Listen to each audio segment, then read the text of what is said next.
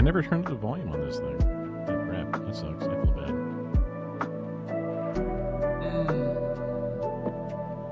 I think now is as good a time as any. Now I can turn it down. Whee.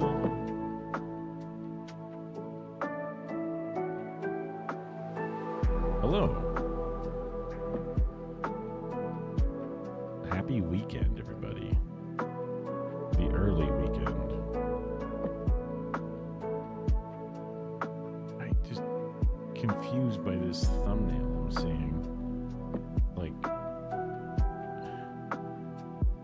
huh? Oh, it's wait. This video was uploaded 30 minutes ago and it's 4 views. Your energy feels low, not because you're lazy. I assume this is like a music thing. I don't know. That's just weird. I was just like, why is there like a person in their underwear walking down a bit like a pixelated road? I'm just really confused. I was just like,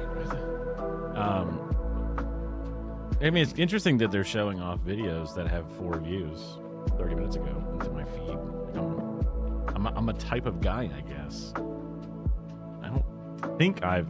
Oh man, the other day I was scrolling. I think today. I was scrolling my YouTube page, just looking for stuff to add to my playlist, so that way I can kind of have a nice, steady flow of stuff to watch.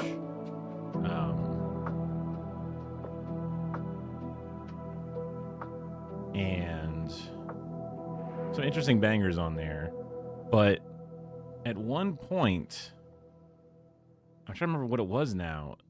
Like the feed got. I don't know if I hovered over a thumbnail I didn't even pay attention to, but my shit was stuck on Dead by Daylight content nonstop. I did.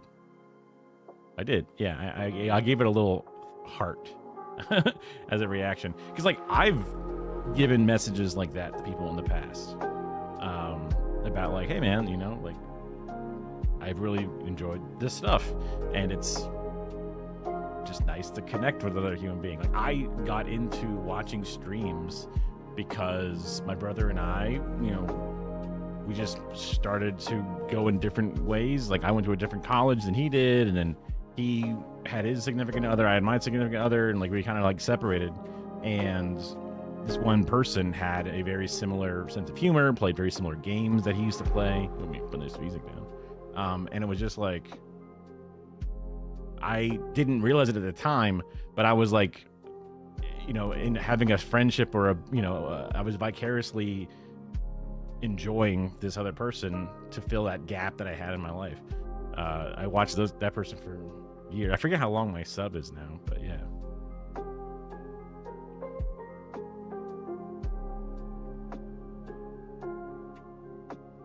I forget Ion. I'm too old, I guess.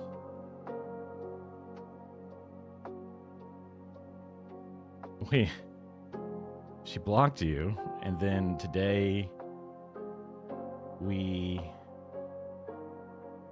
on the phone. You're both young. I mean, I guess, right? So it's gonna be a roller coaster ride. That's Kara. That's my wife. I showed her like a screenshot, and I was just like, hey, you know, like, I'm happy that I'm making like an impact or whatever.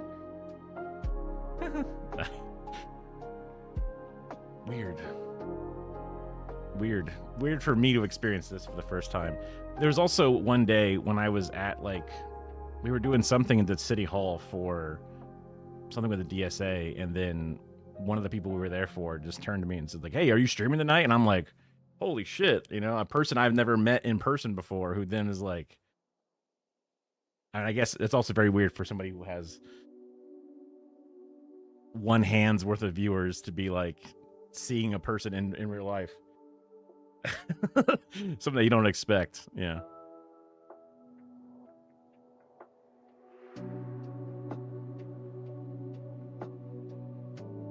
Whatever works for you. I mean,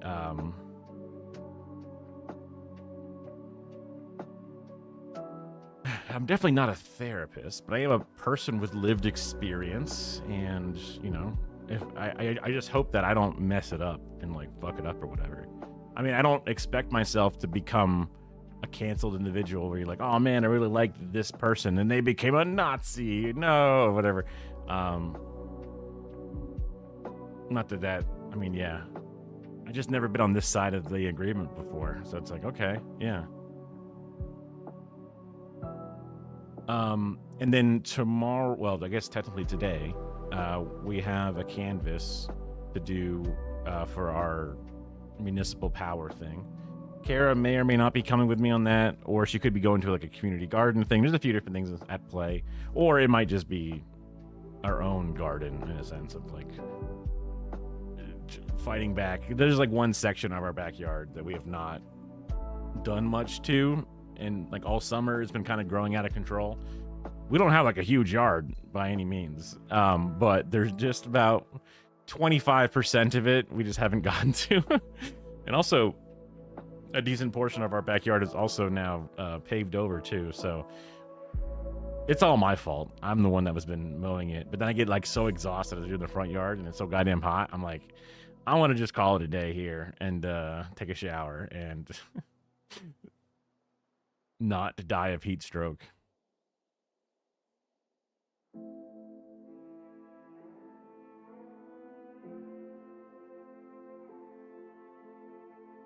How do you know if the person blocked you? I guess maybe when you go to their page or you open up your correspondence, it says this person has blocked you.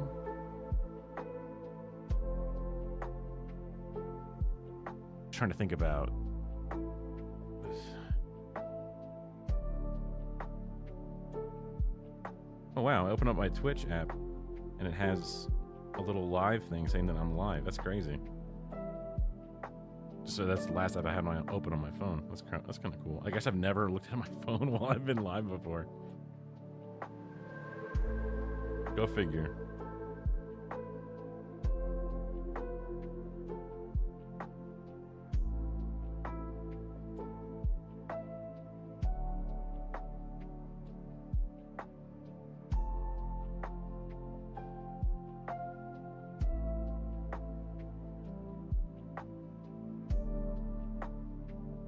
Yeah, and also there should be no ads on the stream, so that should be helpful. as a side note to what you were saying.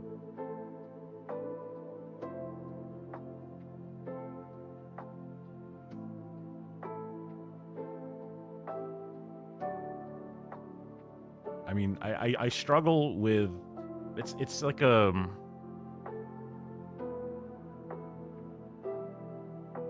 there's one angle which is the intention, which is fine. Right, yeah. But then like compliments. I'm not sure because like there's something weird about the way that compliments make me feel. Like obviously they're super polite and nice and I love them, but I've never been like, I guess it's some kind of social anxiety and or some other thing where it's just like I don't know, like even when I was a kid and I used to get presents, I would get a present and it's like kind of like a physical compliment and I wouldn't know how to be like, hey, thank you, you know. It's like, you know, it's just one of those like I just kind of freeze up and then I'm worried that there's no way to show the true appreciation or whatever, and then they won't buy it, and then now that I've delayed saying it for so long, they're gonna think it's not genuine, and oh no, it's just like this whole like loop like I get stuck in. I wonder if it has anything to do with like my own internalized trauma of like not being complimented often, so then like it's always like a weird scenario for me or something. Yeah. Okay. When we were playing the game last, I was literally falling asleep in my chair, and then somehow I fucked up and we died. And it was right at the beginning of the game, but there should be an autosave in there, so it's still technically the first playthrough. I just have to reload a save, which is not totally out of the realm of normal. I should do the. I guess I can do this one. This should be fine. If for some reason I have to squeeze it down.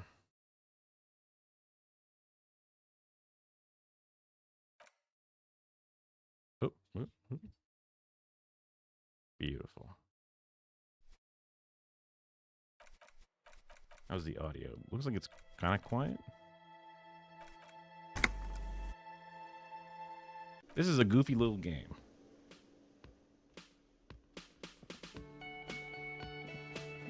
Okay, so this is where I think we already talked to the guy. Real mature, man. What exactly were you trying to accomplish? You do understand you still owe me money, right? Oh, geez. Okay, yeah, I ran away from the bill last time.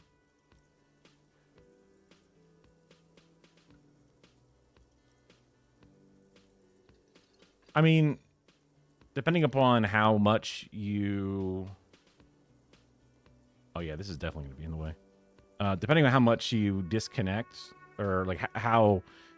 I mean, I guess if they blocked you, that's kind of like a stop talking to me, but then I'm going to call you and talk to you. So that's kind of that is a weird message. I agree there. I guess like is the breakup supposed to be like we can be still maintain mutual friendship and appreciation, or is it supposed to be like never look at me or talk to me ever again? Yeah.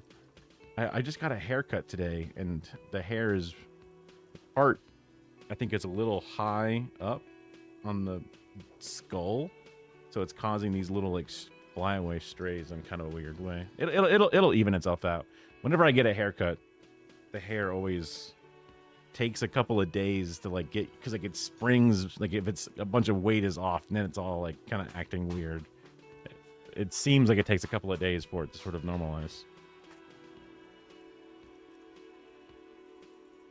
I mean, also to some degree, I imagine the person may not know, right? She may not know exactly what she wants, and she thinks about the good times and then feels like connecting again, but then maybe thinks about some bad times and then disconnects, but then later on has second guesses, and then it's like it's a roller coaster, right? The same way, any uncertainty you're feeling, they could also be feeling. And even if you are feeling certainty, and they might still feel uncertainty, or vice versa. They might have certainty, and then you might not have certainty. It's two different human brains. It's a whole different. There's a dance,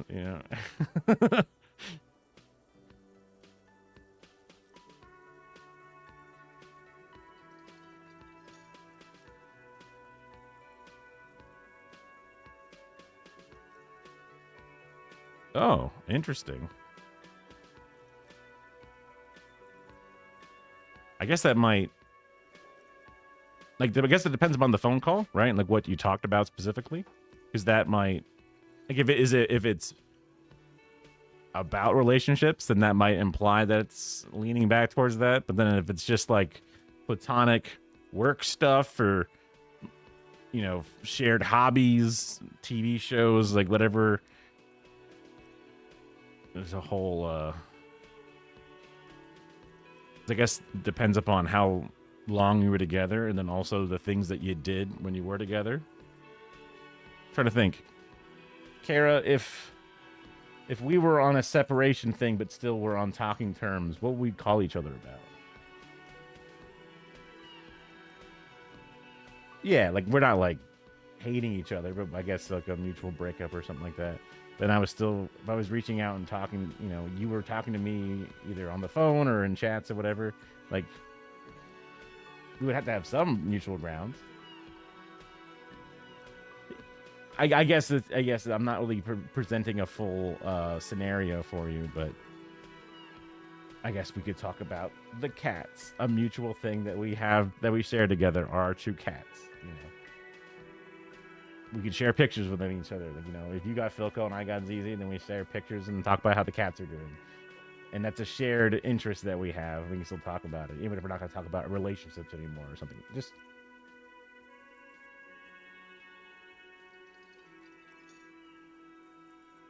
I guess in this example, it's definitely complicated. Yeah, I'm throwing Kara for a loop right now. She's like, "Wait, are you gonna dump me? What's happening?" Did you usually use pet names, I guess?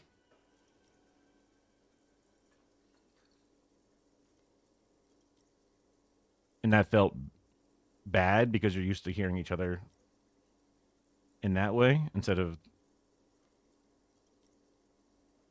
I see. Yeah, that would be a little weird. Here, have you ever called me by my actual name?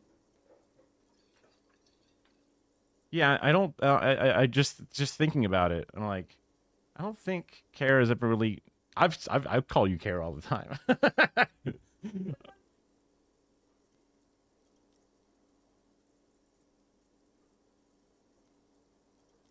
But the words feel weird coming out of your mouth. They don't feel weird hitting my ear. I guess because I get called all the I go by a bunch of different names, right? So I got my first name, and then people call me Sniffin. You know, it's all interesting. I guess that depends upon how much tone you put on Poppy. I definitely heard Poppy said. I've heard Poppy said mostly in the sexual connotation, like "ooh, Poppy," you know. It's like I don't think I've ever heard it said like platonically, but I'll trust you on it for sure. You know what I mean? Yeah. But also like, I mean, because and then also if you're so used to it, you might just like slip up. Like Kara could come to me and so like, hey, I see what you're saying. I see what you're saying. You refer to a close person, not in like a immediately sexual tone in the moment, but it's still seen as a closeness, right? Yeah, yeah, yeah. Uh, but I could still see Kara saying like "baby" to me or whatever their little pet names and shit. Interesting. That's interesting.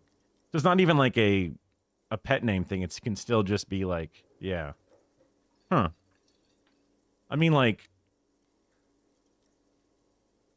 I don't know if it's a white guy version of it, but like some people will call somebody boss, like okay, boss, or uh, hey, boss, what do you want? I mean, like, the context I'm saying it, it kind of sounds like it's a employee specifically.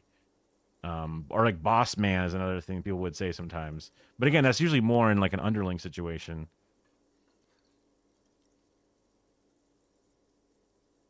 We just don't have culture. That's our problem. You know, that's that's all we got. That's our problem. Hmm.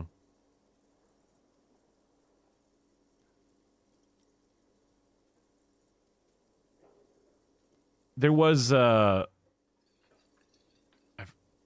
Habibi pass was the thing that happened at TwitchCon that got a bunch of people banned because they said it was anti-Semitic. Um, and the term Habibi means like loved one or friend or something like that in Arabic. So people who can refer to each other as Habibi is if they have the pass or not. Because like, and then there was different tiers, and some tiers were like they think it's racist and ask for permission to say it, and then some people who think it's racist and don't ask for permission to say it. Right, like the different tiers of it. And the last tier was Sabra Hummus, famously, which then was the reasoning for the ban, the multiple bans for a month too. It was crazy. Uh, but I guess that would be kind of the Poppy pass or whatever. It could be something similar, where people might be like, "Whoa, I think that's just to have sex with," whatever kind of like tier.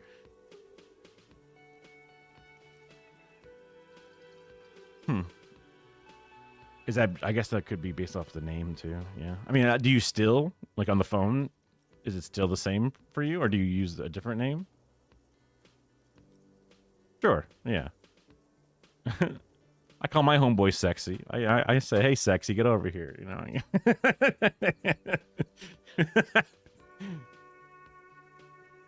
Oh yeah.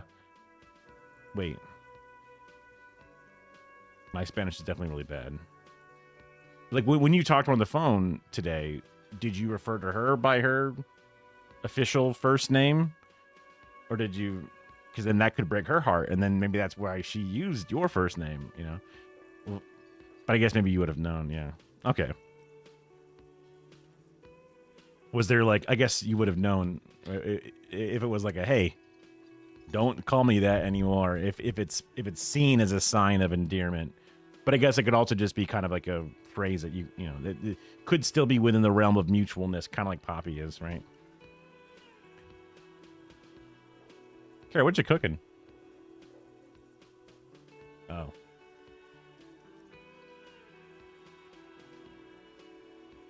She makes these little breakfast bowl things. Are those Jimmy Dean ones or are those Jimmy Dean? Yeah. Damn, your feet thought we got away.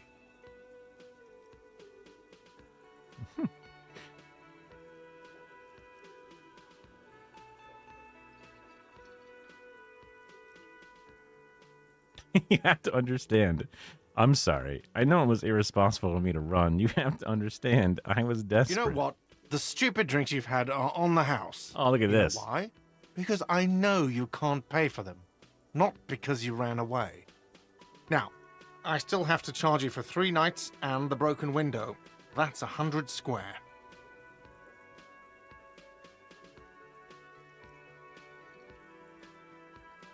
Thank you. Don't thank me yet. You still owe me 100 real. If you don't have it by tonight, I can't let you up there. Now, what the hell did you want?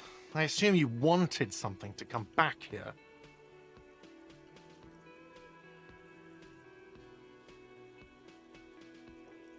By the way, I'm going to sing karaoke. Absolutely out of the question. Mireya. Mireya. Absolutely in the question. First we find a sad banger. Then we sing this place to shit.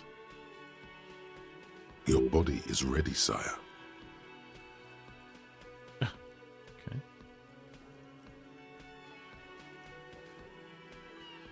Yes, have you got it? A lot. For the room and broken window. Like what? I was ready. Goodbye. Okay. By the way, where is home? The address is coming up blank, and this place sure isn't it. It's, you know what's funny? Because a lot of times when I would go to attempt to say things, I wouldn't really sound it out. I would act like I'm sounding out. But recently I've been actually trying to sound it out and it works great. Who would have thought? I don't know why it's so surprising to me, but it is surprising.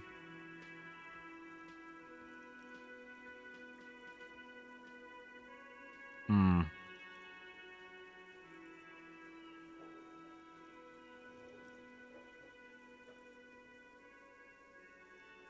Okay. Mi corazón bella. I know the double L is quesadilla, right? Not quesadilla. That's an easy one. I did take 2 years of Spanish twice, as in like Spanish 1 and Spanish 2, and then in college I took Spanish 1 and Spanish 2 again. You know what I mean? Oh yeah. Oh. Okay, hold on. I did not want to click this. Get out of here. That's for later. There it is.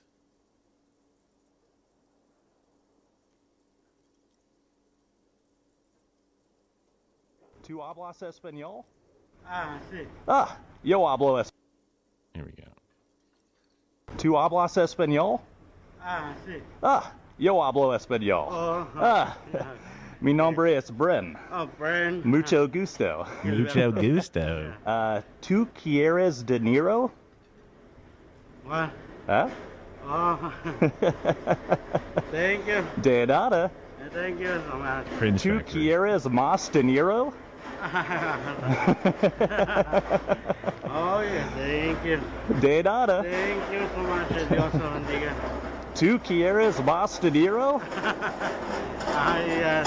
Huh? Yes. Huh? Okay, thank you. Uh-huh. He's just giving him money. Yeah, thank you. That's really... ¿Tú quieres más dinero? No, it's okay. Huh? It's okay. Ah. Okay. Oh, okay. ¿Tú bebes leche? Okay, thank you. ¿Tú bebes leche? Yeah. Ah. Okay, thank you so much. De Thank nada. you, Dios. the Meta glasses with the Ray-Bans with the camera in them, they were a mistake. You shouldn't be able to do this. Two Kobe's manzanas? Thank you. Aha. Thank you so much. De nada. Thank you so much. Two. Like the day Nada Carter's turned into a sound bite, like on a stream deck or whatever, and just hearing it, it sounds like it's not real.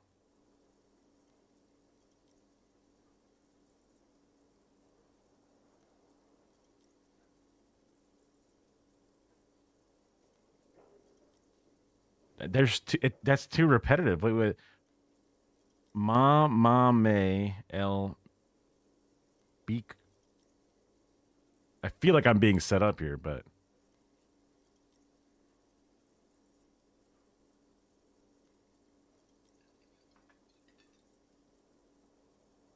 the MAMA. I don't know if it's the dyslexia, but I'm like seeing it as like 3 or 4 different times.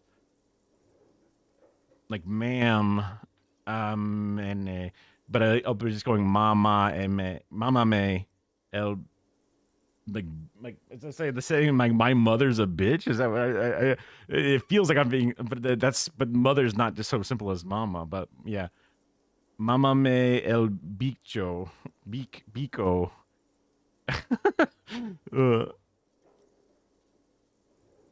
Hijo de la gran puta. Oh my goodness. Okay, puta means like pussy? Or oh, puta is bitch. That's right. Yeah, and hijo is like what? That's like that could be like it just means suck my dick. Oh, okay. Got it. So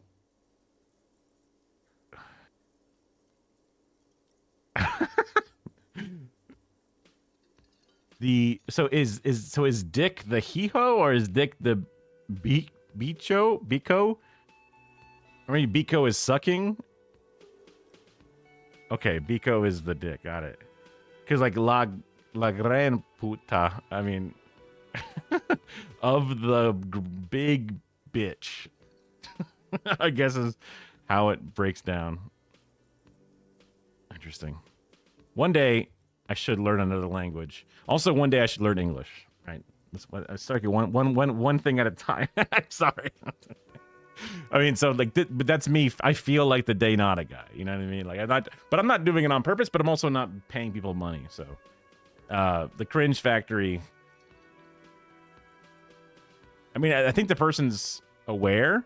Because at some point, he starts asking him if he wants more De Niro, and then he literally hands him a picture of Robert De Niro. So I feel like he's aware of what he's doing. Also, pretty good bit, honestly. It does kind of suck to walk up to a laborer and, like, fuck around with him, because that's kind of fucked up. But they got some money out of it, so... And at least the person's wearing the glasses, I assume, without, like, a camera in their face, because that would be kind of awkward and feel weird. I mean, most people can kind of tell there's a camera on it, so maybe it's still kind of fucked up. Do I even have a home? But you've been at this hostel cafeteria for only 3 nights. Where were you before?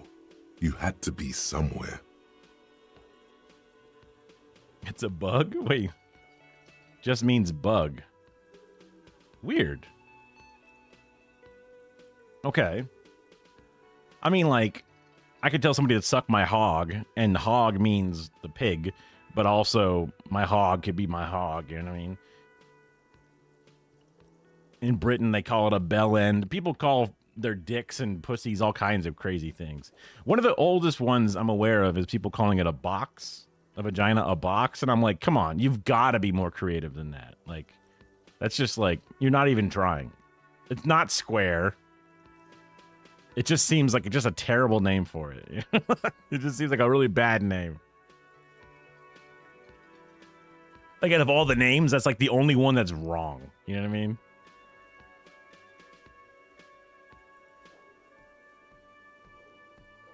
I've been drinking the same drink. I flatten them down. So, but also, when I learned Spanish, I believe I was learning I'm pretty sure it was just considered Mexican Spanish, but I know there's also Portuguese, and then there's also Spain Spanish, and there's all these different like subsets. There's like one thing that like, because somebody I knew, like one of my friends, they knew a certain type of, yeah, I'm playing disco for the first time. Interesting. Okay. Yeah, this might be a situation where like, I don't know if Puerto Ricans, their specific dialect is just a Puerto Rican dialect, or if they become from a Portugal. What that Portuguese is, I think, like a Brazilian thing, but I don't know if Brazil still works that way or not. I mean, it's all Spanish to me, I guess.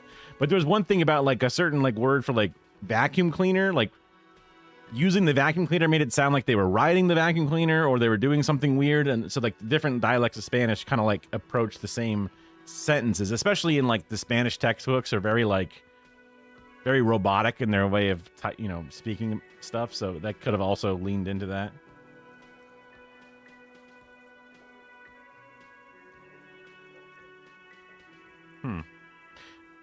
Because, yeah, I mean, I wonder if it's like me talking to an Irish person or a person from Australia. I mean, I talked to a few chatters that are Australian, and like, oh, you mean petrol? Like, no, gas. What do you mean? This is a biscuit. No, that's a bread roll. No, that's a, but you can eventually get there in the end. In time or space? Ooh, both. That doesn't sound like somewhere you can stay if you run out of money.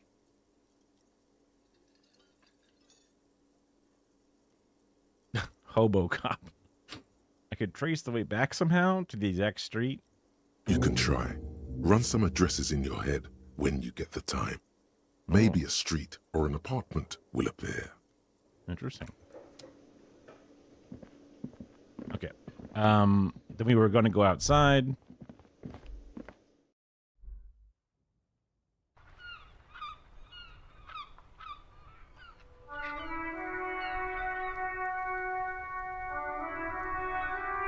Oh, interesting.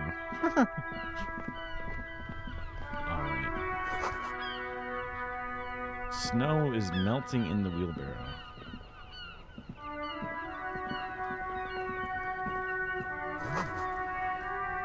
The street sign says, fuck the police, based.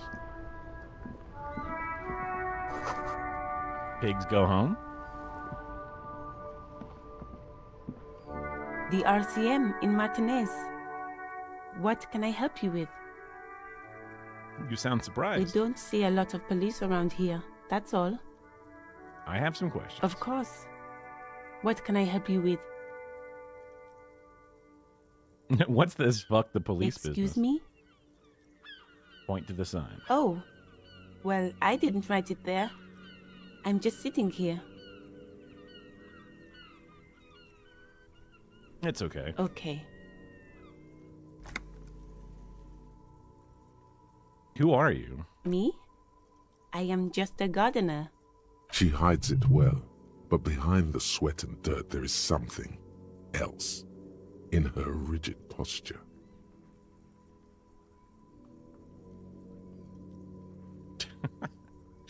Good to meet you, just a gardener. Oh, what a dad joke. There's more. Is there? The quickness of the reply certainly does not prove you wrong.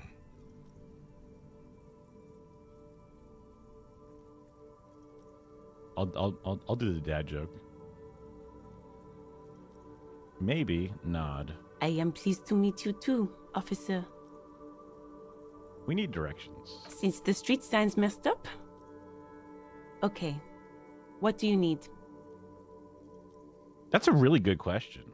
I never considered that before. I'm thinking as hard as I can. Surprisingly, like, the task manager is like up to 100% and the fans are whirring, and I'm like, there's got to be an obvious answer, but nothing is coming. Do you think they smell the paper? Would that be insane? Would it ever smell good? I mean, theoretically it should, but like,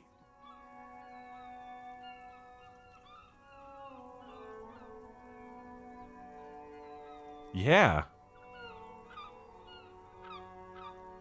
Kara, when does a blind person stop wiping their ass? It's a legit question. I'm asking Kara. Like, when does a blind person know they're done wiping? She's also confounded. I mean...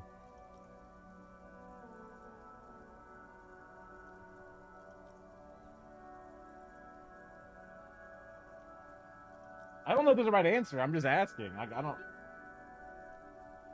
Yeah. Well, yeah, we're not wiping up like a mess, but yeah, wiping up your shit. Yeah.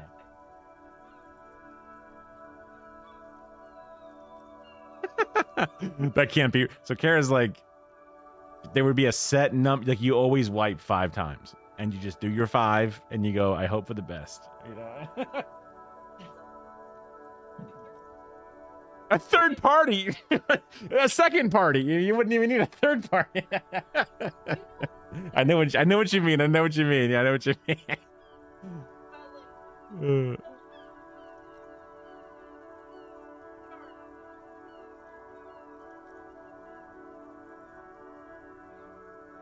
Rinsing and then dry it. Well, that's okay. Bidet. I love bidets. I totally agree with the bidets. So I'm right there with you, right, on the bidet angle. Bidets are cheap, but you could be in a situation where you're like at work and they just don't put bidets in there because we live in America.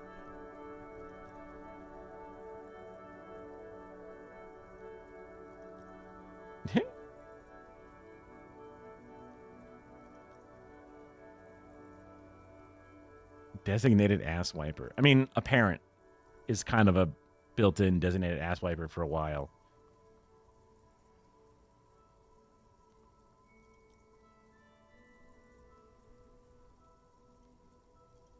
Well, yeah, but then our child, the parents are helping them and then whatever, and checking their work. But then, like, they're...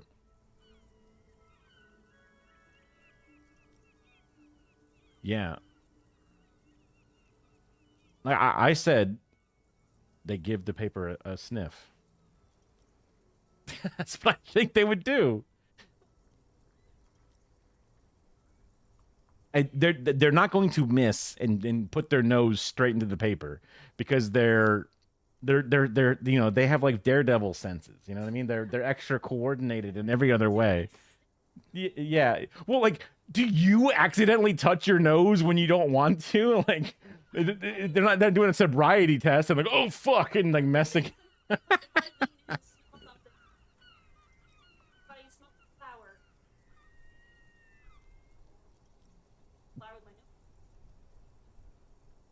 But it's like saying you smell your hand and actually put your finger in your nose and go, oops, my bad. You know, but like, that's my guess. That's my only guess, right? Also, I guess a lot of blind people are not 100% blind. So they might be able to go like, oh no, that's not good enough. Like, they might have a little bit of vision technically.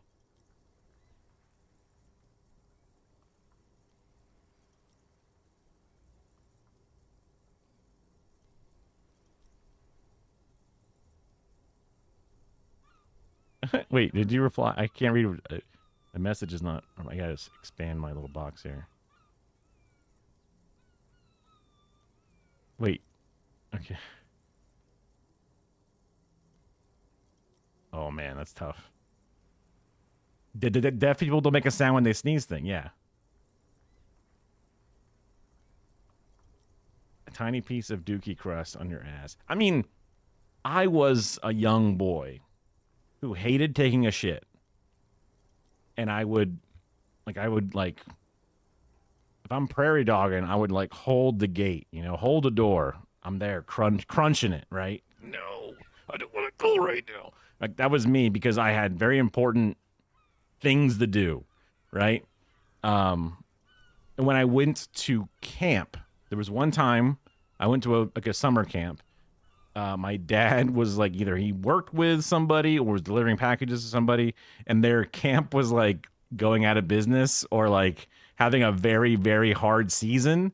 And in order for the camp to really be like a camp that's fun, there had to be like a minimum number of attendees, and they were under. So they offered my dad like a super crazy discount on a summer camp for two, my brother and I, just so they could get their numbers up. So we went to camp that one season, and the bathrooms, there were cabins right in the woods, but then there was like a big cabin or like a one special cabin that was like the shitter. But that cabin was in the middle of the woods in Florida, and there were like I don't know if I ever actually confirmed it, but I was always terrified of walking in there and there being big spiders all over the place and bugs in there. So all the other kids were equally as scared.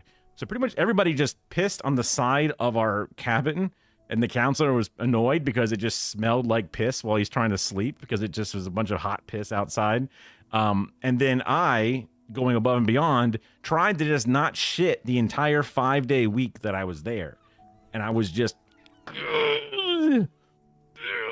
mind over matter, becoming in a perfectly efficient machine where I just keep my ass closed, right? And I'm also a child, so I wasn't doing a very good job. So there's just, kind of like poop in the butt a little bit. And my underwear would have like, skid marks and shit because I'm like smashing shit between my ass cheeks to make my body stop. Insane. I'm sure I just smelled like shit, and I wonder why no one wanted to have like a summer fling with me. Weird.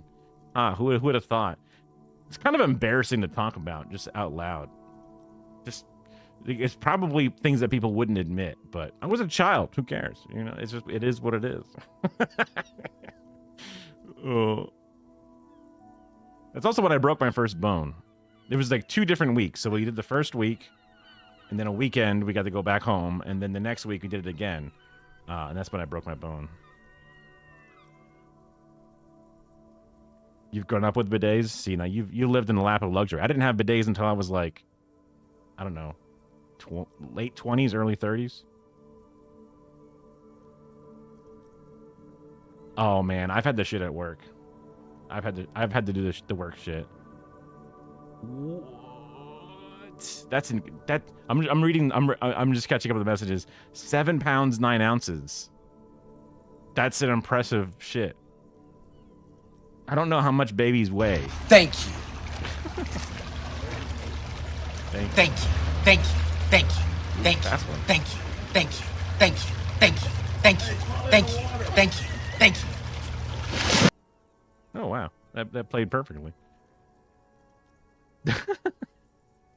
It's I struggle with compliments, so I farmed out the thank yous. There's some guy on TikTok that's his entire account.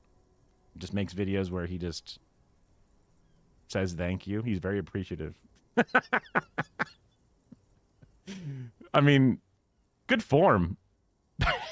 it's an impressive thing. Summer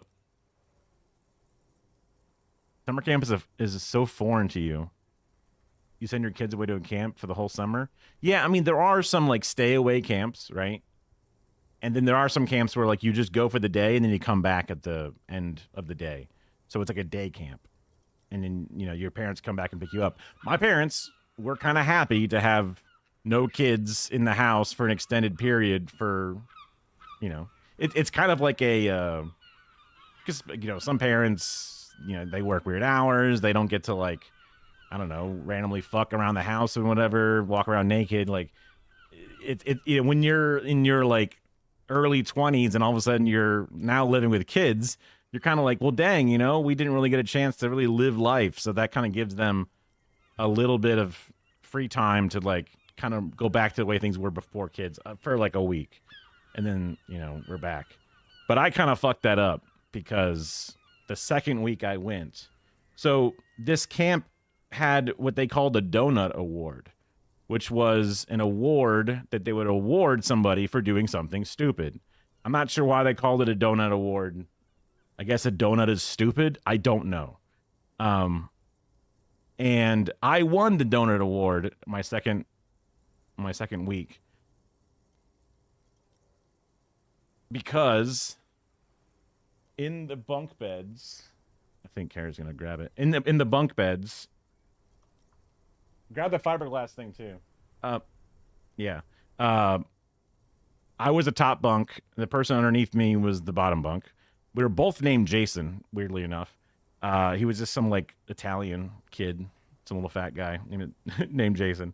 And at some point in the night, I guess I was sleepwalking. I don't really sleepwalk, but maybe I was just very tired and had to take a leak or something, and I just kind of forgot where I was because I just walked off the bed. I just walked off the top bunk and then just fell to the ground. And the ground was a cement slab, basically.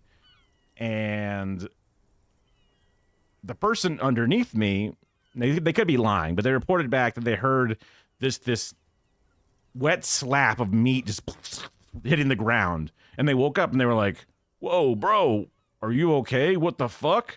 And then all they heard back was snoring back. I guess I was still kind of asleep. And I woke up on the floor, and the very first thing I felt was my ass hurt. Normally, I guess if you get a weird thing where you wake up in the middle of the night at camp and your ass hurts, it's like a whole different thing. But my left butt cheek was incredibly in pain. And I'm like, oh, and I go to roll over and I'm like, what the fuck? And then when I'm doing that, I'm like, whoa, oh shit. And like my arm really fucking hurt. And then I'm like, okay, fuck it. I gotta get back up on the bed. And I go to climb the bed and I can't get on the ladder with my hand hurting so much. I'm trying to just like one arm climb up this thing. And then I get into the bed and I like wrap my pillow around my wrist because it just fucking hurts. And I'm like whimpering to myself, I guess, as I'm trying to fall asleep. And the counselor's like, yo, you're like crying, you know, you got to go to the nurse or something? I'm like, nah, I'm good. And then crying continues. And the guy's like, all right, let's go. And I go to the medical tents or whatever, go to the little like back to like the main base camp. And, you know, we wake up the nurse who's like wearing her like, you know, old lady nightgown, like literally like head to toe, like little flowers and shit on it. And they're like, oh yeah, you probably like broke your wrist. And they didn't have anything to treat that. So like, well, we should probably put you in a splint. And they just took 2 ping pong paddles from the ping pong table on either side. And they didn't have any cord or tape, I guess. So they used a diaper to like cinch it tight. I guess because like one of the counselors had like a baby and they, you know, they have diapers. So they just use like 1 or 2 diapers to like wrap it up tight. And it felt way better after that. And I was able to sleep like in the little nurse's tent. And they're like, okay, we'll take you to the hospital in the morning, which is crazy to do with someone's kid. Just say, fuck it, you'll be fine for now. Just sleep on it. And then they made a really big deal that whenever Revelry played, little yeah, it's crazy. It's crazy. It's wild to just make that executive decision and say, fuck it, we'll take you in the morning. You don't feel like it right now. I'm like, that's crazy. But I'm a kid. I'm like, okay, whatever. You're the adults. I literally have all my trust in you, you know, like, please don't kill me, you know. But they play the Revelry in the morning and make a really big deal about getting out there. And if you're not there at whatever 100, you're going to be in trouble. And your whole cabin's going to be in trouble. And you have to be out there saluting the flag as it rises up. And they made a big deal about the flags. This is where we kind of learned like the American flag is so, you know, prestigious and important. And you got to fold it up just right and do the whole ritual. If the flag ever touches the ground, it has to be burned to be retired properly. And we're a bunch of kids. So they make kids do the folding and then they fuck it up and oops, you know, it drags on the ground a little bit. And we're all like, you gotta burn the flag, gotta burn it. You know, like we're just a bunch of little kids. And but there was a really big rule about being out there when Revelry's playing. If you miss it, it's a big deal. So I walk out of the fucking medical, you know, place and I start saluting the thing with my busted ass diaper fucking ping pong paddle arm. And all the counselors or like the people in charge are like, no, you go back inside and hide. I'm like, hey, they told me I had to be out here. I'm just being a little shithead, right? I just want to like show off that I have this broken arm. And then I go to the hospital in the morning and it's like, oh, look, you broke your growth plate or whatever. No big deal. I got to put it all into a cast. I still have my old cast. Actually, it doesn't smell that. Remember, it smelled really bad at the time, but I guess bacteria dies. But my arm is now since grown.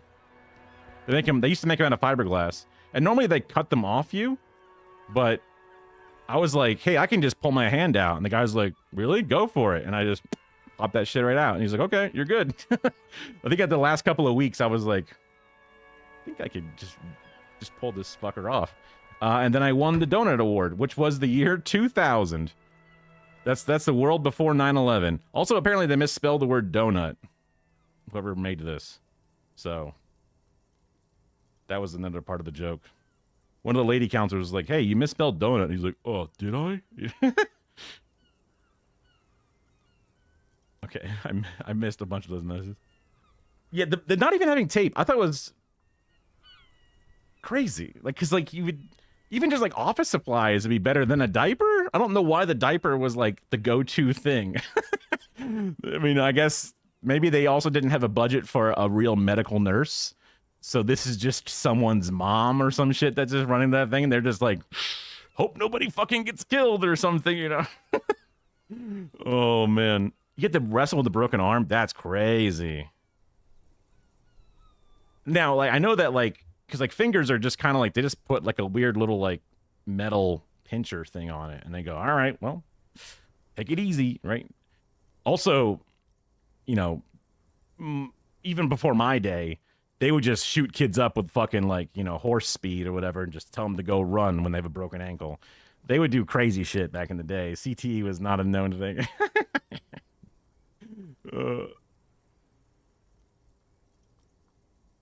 You still won. That's Kurt Angle. Yeah. Oh, man. Did you get a trophy for it? Because Kara is kind of bummed that throughout her journey of life, she never got like a trophy. And I'm like, I got a couple here and there for some bullshit. I did Battle of the Books. You had to read books. And I got a trophy for getting an achievement. Some participation trophy. Medals on a display. Yeah, it's sick. Well, but like that's like a legitimate like competition. So like that's worth it. I have like a peewee, like not t-ball, but just like, you know, baseball thing. I got some trophies for getting, I don't know, third place in the tournament, whatever our team did. The teams, I don't even remember, honestly. We were the Pittsburgh Pirates because everybody just randomly got a different team name. I had a little sports card with my little fucking face. Kara, can you get that baseball card with my face on it? It should be in the box with all their stuff. Did you go back to sleep? Here, let me go grab that real fast.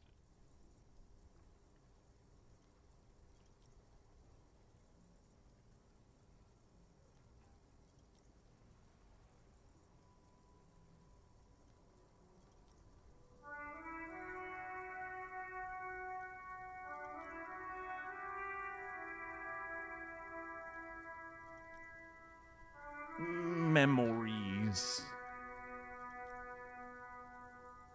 I saved all my old school IDs and shit because I was a little cutie. Goodness gracious. It's in here somewhere, I know it. Damn, I got a Blockbuster gift card or membership card in here too. Ah, there it is. Dude, how old was I? This is 1994. I'm already on this camera. I don't know, I'm gonna switch it. Age 5, so might be hard to see. I don't know if that's gonna work. Might be a little wiggly because it's looking for a face. Shortstop. Oh my god, I was Derek Jeter. Height 60 inches? What the fuck? No, that'd be that's weight, 60 pounds. This was like one of the last times I was like mildly not. Wait, I was worried that there was an actual address on it, but there was no address. Okay, I was like, fuck, what? No, okay, yeah. Also, I don't live at that house anymore, obviously, but look at this little cutie. This might even find my face. Look at that little baby. Look at that little baby. I kind of have a little tummy there, don't I? I kind of have like a little gut. What is it zooming in on? He looks so happy. Little aluminum baseball bat. That's probably not the right stance to hold the baseball bat, but you know what? I'm not gonna tell him. I'm not gonna tell him. That's kind of cool that it has the age and everything on there. So that would be when I first went into elementary school. Interesting. Let's see. Do I have something that was oh really? NCAA wrestling. That's awesome. Hey, if you can get a scholarship, fucking get that money, dude. I don't know if they give scholarships. Oh, I have a Magic the Gathering thing. Let's see. What would... Oh my god, I look like such a... Looking at some of my old high school things. This is not very visible, is it? Not really. Oh, this is much more visible.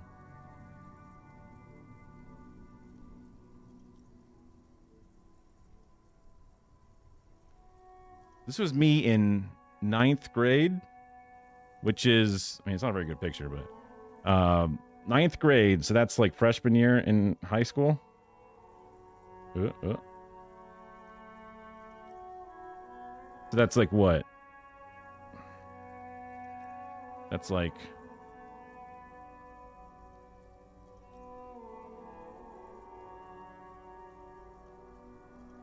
$14-ish.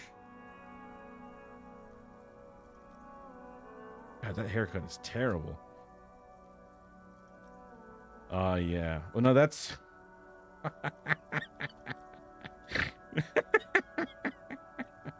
I'm just looking at this fucking thing from my college years, and goddamn, I look like shit. Oh, here we go. Hell yeah. So this was me... This was me senior year. I look good senior year. For me, I look good. That's me with my that's longer hair me, right? Greasy ass face. Somehow I look worse when I went to FSU, and I was a freshman at FSU. That hair looks like I'm like a fucking Karen, ready to like ask for the manager or some shit. What a weird thing. And then when I went to college at FSU at USF and I transferred, it just looks like I look like shit. I just look... I probably did not shower before this because my hair's pulled back in a ponytail. And I'm making this weird, like, partially open-ass mouth. It does not look... That is probably one of the worst photos of me. That's crazy. That's crazy. Oh, yeah. Yeah. Yeah, you can see... Freshman year versus senior year. There you go. These are the ones I was looking for. The height is not the same because they were taken in different places, but I was a little ass baby on this one here. Yeah, I was just a little baby. Oh, I did not belong in high school. Sniffing? No, that's my real name. Yeah, I'm not like that's me. I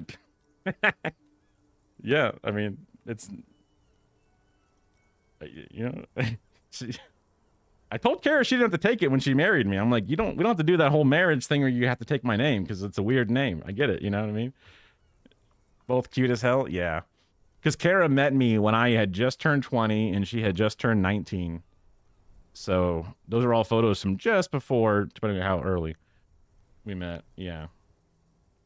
She kind of regrets us not going to the same high school. And yeah, it would have been cool to go to the same high school. Jason B. Sniff, and you know what? That's one of the things that people said about me was... the classics were like, what are you sniffing, butts? Or like sniffing crack, ass crack, or just crack the drug, because that was hip to be onto. And then asking if the middle name was B. My middle name starts with an R. So Jason R. Sniffin. It's just bad grammar. You know what I mean?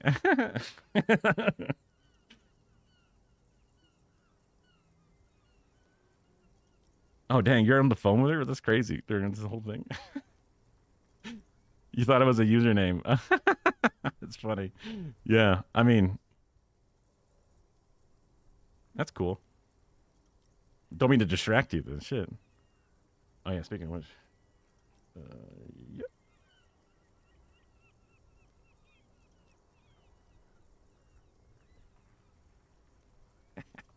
If I make you laugh spontaneously, that might, yeah.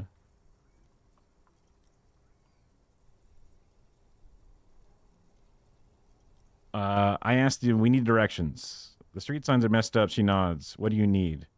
I'm looking for a dead Oh, body. that's right there, in the yard. Yeah, I mean, confusing, especially when you're young. I mean, because like they're just as confused as you are, and then you're also trying to interface with each other, and you know, girls mature faster than boys, and then boys catch up, and then but boys are still new and clumsy and getting used to it, and also boys are thinking about just one thing, and boy, oh boy, are they thinking about it. You know what I mean? And it's like, and then so that adds a giant monkey wrench to the problem. And then on top of that, there's like, your life is now ready to diverge, and college and futures and the economy, and then all of a sudden becoming an adult and voting, and it's like, oh my God, like everything is thrown into heck. So like, the fact that anybody is like doing anything reasonable is a miracle. Everyone's stuck. I mean, I think going to school gave me the security of like, okay, I still get to be a student. I still get time to figure this shit out. But pick your major, pick your thing, pick your college, apply these different things, and you still have to start narrowing in, right? The adult world is coming for you, and you can't avoid it. I understand. Slide. You guys are crazy. You kids are crazy. You kids are crazy. Okay, she points to the north. Even all the way over here, there's a drop of death in the spring air. All the different directions. I don't know if I got time for that. That makes sense. No, yeah. I mean, I guess I didn't think it meant like slide into a vagina or whatever, but you know, you gotta wash your balls just in case. I mean, I used to wash my dick and balls just in case, but it never came up, right? So I just had unnecessarily clean dick and balls. But I mean, it sounds like you're in a different situation where that shit comes up. I mean, sure, but like, you just gotta, you know, you want it to be good. You know.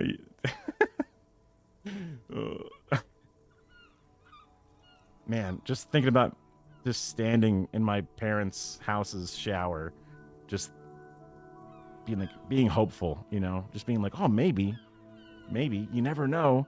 Like I would be like, oh, right, let's go to a homecoming dance. I'm going in a pod full of a bunch of nerd friends, but you never know.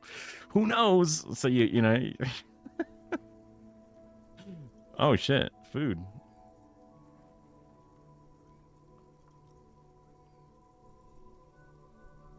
Well, like a group, you know, like dolphins swim in a pod, which is a bunch of dolphins. So like a bunch of us didn't really have dates. So we would all kind of like just go as a friend group, not really like, it was just, we wanted to go and experience it, and everyone else, it's a social gathering. I mean, we didn't say it. I just said it thinking that it was like a good scientific term for it. I think that the term is stag when you go without a date, but that still feels like you're kind of like an independent asset. But again, we were like, it wasn't lame or sad because we were going with everybody. Everyone's going together. We're just going to hang out. But secretly, I was washing my balls, hoping, just hoping. Thanks. No problem. She's very well composed, back straight. Well composed, not telling me everything. Of course. I won't hold you back. If there's a corpse, then you're going to need those gloves for the autopsy. Can I borrow your gloves? Sure. Keep them. Whoa, free I gloves. have another pair. Nerd herd. That's pretty good. Calling us because the classic grouping of animals. Everyone loves to call about the murder of crows because that's, you know, it's metal. Oh, hell yeah. But calling us a murder of nerds, that's sounds like you're like the school bully. I'm the murderer of nerds, you know? Okay, so do I have a map button? M? Oh, I do. You are here. Martinez Waterfront. Hanged Man. Church. Oh, there's a church here. I love me some. Oh yeah, I can hit tab to highlight items. Goods from the lorry. Lorry, that's a train, right? That's weirdly British term. Haphazardly something something. I should make sure to finish reading things before I... Closed for winter. Oh, the door is closed for winter, yeah. What do we got here? A glossy magazine. Most able-bodied men. Top 10 lists. BuzzFeed. Jump jams. A music rag. Welcome to Revachol. Welcome to Revachol. Revachol. Very French.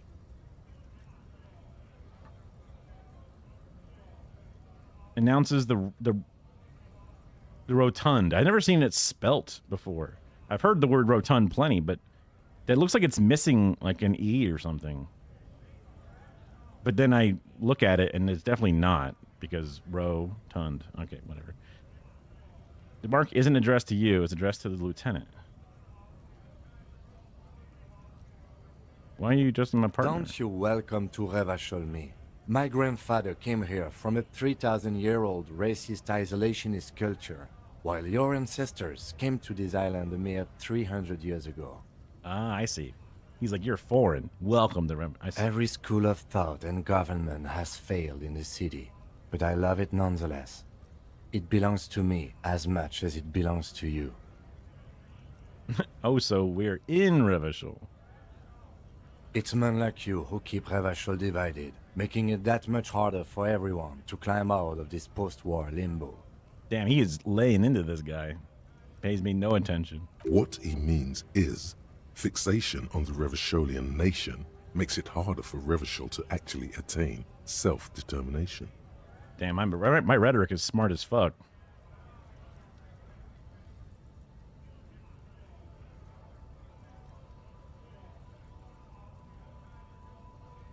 I don't want to deal with this. You're undermining our best shot at real self-determination. Oh, come on, man. I just said, welcome to Revachol. It's a lorry driver thing.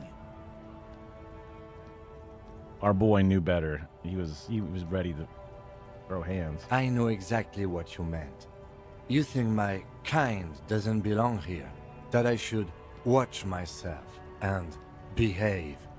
But you see, I'm an officer of the RCM. It's actually my job to make sure you behave. I would advise you to remember that. Oh shit. We're gonna ICE detain this homie. Silence. The air between them becomes tense. Racist lorry drivers. I didn't notice that. Your partner needs backup. Now's your moment to shine. Fucking hey, Kim, I got your back. Give Lieutenant a punch on the shoulder. I thought it was like punching the dude.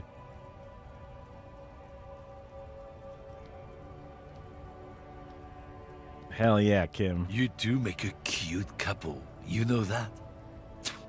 Whoa. The lieutenant exhales and resumes his regular calmness. It's crazy to see Kim. He seems so well put together. We have a couple of questions. Whatever you say, officers. Officio. Cigarette. Kim greater than everyone. Yeah. He smells of heavy motor oils and his breath of high tar content cigarettes, probably Astra Whites. That's crazy. Perception, smell. I love all the little art of all the different like senses. So cool. And just the idea of your different parts of your brain and your senses and like your id and your, you know, personality all coming through is different. I love that.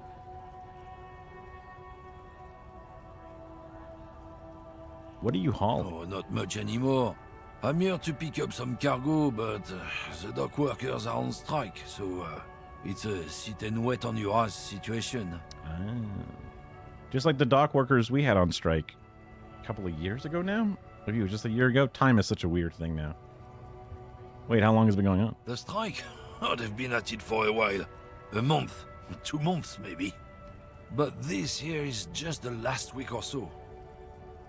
I love that they did all the voice acting, but I do wish that they had the same narrator dude just read the little motions in between. So I try to follow along, and I got to catch up on those little scene directions. What kind of cargo he's Apples. Apples. Manzanas? ¿Tú quieres más las manzanas? Apples is exactly the kind of thing you'd say if you had something to hide. Sounds like a cover to me. Look, as detective. I come from a long line of lorrymen. We got ancient rights and privileges. Oh, I'm here to pick up a load of fucking apples, man. Just regular Koiko picked apples. Koiko may be another derogative. For a person from Grad, you think. Oh, shit. So they go to apples in Grad? Yep, it's one of their main exports. They grow them down South Yekokata. A beautiful place. Got great scenic vistas. I mean, just come over and hang out, play a game of Settlers of Catan, or, you know, maybe, I'm trying to think of something else. What's another game people play?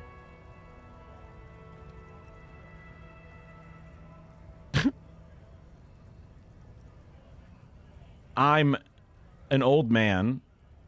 I don't know how the modern day bisexual, pansexual, polycules and shit. I don't know if that's a situation that's developing. I have a lot of issues, especially back then. I had very poor self-esteem, so jealousy was huge. I was very concerned about things. I don't think I would have ever been able to do a polycule properly. But hey, if you can do it, and that's everyone's happy, then, you know, more the merrier. Nah, okay, never mind. I mean, like, the self-esteem was definitely a time to grow. Tara and I were very similar. We were both like two koalas just grabbing onto each other, because I was DTF. I was down to fuck. I was down for whatever when we were getting into a relationship. Casual fucking? Hell yeah. Long-term relationship? Hell yeah. I didn't really have any experience of pretty much anything, so I was down to give anything a try.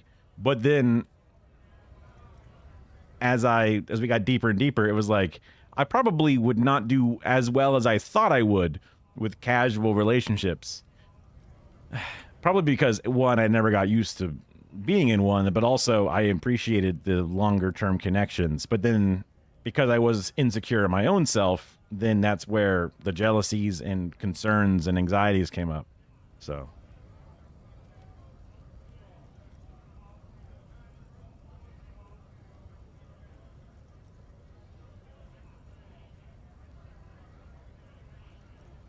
oh, I think you meant like she's still with her, like they're in the same place together. I jumped to a conclusion.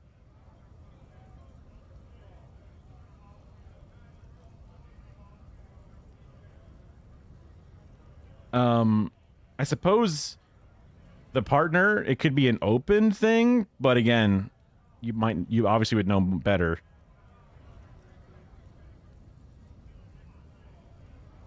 It's closed? Yeah.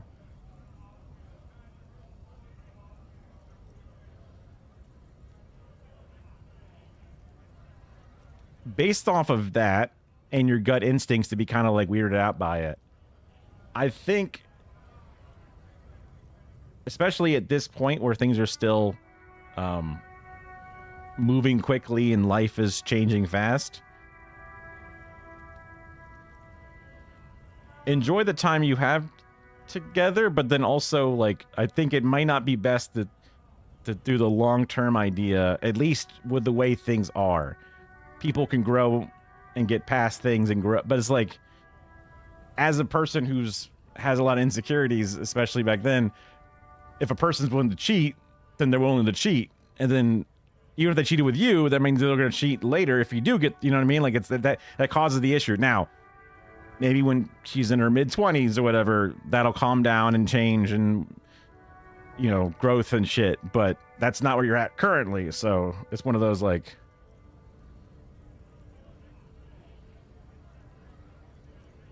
You won't like it as much. That's being honest. It's very honest. There's a whole layer of moral dilemma about whether or not to address the elephant in the room more, to tell the other person about it, to not do it. Like, there's all these other layers and shit that I guess revolve around a lot of different, like, knowing the other person, not knowing the other person.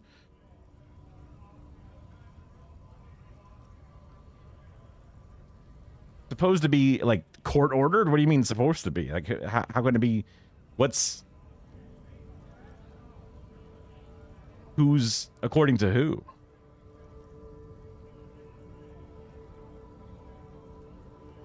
In fact, Yekokata is a desolate wasteland whose name literally translates to Zone of Ecological Catastrophe. It features no scenic vistas and supports virtually no plant or animal life.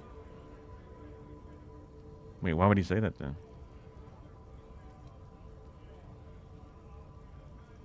Oh, that's oh my god.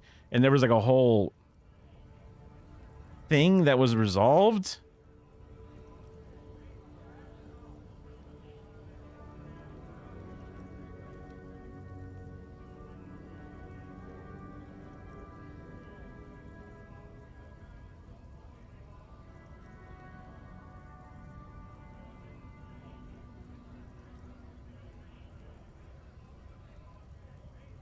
I guess I'm adding a lot of different things in my head.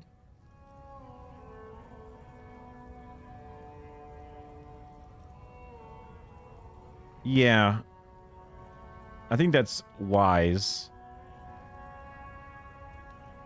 to be careful and to maybe take it slow for a second.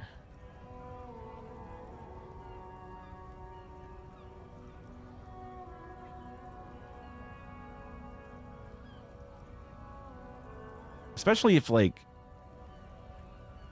an incident was caught, or, like, I mean, I guess caught is like, whose underwear is this? What the? Have you been cheating on me? Okay, I admit it. Or is like, okay, I got something to tell you. Just so you know, I cheated on you, but I'm gonna cut them off. Like, I guess I'll, you know, depending on how it happened.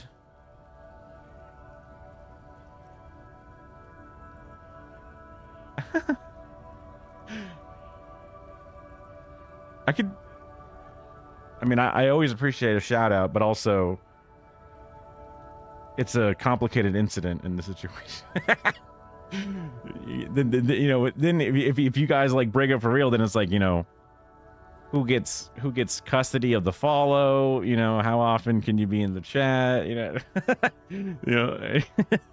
Then I get 2 different Christmas streams. It's gonna be it makes it a whole complicated situation. 20 days, my God. I mean, time is a crazy thing, because 20 days is like nothing to me. A, because I'm like over twice your age, and also life goes quick. Yeah. Yeah, I'll put it in the title or something. Yeah.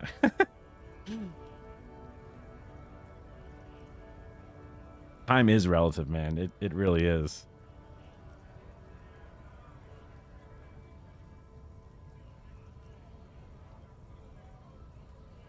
Yeah? Says who? Literally the name of it is catastrophe. Then, I guess they grow apples somewhere else. You can never really tell with those koikos. They're everywhere, except their own homes. What does that mean? He means the people living in Grad. Yeah, you know, Gradniks, Gradvolk. Those degenerates from Grad. But why the word? 'Cause that's what they're all called. Koiko Pichik, Loslav Koiko, Koikovich someone. Low self-esteem, those guys have. Mind you, they look Occidental, but they're not really like us. Oh my God. That's crazy. So they're like other white dudes, but they're not white enough. Hey, if the Hey, name what's and up? description fit by the very grace of nature, who am I to say otherwise? So can I see them? Did you miss the part where I said they aren't here yet?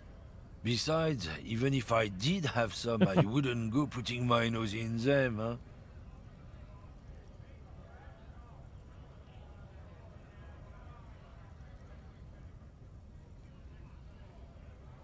The name racist lorry driver does not disappoint. Relax. You've got all you can get here.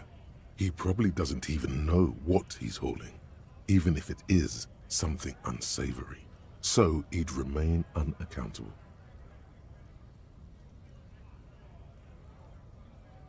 The rights and privileges of the lorryman. Yeah, we'll see what that's Oh about. yeah, they're a big deal. My great-grandfather was a carter, had a royal license and everything. We've tried to hold on to our privileges. I was going to say, this world is probably a lot like our world. Especially, well, it's so weird. Like, growing up, I remember feeling like Europe was way more liberal than we are, way more progressive, way more. I didn't think of it as a bad thing. Growing up in Florida, I was just very centrist, very conservative without realizing I was being conservative. Even though I was like, a voting age was like Obama time, you know, go back to brunch, whatever. You know, I'm pro gay rights and now stop caring about things. I'm probably fiscally conservative, but socially Democrat. You know, things I would think to myself before I learned a lot of different things. But now I've learned how crazily racist a lot of Europe is. It's different than American racism. Hell, even like British people are like racist about their zip codes that they live on. It's crazy. It's so different because I guess America is so big, but yet so one thing. When Europe has got like deep running history and so many different cultures all mixed across what is just like the South. You know what I mean? But like the South here is pretty much all the South. There's going to be unique specifics about Alabama or unique specifics about Louisiana with the Creole stuff or something. But for the most part, it just is what it is. Very different.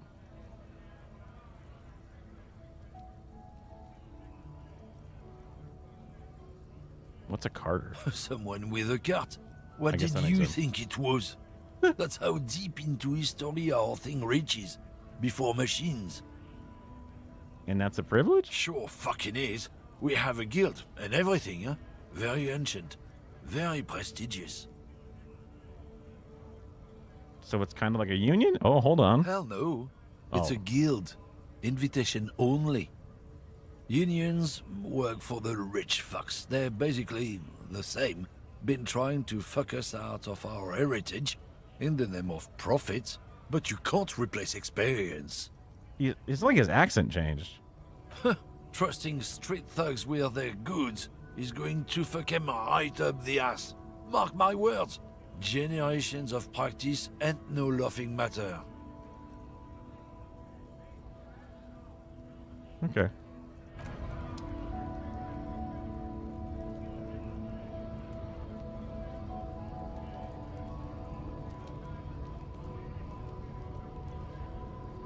Yeah, that's a good way to put it.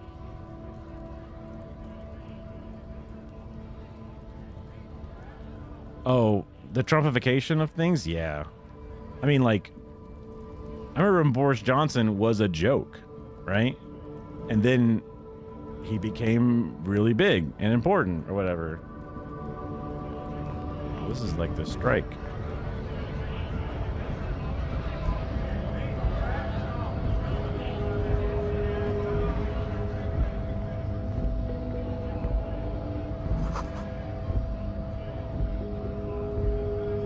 I should probably go check out that body first before I go to the big workers thing. A foreign car, kept in good condition. Looks cool.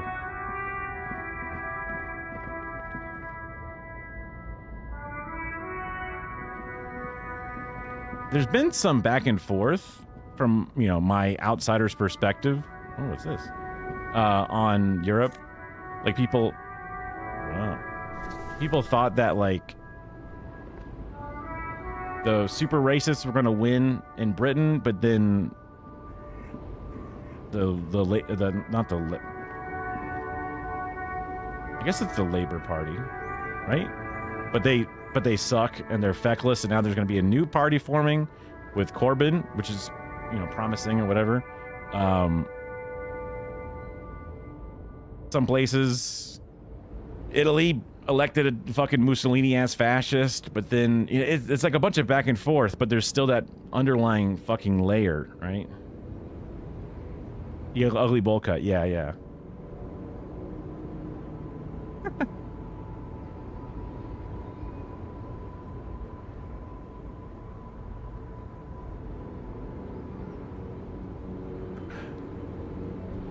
Think things through. Things sometimes seem amazing in the moment, but it's a long life. Experience things, try to be civil, but also don't let things go. I don't know, man. I don't got any beautiful words of wisdom. I have very little. I mean,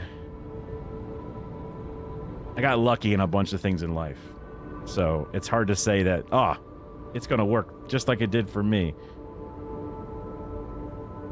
Yeah, Europe is crazy with their view of immigrants, which is insane because you think that they could look over at America and see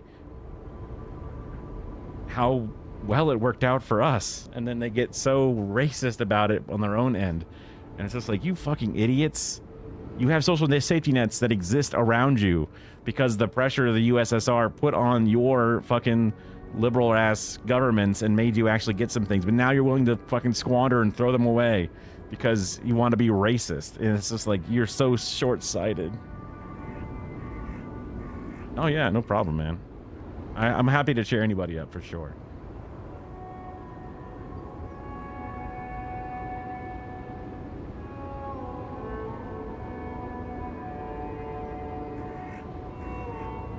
Yeah. See how well that's worked out for them as they don't get their free houses they're looking for.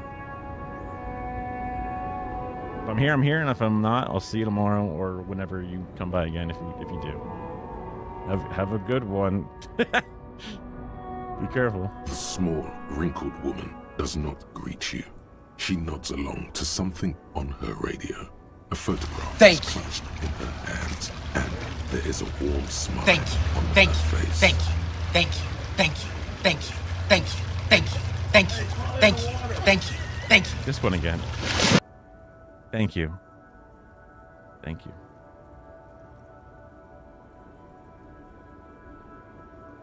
Photograph clutched in her hands, and there's a warm smile on her face. Oh. The photo, an ambrotype from the turn of the century, as golden as her smile. Oh, I think that's like an old type of photo? Ambrotype? Maybe I'm completely making that up. There was some like weird video I was watching about some of the old types of crystals and shit for photography. The things I would do to procrastinate, things I was supposed to be doing. I don't, maybe the word's a totally different word and it's all made up for this game, but I guess I'm getting the idea of it's an old photo. I'd like to ask you some questions. No response. Wherever this woman is, your words fail to reach her. Oh, it's a real one? Okay. Well. Oh well. She's living in the past. Ooh, money. I need $100 to pay for my room. Slowly but surely, we'll loot our way there. An old monument stands in the middle of the traffic island, pointing toward the sea. Damn, it's still held up. As if it's been reassembled piece by piece, secured and mounted in the air with the aid of numerous ropes and rods. Crazy. A silver plaque on the statue's pedestal reads, "I am Philip III, the Squanderer, the greatest of the Philippian kings of Revachol, son of Philip II, the opulent, father of Philip IV, the insane. Ooh, the way they put that stink on insane sounded cool. As you look up, you notice something about the statue. There are some odd indentations on the king's chest piece. How the hell could I see that? Indentations. I picked the basic starter of like the thinker or the intellect or whatever. There was like brains, charisma, and brawn. There was like the 3 different starts, and I just picked the left one, the smart one. It even though I'm not necessarily the actual raw smarts guy, I'm definitely not a Riz master. I got too much social anxiety for that. You know, when I get to know my friends and stuff and fellow coworkers, I open up, but it is difficult for me to handle some new situations. So, and I'm a bit of a, I don't know, nerdy boy or whatever. But I just picked the smart one. Something with great kinetic energy seems to have impacted the cuirass, around where the heart is. Oh, wow. A bullet? Someone shot him in the heart. Interesting. Lieutenant, has someone shot the king? Point to the indentation. Okay, I can't see it, but I take your word for it.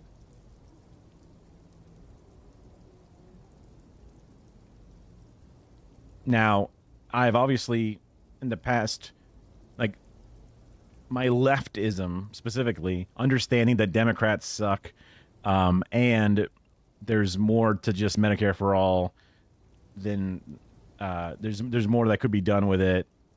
Ways to change policing, ways to change, you know, where that crime works, when you're giving material conditions to people, all the different things that come with that sort of leftist point of view on things. That didn't start for me until, 2021. And even then, it was like slow starting. And I'd never read like theory and shit. So, we'll see how it goes. I'll do my best. I guess this world theoretically is in a unique, made up world. But I guess maybe some of the core essentials of the few different forms of government are all here. Well, Martinez is riddled with bullet holes. This place saw a lot of action during the revolution. But the statue is recently renovated, so maybe a joke? Target practice or a political statement? Mm-hmm. Yeah, I mean, when Trump first got elected, it was kind of crazy, and that's when I got more lib, specifically. I was watching Stephen Colbert, and getting a little bit into like a resistance kind of thing. Like, I never really was too plugged into stuff. That was probably where that really kind of started. Just sort of like leaning into the different forms of, I guess, more traditional media. I mean, I didn't watch like CNN and shit, but just sort of finding that perspective through what I could. I guess mostly just through late night and maybe SNL or some shit. I don't know. I don't think I watched SNL, but it definitely felt like I was on the lib side of things at that point. I didn't really follow online creators outside of just my normal like Twitch streams and like watching people play Hearthstone videos and stuff. So like completely still kind of disconnected on my deeper content. I was still sort of a bit apolitical on most things. It wasn't until 2021 COVID when I started watching Hassan just randomly, because I'd seen his tweets as I'd scroll through tweets, and then I randomly saw a live tweet. I was like, oh, I didn't know this person. I just recognized the profile picture and remember them saying some, things that seemed like they made sense. And then I was like, oh, look, they're live. And then they were just doing some like weird IRL TwitchCon thing where they're like sticking the Velcro walls and like sitting in a money container catching stuff. And it was just interesting. I've always had like an interest in YouTube and then streaming and all these other things. So I was like, oh, this is kind of cool. And they were kind of talking about the streaming world and meeting up with people I had never really heard of before, the whole OTK group and all these other people. He just seemed funny. And I really liked it. And I just kept watching more and more and more. And then, oops, now I'm fucked in the head, I guess.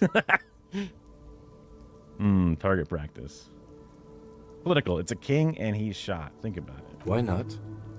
What this shows us is guns aren't too uncommon here, and people still shoot them, sometimes at kings. Ooh, he takes a note. The king stands high above you, surveying the bay, mute and indifferent to your sightings. What did this king do? Even by the standards of the Philippian kings, old sumptuous Philip was known for his profligacy. Yes. That profligacy. Well, he blew through the whole national treasury, starting the decline of one of the penultimate century's greatest superpowers, the suzerain of Revachol. I was always a bit of an indoor shut-in kind of guy.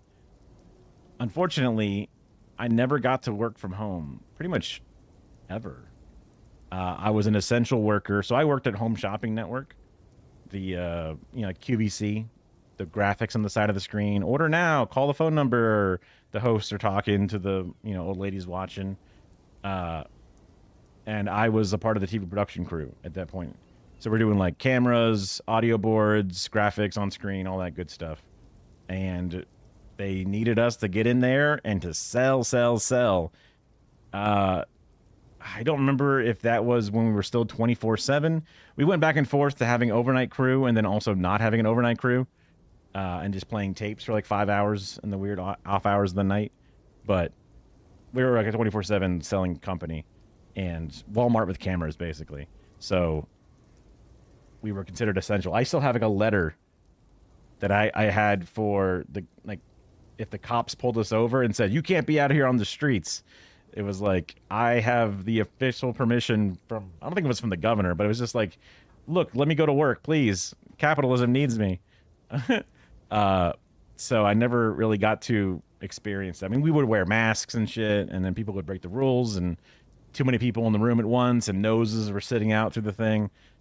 It's just one of those things. I really wish I could have worked from home, but I also probably would have never seen another human being other than my wife for like many years.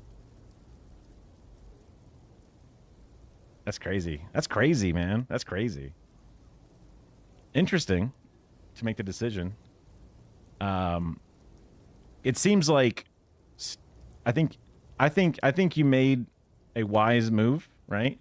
You're thinking with your brain and not your lower brain in that situation. I mean, like, A, it's kind of fucked up to do to somebody if they're cheating or whatever, right? But then B, you can kind of see the yo-yo effect and even letting them have more time to think about things instead of rushing into stuff. I think it's wise.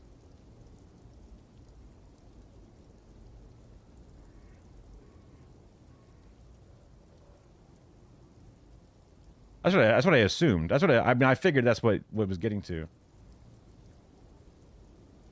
His own maladministration foreshadowed the fall of the monarchy during the anti-centennial revolution, an end to his family line and the monarchy on the Insulindian Isola. Crazy that they actually were asking them to pay hazard pay, because that was not a thing in Florida. There was like one weird little like $200 bonus we got, and we were like, wow, that was the only time I ever got a bonus in my entire life. And then they kept us working more and more and more, you know. Like, it was supposed to be like, wow, thanks for working through this really weird time, but don't worry, guys, the pandemic's going to be gone any day now, by Easter for sure, right? They're listening to Elon Musk, and then not quite. I'm sure you'll go back and forth. Just like with a lot of big decisions, you know, you'll have regrets, and then you'll be proud, and then you'll think about it, and then you will be unsure, and then you'll regret it, and then you'll think you did the right call.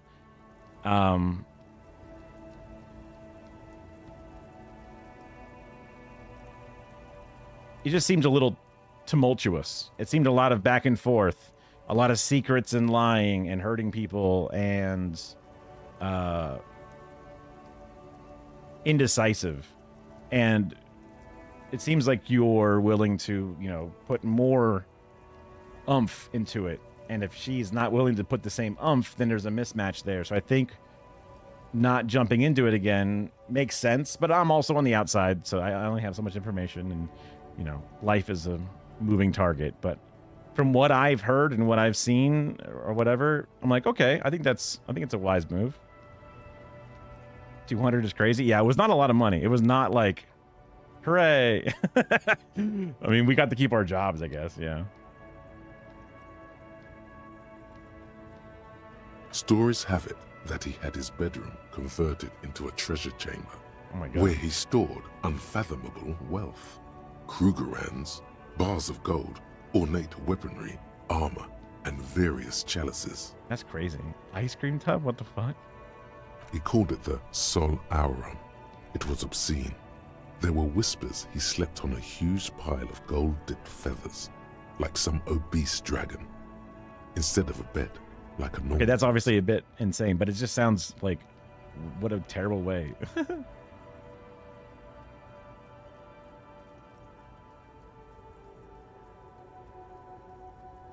But No wait, wonder. you haven't even heard about his fabled cocaine addiction.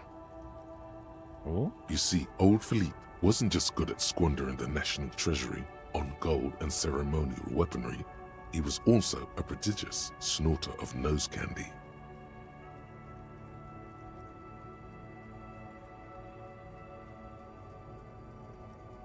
A bloated drug. That's what the revolutionaries said 150 years later, right before they emptied out the royal mausoleum and dumped His Majesty's mortal remains in the Insulindian Bay. Damn. That's a lot to process. His Majesty's courtiers said it helped him connect with the higher realms. Neat. Beneath the cold waters of the Insulindian Bay, thrown there by the revolutionaries after they cleaned out the royal mausoleum. And the statue got bombed, I guess? The original was blown apart by communards, then further damaged during the landing of the coalition's airships during the turn of the century revolution, when Martinaise was leveled. Most historians think the coalition's hasty landing may have ultimately saved the statue. If the communards had more time, they would have reduced it up to even finer pieces.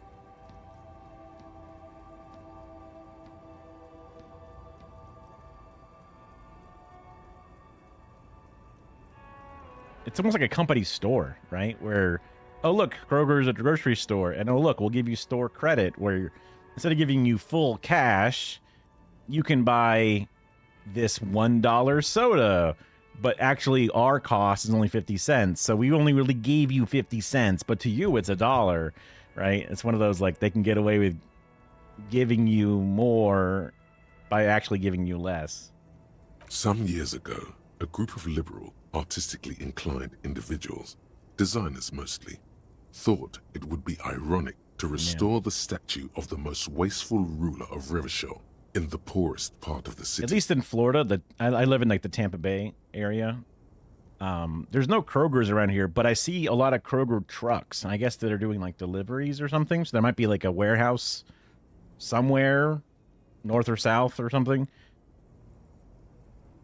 that ships in giant grocery orders and then delivers them to homes. I don't know. The statue is supposed to capture the moment it was blown apart, like an instant frozen in time, a rare butterfly trapped in amber, floating on a sea of shit.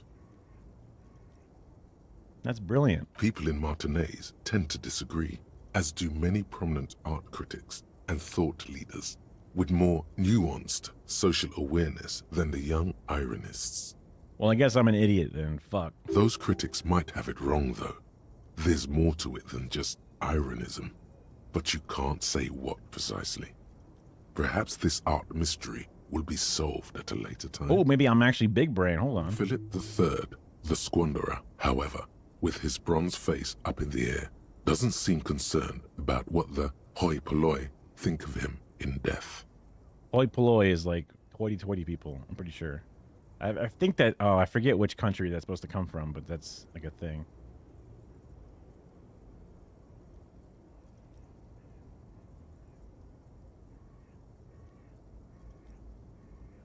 Not that he ever did in life either.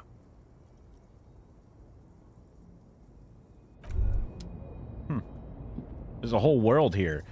I was kind of assuming that I mean, I guess it makes sense that it would be not the real Earth or whatever, or not the real geopolitical situation of all the weird things going on. But that's a lot. I'm like, oh, people have like a Frenchish accent. Or is it supposed to be just Europe, or is it supposed to be like a Russia thing? A lot of snow, but also like weird mixture of like Model T looking cars. So it's a lot to take in. Duminox covers the truck. Yep, I can see that. All right.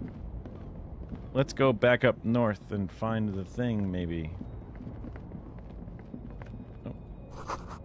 Ruins full of snow. No one lives here anymore. I mean, obviously there's lots of ruins and shit, so this is sort of a crazy rebuilding stuff. Fuck politics. Let's work together. Be there in a second. Wait. Brite sick? As in like misspelling? Usually parentheses SIC is supposed to mean like misspellings, right? Did I talk to you yet? I don't think I did. I am a gander and a hunter and a gatherer. Feel like a traveler. A simple little cadence. He seems to be making it up as he goes. I am the law. What the fuck? Hey, what's going on? It's the jam, my man. Emotions toward the sprawl of lorries.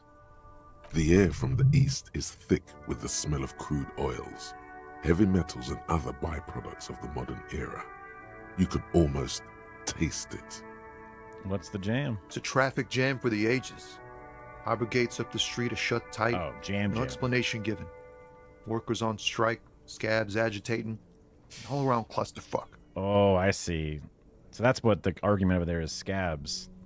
Meanwhile, we're all stuck here in long haul limbo for days upon days upon days. Upon days. Okay, so all the trucks are waiting to get through. And the longshoremen are holding shit up. Okay. And now there's a whole dispute on top of that. How long you been here? Feels like forever. Like I was born on this here roundabout and this was all I ever knew. Just me and the metal and the tires, the oil and the fumes of mazout. I'm sure the hotels are fucking loving it, dude. Mazout is an antiquated term for heavy fuel oils. This man has a barely suppressed performative streak, or he just likes unusual words, or both. I was at one point because I used, I don't remember what word, I used the word ajar in like a sentence, and someone got mad at me for using fucked up words, and I'm like, it was just an SAT word that got stuck in my head, because I even remember like when I learned the word, I was like, it means slightly open. And I was thinking to myself, like, why don't we just say slightly open? But I was like, I guess that's more words. And it was fun to have a weird little word to use. Like the door was ajar. Just means it's just a little bit open. But I can totally understand how if people didn't really cram a bunch of SAT words. I mean, I was in the TV production class, so I literally had to like make words into like videos and like try to explain them. So I guess I had a deeper connection with it. So I can totally understand why someone's like, what do you mean a door is ajar? It's a door. It's not a jar. And it's like, no. Oh, I also use the word behooved. Because I had a friend that really loved drawing horses and made jokes about the horse not being able to do things because it has hooves, and would say, damn these hooves. And just like the word hoove really stuck in my head. So when that SAT word came up, again, it stuck with me. What an incredibly silly reason to have a better than average lexicon. Weird. It all goes back to high school, technically. It's crazy.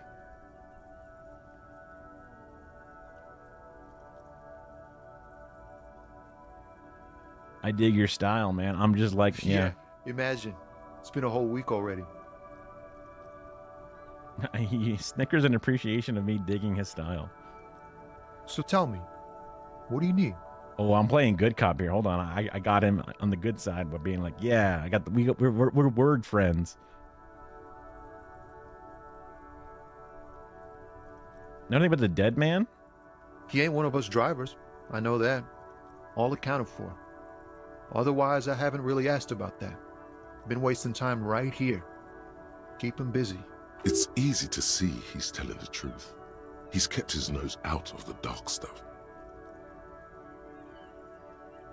All right. The man taps his fingers rhythmically against his arm. What are you hauling anyway? Oh, high-grade narcotics, illegal firearms, stuff like that. He's joking. Relax. He's merely joking.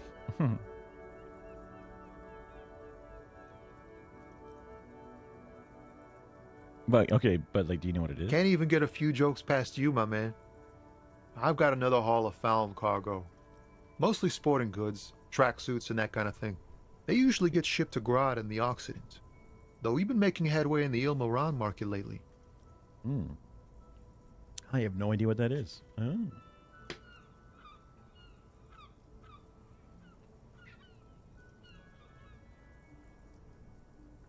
Could I get one of those tracksuits? We're pals and all, but I can't just freely hand out the merchandise. The bosses won't be happy. Dang. I guess it makes sense. I was surprised Lady Gillamy had the gloves, to be real. Is that your This machine? rockin' beauty. Sure is. Like a rash you can't get rid of.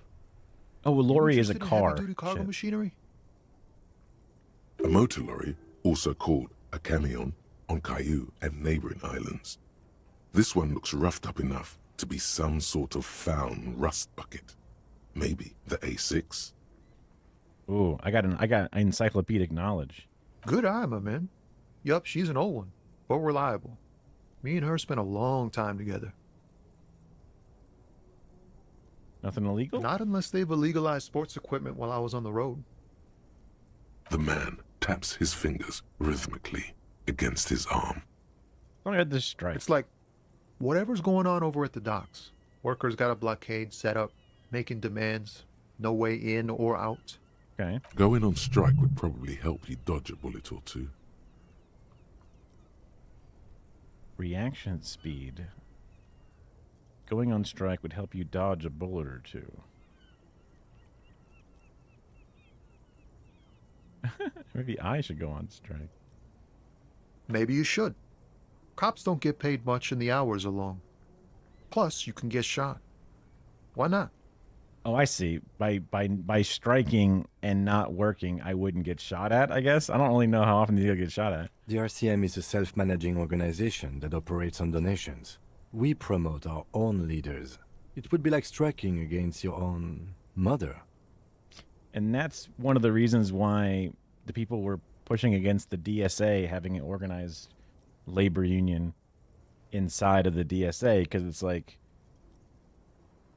there's no factory owner here.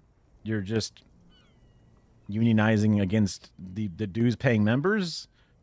What an odd, like, you're here to make demands against the members themselves. This doesn't, it didn't make it, at least the way it was explained to me, it didn't make sense. I guess you got a point. Yes, but do continue.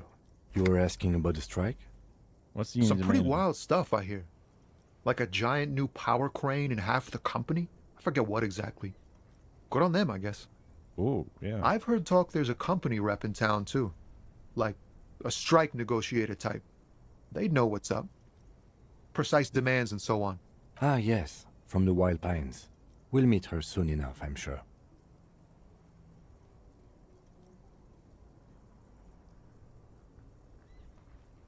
They want to keep that money flowing in, my man. Hello. Ka-ching.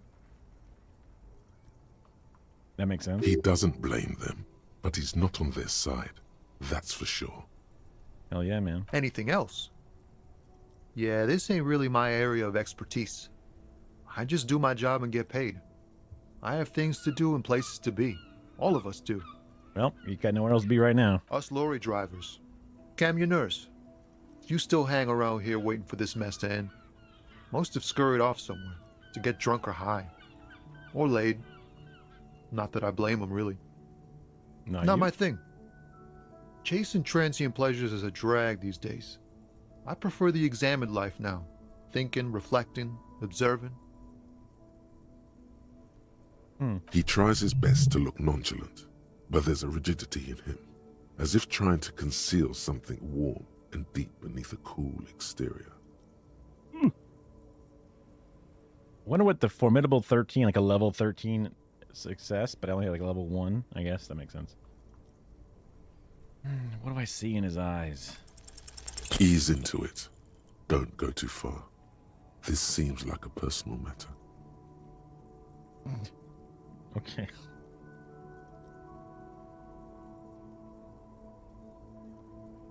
Man, I want to know about your soul.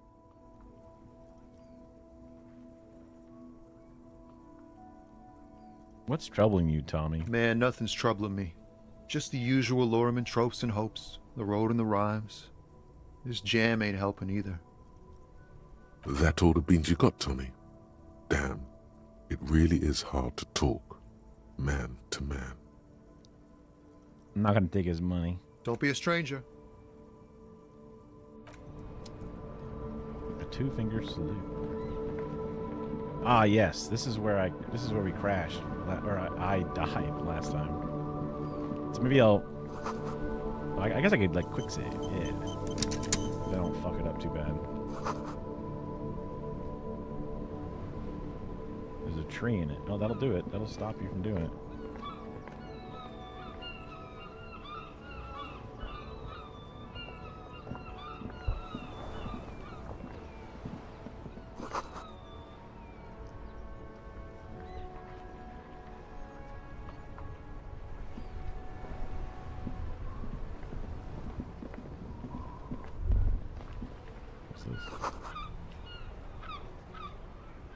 Oh.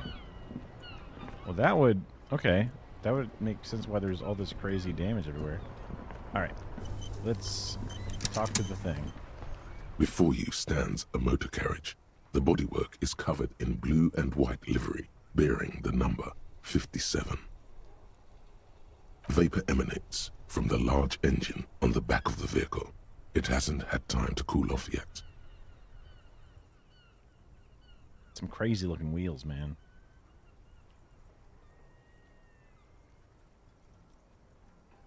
I'm trying to think if those would actually be good at being wheels.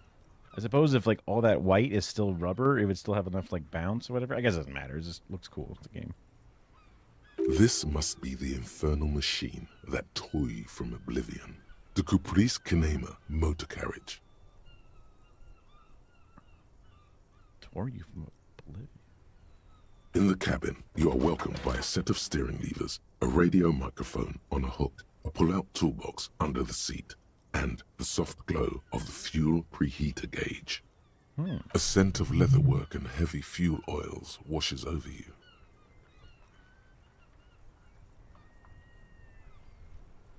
Toolbox. A metallic drawer slides out from under the seat and clicks into place. The tools inside are neatly organized. Take what you need, officer. It's going to be a long case. I'm not protective of my tools, like some men are. Ooh, flashlight? It's robust, weatherproof, and well-made. Police issue. Blue. Lets you see things in the dark you would otherwise miss. Makes sense. Pry bar. The pry bar feels nice and cold in your hand. Heavier than you'd think.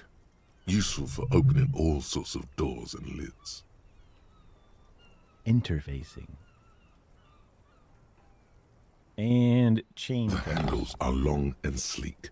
Snap, snap, go the cutters in your hand. Corpus Kinema. You can do good work with these. Cut chains, locks, and ropes, especially belts. Like the reaction one was like it like dodging its head back and forth, whatever. I was like, oh, sick. The pull-out toolbox slides back into its nest. Preheater gauge casts a warm glow on the steering levers and the radio on its hook.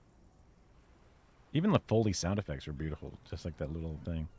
All right, radio The time. frequency tableau lights up, and the green button labeled Prime Line glows like a feline eye. And then you hear something. The soft purr of electrical kittens, radio waves cast far and wide over the metropolis. A woman's voice greets you through the static. This is Precinct 57. Hello, Lieutenant. How may I assist you? Hello, Alice. Please assist our colleague from the 41st precinct here. I'm putting him on. Thanks, Kim. Operating the radio is easy. Just be confident. You've probably done it 1,000 times.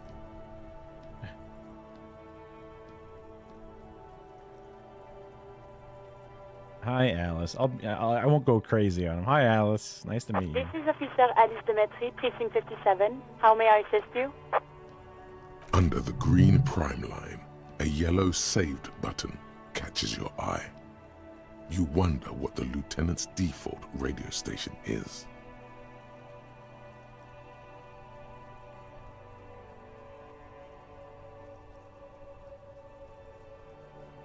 Save. As always, it's DJ Mesh and Felicio, and you're listening to Street Freaks FM, bringing you the hottest, the nastiest, the most vulgar. A flock of seagulls takes off nearby, startled by the roaring radio.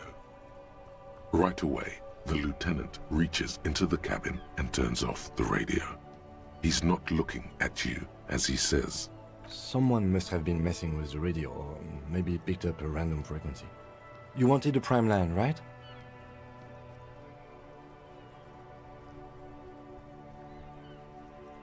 Speed freaks, huh? Oh, is that what it was called? That's so funny that he's like shy. Go for it. Turn the radio back on while it's still on the Speed Freaks FM. Hell yeah. Souped up motor carriage for one bad mama's boy. For the heavier foot and the freakier. God damn it! Oh my god. Look, it helps me to stay alert on long nights, okay? It's a method. I'm not some kind of speed freak or...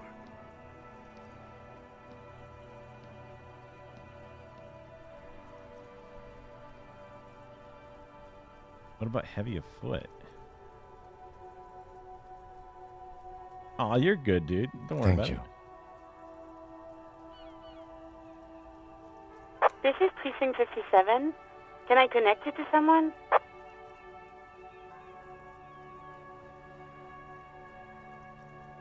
Okay, I need to connect with a civilian. May have reported a murder. Of course.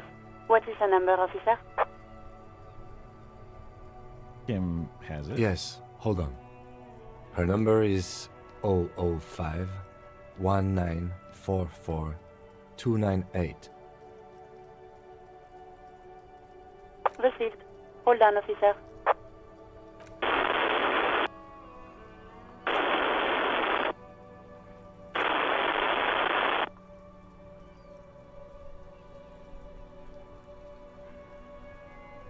I'll just wait. Lieutenant Kitsuragi slowly begins to tap a little rhythm with his right foot. Quite a lot of time has passed.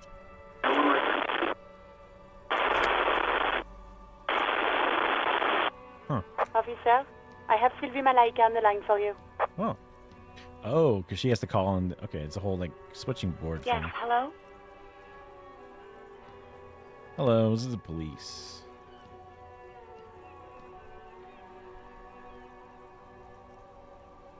Oh, right. Hello, officer. What can I do for you? I got everything I need. Was it you who called? No, not me. Do you know who made the call? No, sorry. I don't. Not a lot of people have phones around here. Copper thieves take the wires. People don't have the money to have the cables put in again. They use the Union's phone, or the one on the coast. So the Union has a phone, and there's one further down the coast. Got it. It was someone else. I'm a man. We'll find them sooner or later, officer. Whoa, It just might take a while. you're a man. I have some like 40K things. You subscribed. I got a subscriber. Fuck yeah, dude. having a little like receipt thing. This is super awesome. I really appreciate it. You said you weren't a subscriber. I'll add it to my little tip jar here. Basically, I'm on my way. Also, your little chicken wearing shoes is really cute. But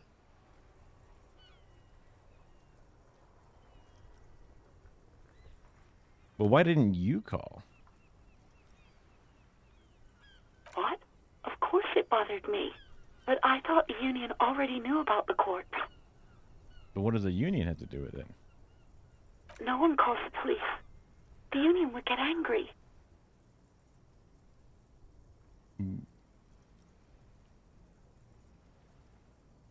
What do you You mean? know, what the Union says goes.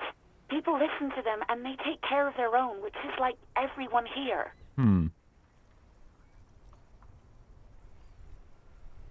Wait, Kim, is the Union the law? It's like Kim would know. Legally, no. In reality, yes. Martinez is de facto policed by the dock workers union. Huh.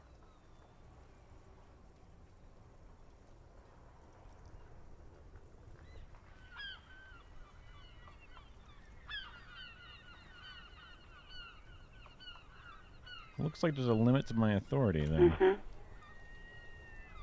Why did you let a corpse hang back there?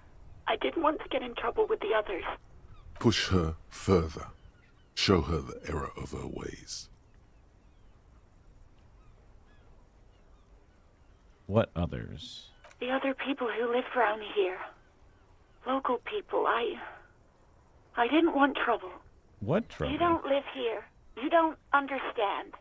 Squealing is frowned upon here. Everything is dealt with, well, by the Union, internally. Please, I just didn't want any trouble.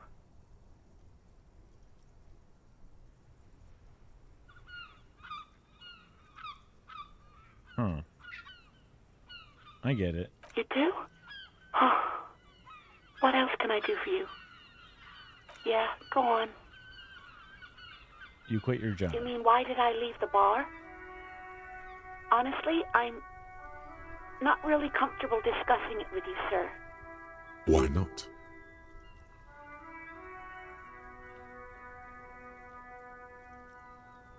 Wait, why aren't you comfortable?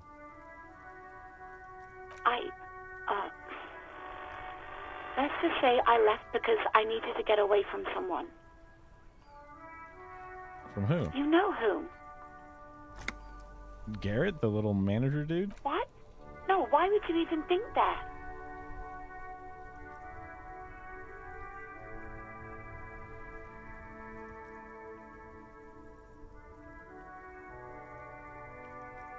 He told me he asked you out. Are you saying it didn't happen?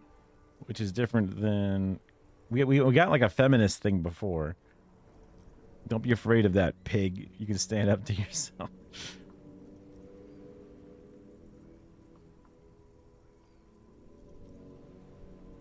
Let's go with that one. Please, don't bring Gar into this. It's none of your business. God, why can't you just mind your own business? Oh, no. She mutters. I already said I don't want to talk about this. You're messing everything up again. I think I got everything. I do hope so. Please, don't call me again. Bye.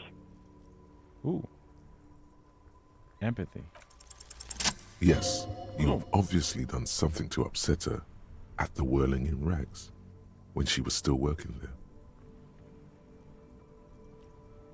You're mad at me. Wait, I don't remember stuff. I'm not mad. It's just... You were so drunk and so emotional all the time, and then the Skua thing happened. It just made me want to quit. What's Skua thing? The bird, the great Skua. You threw it against the wall while Oh, shoot. fuck that bird and laughing like a maniac. No one likes you. You shouldn't even be breathing. I wouldn't even breathe the dusty ass, poor ass air that you have. You should kill yourself now. Wait, why is this thing? Kill yourself. I mean it. Okay, the Senna kill yourself thing was playing, but 200 Kill bits. yourself, you fucking loser, Oh. bitch. You dumb fuck. Your mom doesn't love you. Okay. Whoa, hold on, You easy. show up at your funeral. You should fucking die. You're a waste waste of space.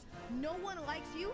You shouldn't even be breathing. Usually it's supposed to. I think it's usually supposed to like put up like money or something. You should kill yourself now. Oh my God, is this gonna happen like 100 times in a row? I mean it.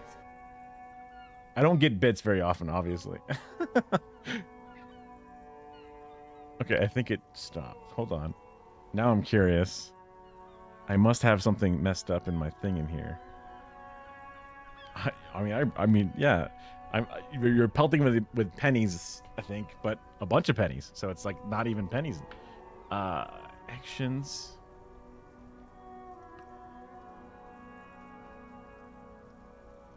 I have, okay, I put them all down in here. Oh God, this is streamer.bot, which is like a computer program that integrates and connects a bunch of shit. Like there's a bunch of weird things that I set up with this thing. Like before I made one for like shilling for ads, right? It's my folder in here. So like this, I have to actually turn it on. And I have to hit the button actively. Yeah. Money. Kill yourself, you fucking loser bitch. Oh, I'm hearing both now. Not real ad. That's right. If you have a Twitch Prime, you can subscribe. Oh, and then ground news. I'm eventually gonna make like not real logos. You should kill yourself now. Shut up. Kill yourself. I mean And then promo code Twitch Prime. Yeah, I put a bunch of like random fake promo codes in there. You know, just a little goofy, silly thing. And then that ends it. Yeah. And then there's other ones like a Joe Rogan effect. Now you're just pelting me with things. Kill yourself, you Oh fucking no. loser bitch. You dumb fuck. Your mom doesn't love you, okay? No one's I'm not worthy. You should fucking die. You're a waste of space. And it's the same bit over and over again. It shouldn't even be the same bit. Oh, it's probably that's the problem. It's probably my stupid. You should kill your. Oh my God! It's the thing. It's the alert box, I think, that has that turned on for the action. No, but that's a different action though. Now I'm just thinking things. Random overlay hide, random overlay show, any overlay show, not an ad off. Yeah, that's definitely coming from.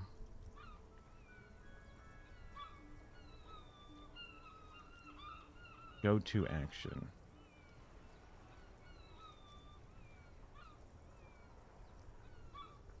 Huh.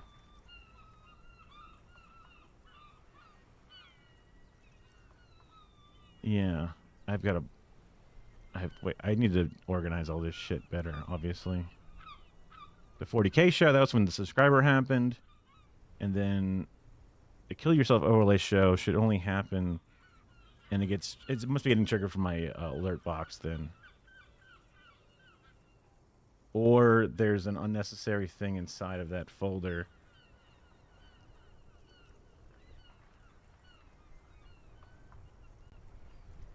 Enabling studio mode, scrolling over to... What the hell? Oh, that's like my alert overlay thing, right? Yeah.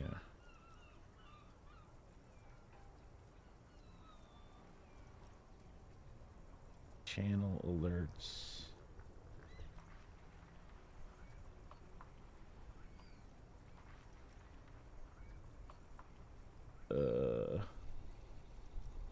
Yes. That's the issue. Boom. Easy peasy. Wow, that lagged for a second to get rid of that. Oh, that's fine. That's fine.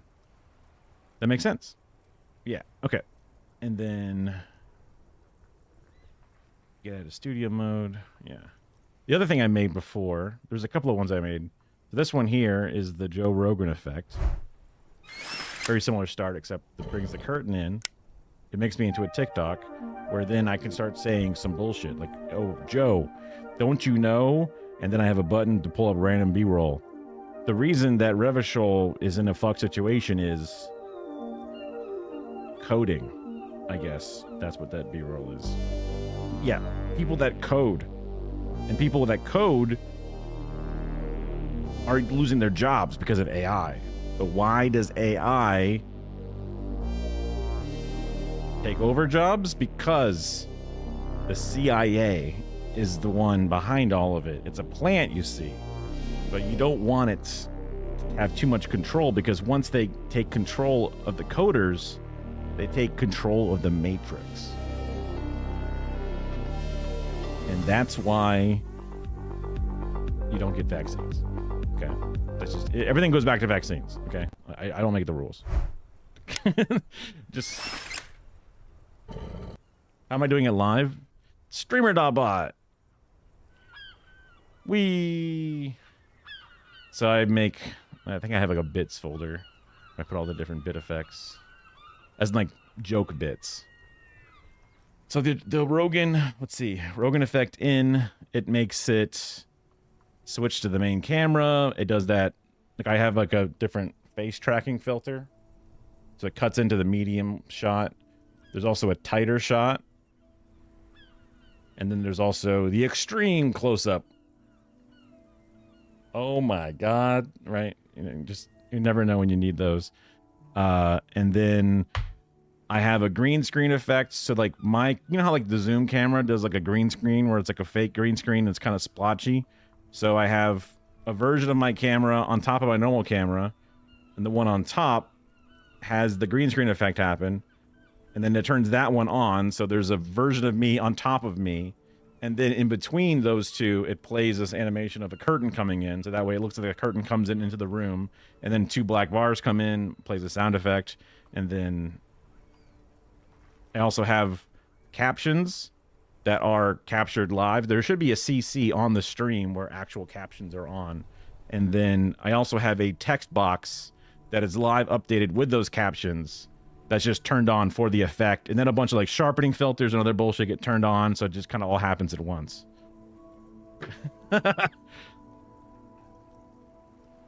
Now the B-roll is me hitting buttons. I just have a button that just plays random B-roll and I just start saying whatever it is. Although I did make a couple of buttons for like a JFK picture, a vaccine, and a pyramid of Giza. Yeah. I also have a less impressive one that I just made on a whim. This is where, I guess whenever I want to be based.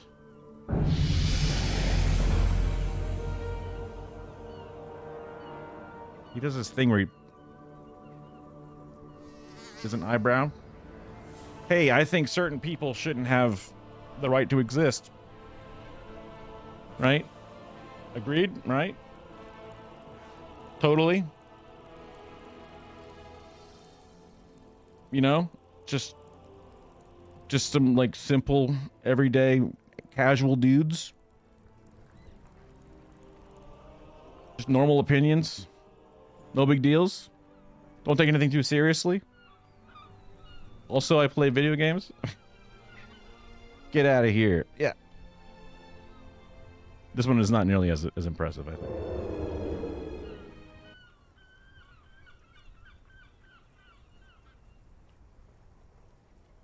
Yeah, common sense types. Yeah. I never did like improv classes, and it shows, obviously. I just got to full send it. I guess I was kind of not mentally ready for it. I should roll with the punches better. Also, thanks a bunch for all those pennies and the 25 cents and 45 cents and a couple of bucks and shit. That's awesome. I appreciate it. One day, we'll be big mode. Yeah. I love doing this stuff. Being a weird tech idiot. But when I first streamed years and years ago, when I was still like had my job, I had like all kinds of crazy effects that would happen. From just like a video playing to, you know, spontaneously making me do one of these random bits, whatever. But that's when I was like, okay, I'm not, you know, I didn't like the people using channel points, whatever, to like take control of the entire stream away from me. And then like I would have a coworker show up and they would just hit every button one after the other. And it was just like, they're just here to just like say they attended. And then it just sort of like derails the entire stream. And I was like, okay, I'll take the reins again, but I don't use these buttons enough. I usually like save them for when I could get like a raid or whatever, but yeah. So.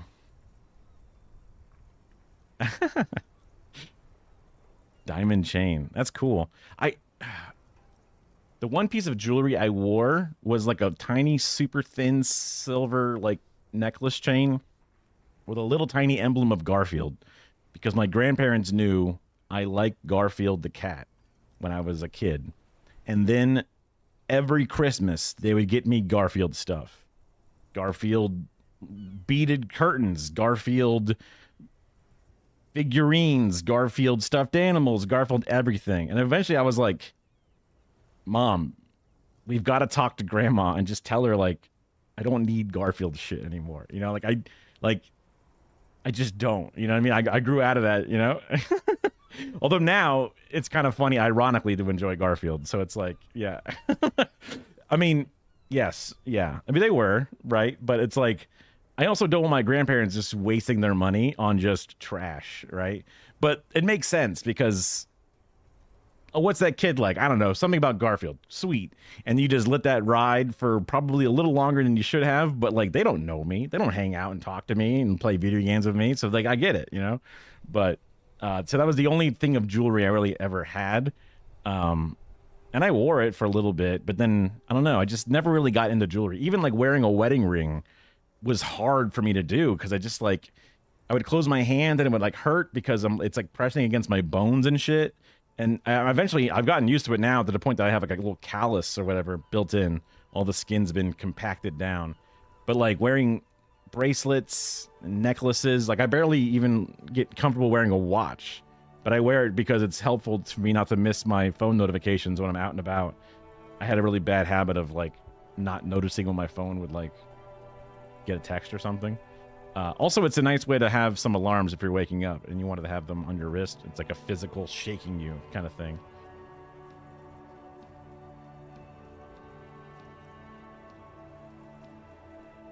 Oh my God, dude, that's a crazy amount of money on a chain, in my opinion. But, you know, it's your money and you do what you want with it. But oh my God, dude, what the... I mean, shit. I mean, that is some flexing. Damn. I mean, I don't know how well. I mean, maybe those things will hold their value or whatever. I don't know. I mean, like a car, when you drive it off the lot, it loses like a huge percentage of its value the moment, because like, you know, a home is real estate and generally it appreciates with equity and bullshit or whatever, right? But cars are like depreciable things, other than when they eventually become a collectible car, then they kind of come back up a bit again, but that's a pretty rare thing. I don't know how well jewelry, you know, like the resale value of jewelry, whatever, 'cause that's a lot of money. I mean, like, I guess when you're flush, you're flush, but I'm a nerd, right? I'm a degenerate. I'm a pinch pennyer. Like, I was able to convince Kara, and she was also kind of on board, but like, let's get cheap ass stainless steel rings or, you know, silicone or whatever. We didn't have a full on wedding, right? We saved the money for the honeymoon, and we had like a nice reception with the family at like some fancy French restaurant that ended up closing down. And like, we were so few people that the price per plate was not enough to meet the minimum, so we had to already buy the minimum amount, and we're like, everybody just get seconds and order booze all you want, because we're already like sort of just tipping the place because we have such low food costs. So just go crazy. You know what I mean? So like, spending that much money on a piece of jewelry is crazy to me, but I don't want to yuck your yum, right? But again, also, if you need that money to like pay for college or technical school or a car or all, you know, all these other things. Grew up broke, so you got to live your life. Yeah. I mean, I guess keep it within whatever percentage makes sense is a balancing act. I think that I could be comfortable with. Again, it's your life, not mine. But like saving up a bunch of money for, you know, a long time, all to then blow on one thing, I would be worried that one thing would not spark as much joy and give me as much happiness as other things could. But I also live a neurotic life of never going on vacation and perhaps squandering away the good years I have. So I might on my deathbed regret not buying myself chains and doing big things with my money instead, right? So,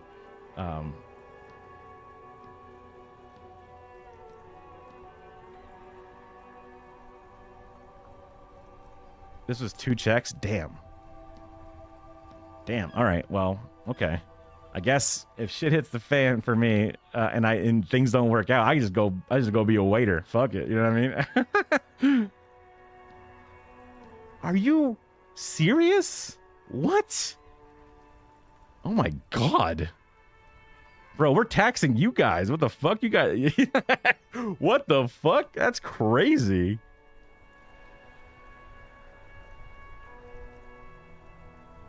Art and watches hold value. Okay. Or appreciate. I mean, I know art appreciates in value because there's a weird like thing with art, but that might be like the highest high-end art where it's almost like a weird like money laundering thing. Wow. Yeah. I mean, I'm sure people would look at things that I used to buy. Like I bought Warhammer 40K figurines, right? Those don't really appreciate in value. They kind of like just mildly maintain a certain amount of value. Like you end up kind of reselling them. Like you could try and paint them and then sell them as like a quality miniature and hope to get more than what you paid for, but not by any appreciable amount. And usually people just end up like bulk selling it all for a couple $100 on eBay. It's usually what people do with it. So, there's wasted money in that endeavor for me. If people would laugh at me for doing something like that. So, like I said, I'm not going to yuck your yum, but damn.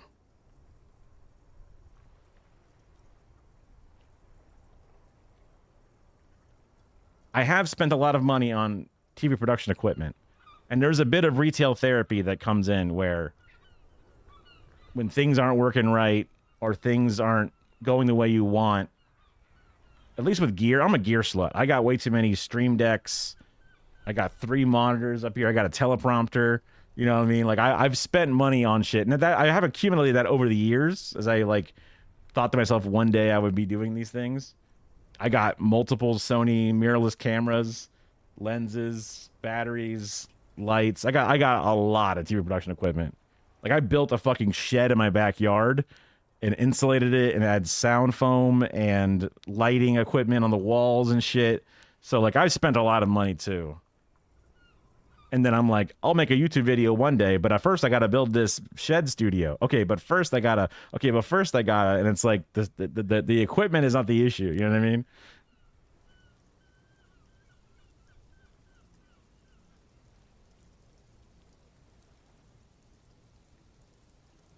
I mean, getting a truck is amazing.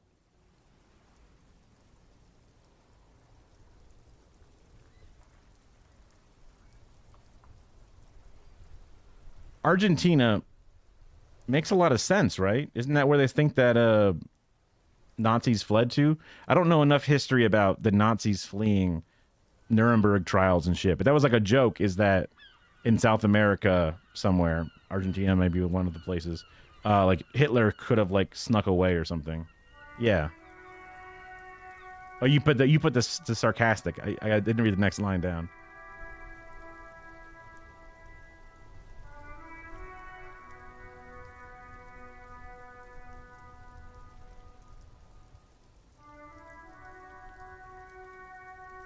The truck's got a picture on the dash. Yeah. Crazy, man.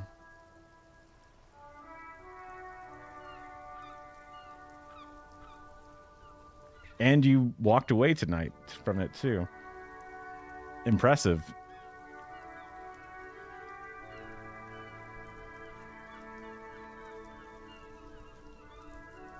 Sleeping on it. Probably a good move in general. Although it seems like you've been planning out buying the necklace for a while. I didn't mean on the necklace part specifically, but I mean, they're diamonds, so I'm sure they'll retain some amount of value. And then you'll have a nice chain of jewelry. Is there something like, is it something that I guess you wouldn't really wear it to a job interview, would you? That might look kind of, I don't know of like a professional jewelry or whatever. I don't know. I don't think, I guess there's just, I feel like watches might be a thing that's considered like, okay, there's a certain, he has a nice watch. I could see that being an interview. Maybe there's like dress watches versus like functional watches too. There's a whole world of shit I don't know. I wear t-shirts. Oh, fuck. I don't own a suit. I've only ever borrowed hand-me-down shit that my dad had. And I have like one tie, like a necktie, that's still tied. And I just loosen it, take it off my head, and hang it back up on a hook. And then whenever I need it, I put it back on. It's like a little green tie. I never really learned to tie a tie, so my parents helped me tie it once, and I've had it tied ever since. Just don't get it dirty, because I can't wash it. You know what I mean? I just... There's like a handful of times in my entire life I need to wear a tie. I think like my graduation, and then a funeral I went to once. Oh, the Suka thing. You threw it against the wall screaming, "Fuck that bird." I think you said it had been giving you shit ever since you got there. Why don't was him screwing everything up? It was a pretty bird. There since I started working in whirling. I really liked her. We call her Scotty.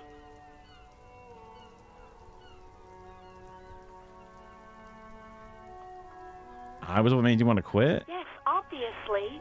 You were the worst client I've ever seen. And I have seen so many assholes in this place. I've had sailors fighting, union guys grabbing my ass, kids stealing booze. Once a guy was glued to the karaoke machine every night for 2 months. But you... I gotta know. Well, you were worse than all of them. Honestly, you were getting borderline aggressive. Even about little things like not turning down the volume at 3 a.m. I even liked one of those songs you kept listening to on repeat. No more. I hate it now. Wait, which song? We Go On by the O.O. I can't listen to it anymore. You've turned it into a parody. Sorry.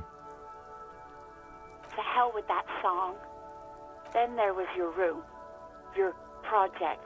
An experiment to see how bad it can get in there. I tried to send the cleaner, but you wouldn't let me. Threatened to make me understand. I had no idea what you meant, and I don't want to know. Hello, Kyla. Oh, breathe your name. Pain, piling, and countless others. I mean, I've already caused pain to one individual before I even started playing, apparently. Let these splinter in the dark. Not unique, not important, not special, not forgotten, yet remembered. Good luck. I love you. That was a roller coaster ride of a message as well. And then you screamed something about how you're a piece of shit human being, and why does anyone even let you work as a policeman? That you'd fire yourself, but you can't even do that. I'm sorry. And then I had to deal with your toilet. The one you clogged with police documents, causing water damage downstairs in the kitchen.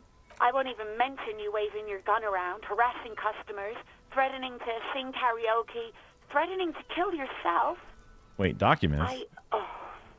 The ones I had to wrench out of your toilet. What happened? Damn it, I don't remember what I did to your damn papers. I don't remember every little thing I do. Resentment gets way to concern. Especially when there's a hurricane loose. It's your fault for losing them, not mine.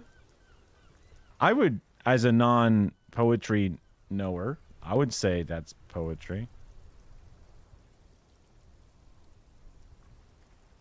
But I'm just an idiot. Something in you wants to immediately forget about this, as if there was a reason you threw them away. Okay, I get it. It wasn't a very good time. No, you really weren't. You were simply the worst.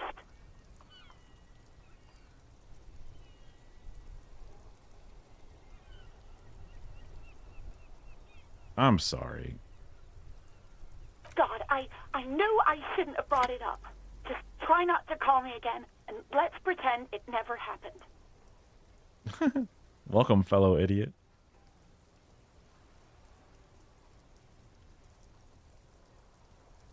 When I spoke to Garrett, he thought you left because of him. Wait, Really? No, this is absolutely not true. I like Guard. I really do. He didn't cross the line? I was actually flattered. I've always liked him. It was just bad timing. With the corpse and all that. There's a pause. You can almost see her on the other side, the telephone cord coiled around her index. I didn't know what to say to him later. Then you came and destroyed the place. So I left without explaining. I should have told him maybe. I can tell him. Okay, but please don't mess it up. I'm surprised Please she'd don't trust take how me. you've done or something. Anything else I say? All sorts of things. From disco, rock too. So much disco and rock. I'm looking for one song. Which one would that be? Sad. Sad? I think the one you mean is the smallest church in San Sanj. Richard, that write-up. No. Interesting. You still have to find it, however. Oh. Well, thanks for talking to me. You hear a sigh of relief on the other end of the radio.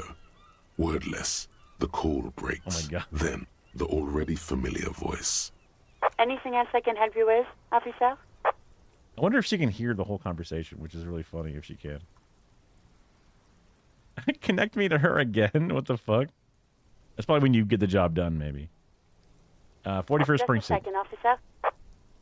You see, I've lost my badge and my gun. So I got to tell them. She pulls you on hold. She puts you on hold, the static crackling softly like a bonfire.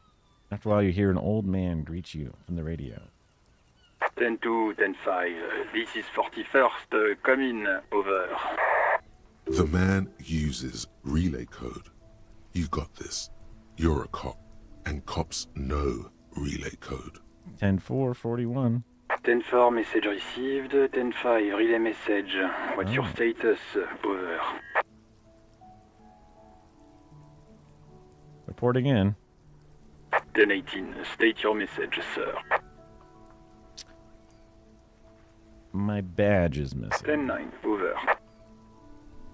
Can't find it. 10-4, message received.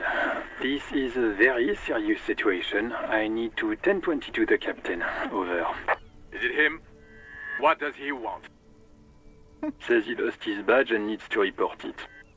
He what? He lost his badge? I'll just say nothing. Who lost his badge? Dick fucking Mullen. Who do you think? Oh, I'm known over there, huh? It's Officer Dick Mullen from the bestseller Dick Mullen and the Lost Identity. Okay. All right. Relax, guy. Dick Mullen is not your name. It's the name of a fictional detective who would not lose his badge.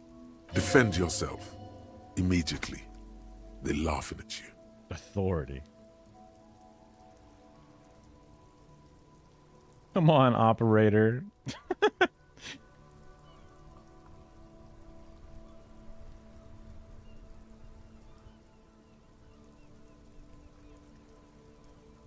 Ha ha. Like I'm the first one ever. He says this has probably happened to other policemen before him and laughs sarcastically. Oh, god damn it. Is he fucking kidding?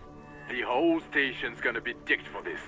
Satellite Officer Vikmar is wondering if you might be joking and adds that this tarnishes the reputation of the entire station.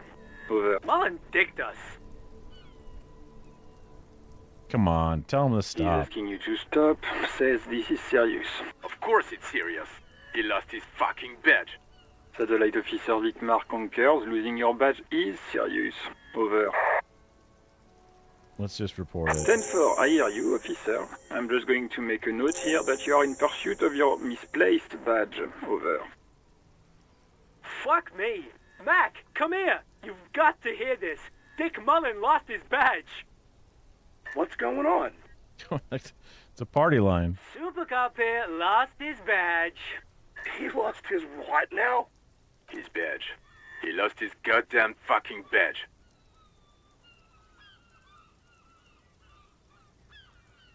He asks you to please stop saying he lost his badge. Why? Did he find it? And laughter. Sergeant Orson was wondering if you found your badge yet. Over. You don't have a comeback. Sorry. It's hard to think like this. Oof, rolled a 10. Oof. Say nothing. He's not replying. Looks like he's still looking for it. I have other things to discuss. 10-9, come again. I didn't get that. Over. New heights even for Captain Sober. Ask him. Ask him if he's lost his gun, too. Sergeant Orson wants to know if you lost your gun too. Check your pockets. Check your... Holy fuck. You don't know where it is, do you? Oh, okay, yeah. I guess this is before half light. I don't know what that is.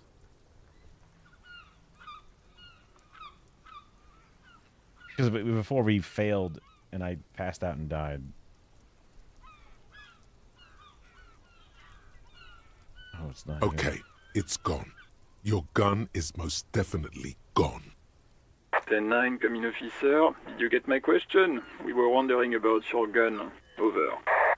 Convince them you did not lose your gun. Lying over the phone? It's easy. Just say it like it's the truth.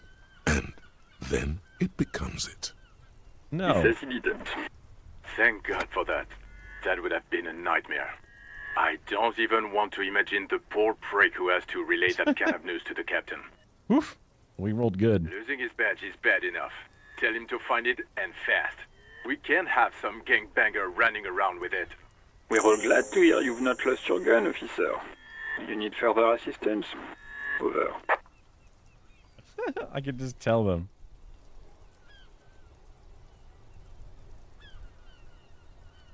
Ooh, I need money. 10-4, I hear you. I don't have the authority to grant your request, but... What does he want now? He's asking for money. Is he fucking kidding? I don't think he is. Don't give that asshole anything. He's just gonna drink it all. Alright, that's a negative on the additional funds, sir. Over.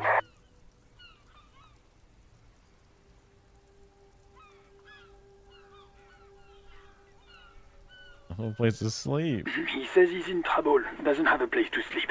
Well, I guess he'd better crack the case before sundown then. That's crazy. Vigmar said... It's paramount.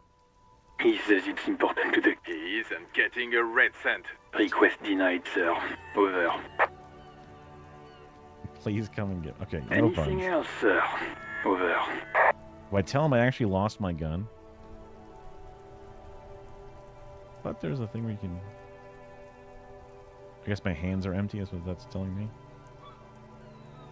I don't know what this is. The wind? Like a fan? 1.67? Personal details? Okay, 10-4, sir. I hear you. Relay your question. Over. Wait. Before you say anything stupid, think it through. What's that? You're going to be looking at a straitjacket if you tell everyone you lost your memory. Be smart about this. Ask if he's there alone. Well, I know he's not. 10-4, sir. I'm not hearing your question.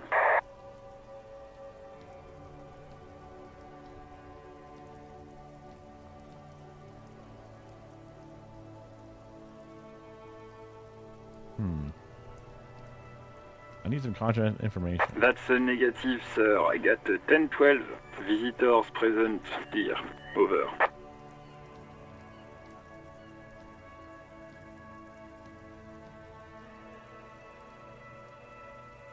One of them, my badge description, name, rank, date of What? birth.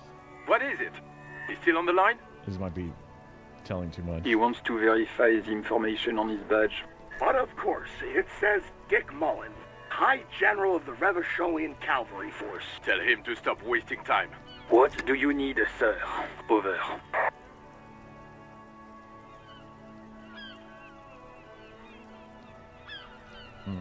This ain't gonna work. Understood, sir. Over. Okay. Roger that. 10-10. Over and out. Fingers over the The steering white wheel. suede feels luxurious under the touch, and the metal clutch handle so very familiar in your palm.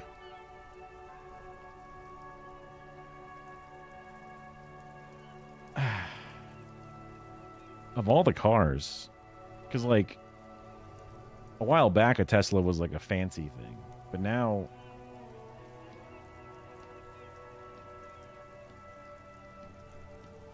I mean she doesn't want a Cybertruck, so that's good. For a while I was watching XKC, oh I forget his name, MKBHD, Marquise.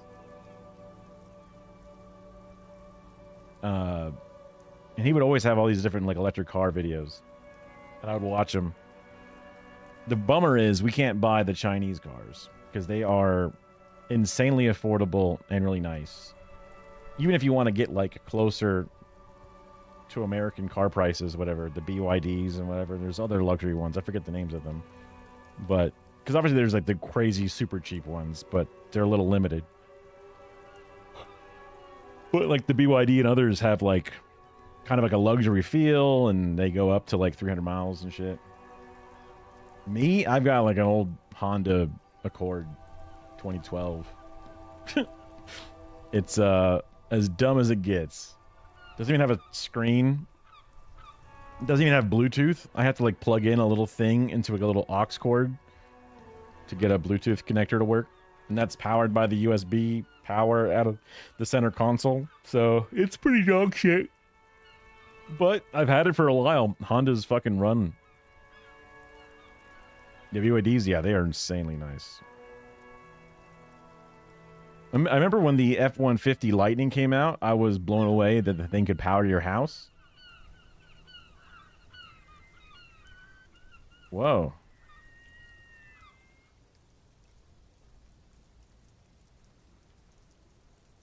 That's kind of insane story. That's crazy. You got like burnt down house money. That's wild. I had a neighbor.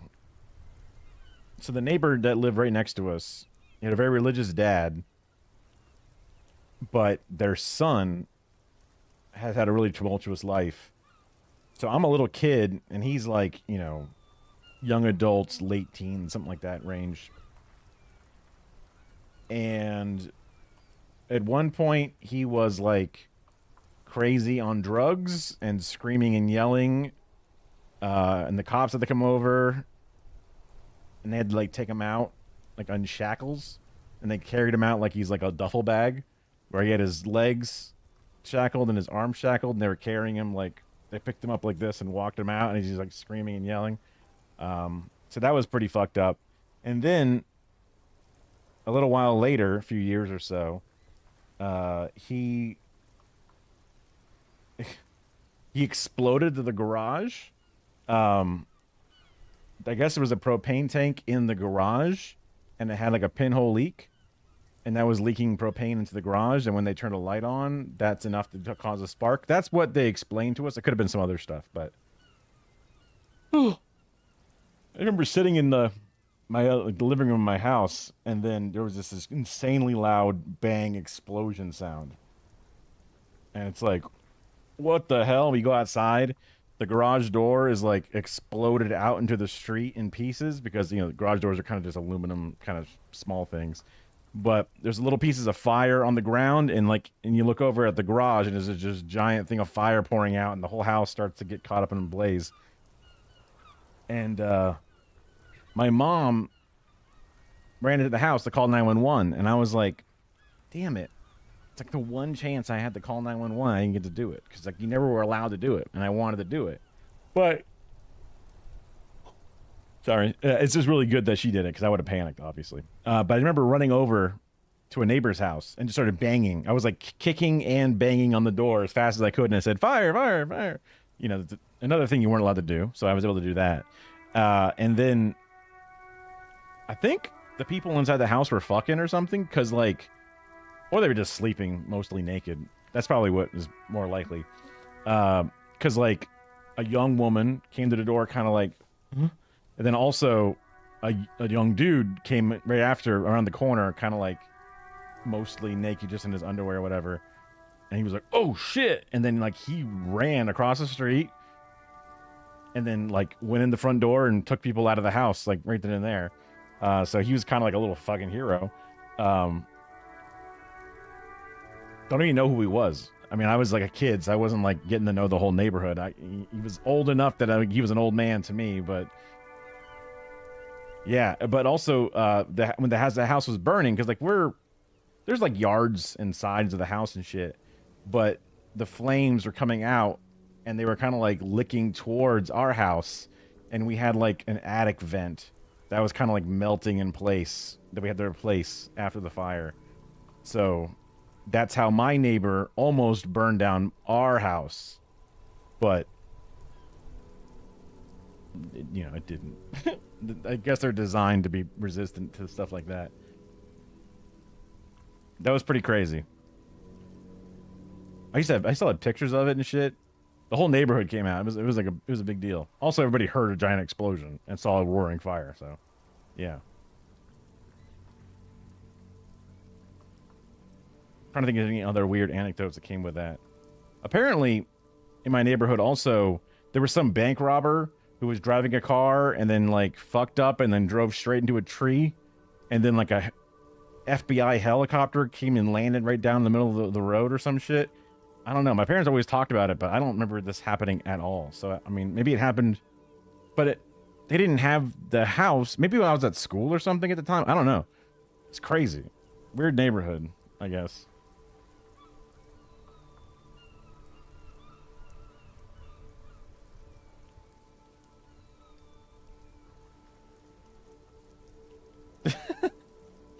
Yeah. I remember thinking that maybe the kid was like cooking meth or something in the garage. But that's probably not how meth is made. But I know explosions happen, but also those explosions are usually very chemical, like everyone dies kind of chemicals. So it was probably just a leaky propane tank. So hey, word to the wise, don't keep a propane tank in your garage, because you will blow that fucker up. But I guess, I mean, I can't give legal advice, but if you're looking to get that, because you're saying like you were really happy to like have that house burned down or whatever,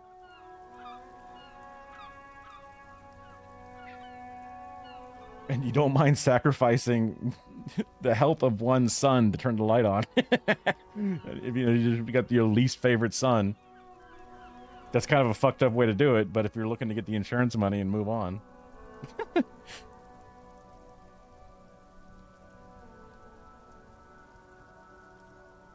I mean, I assume selling the truck would be difficult because it's still like under,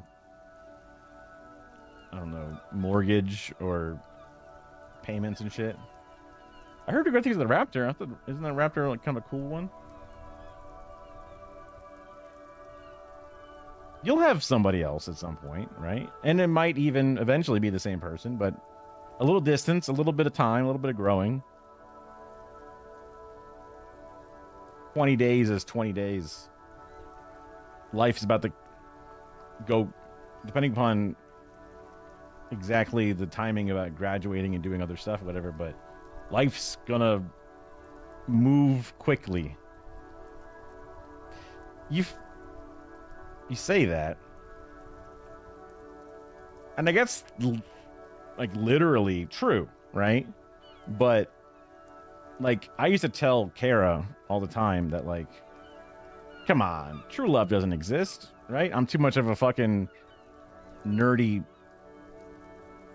literal asshole to believe in that.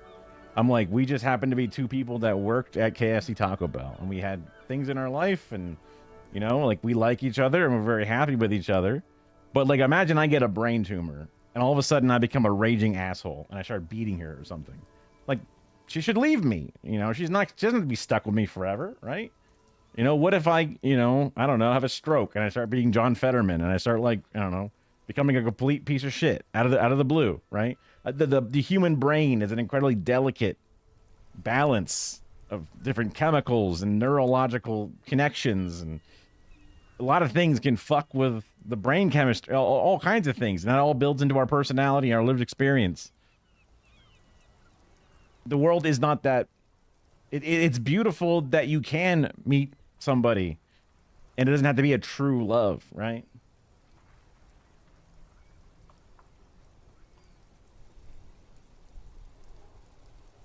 Not to be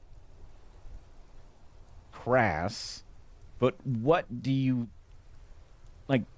Do you really think that there's a connection that was really that profoundly different? A couple of 17-year-olds have somehow made something that is so ethereal that could never be replicated ever in life in any ways, in shape or form, similar. Oh geez, I'm about to get a whole essay.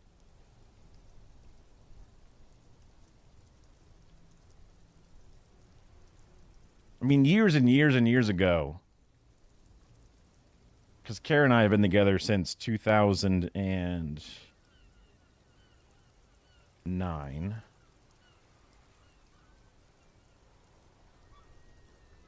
Wait, that can't be right. No, 2008. Because that's when she was just finished graduating. Why do I think 2009? Oh, probably because of July 19th. That's like our anniversary. That's a 9 in there. But like, because like I never really had a lot of experience, right? I dated one person for 1 month and then tried dating for a while, but never really got any dates to work, and then met her. So I was like, man, what if there's stuff out there, you know? But I guess I could be blissfully ignorant to the things that are out there. But, and then I was worried that like, I would feel like an idiot if I go to find other things out there and I'm like, everyone else sucks. Wait, I had a really awesome person. You know what I mean? What the fuck? So I could understand the type of mindset where you're like, I guess I was having literally the opposite mindset, where I was thinking, should I try and, just put things on pause and explore? But I ultimately didn't. I guess because of the similar fear, or not really a fear, but I had no reason to leave, right? Things were good. It was just one of those like, grass is greener ? Wasn't really sure. Never really had a lot of. But also, I've met a lot of other human beings, right? Talked to them, interfaced with them, done projects, worked alongside. Everyone's just they're all just people. Pros and cons, ups and downs. There's nothing magical about two people laying down a life together. Kind of sucks, but also it's kind of nice because it shows the compromise, it shows the communication, it shows a shared existence. I'm not a poet, clearly. That's it. Oh wait, what's the preheater As you gauge? tap on the gauge, the indicator pin jerks as if startled. It's in the large orange sector, indicating the engine is warm. Next to the gauge is a red switch labeled heat. There's no use pressing the heat button. It won't start without the ignition key. Oh. Translation: we're not going anywhere right now. Close. Hey, so we've been monitoring you internally, and now we know your Copo type. Copo type? Yes. Guess what's yours?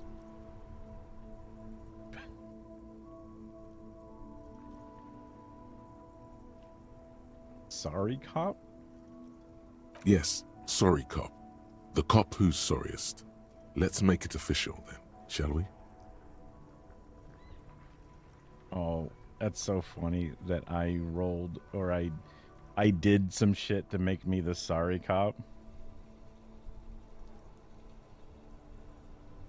But what are the other ones?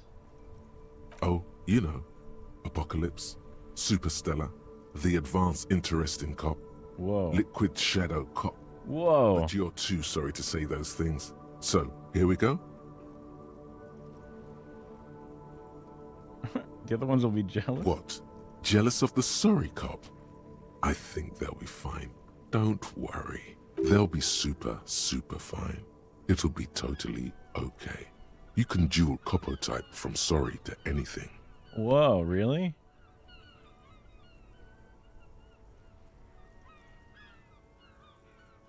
Of course you are.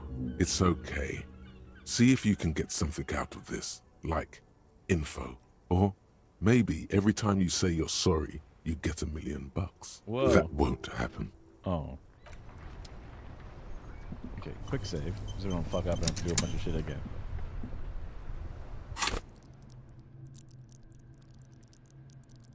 Level up. I don't know what that means. Oh yeah, we got these crazy tools. And then I got, yeah, interface. Yeah, gloves. And then this is different than this shirt. -1 purple, +1 blue. Brain is good, physical is whatever. For me.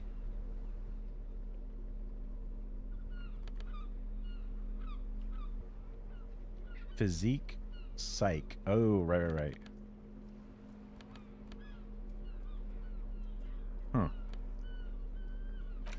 Okay. So items, and then different quests, right? Easy peasy. And then this one is...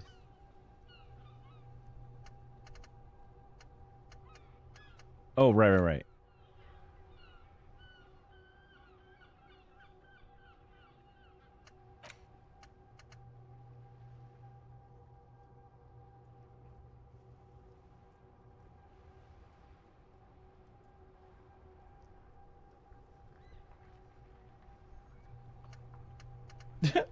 I guess I don't take the disrespect from it. I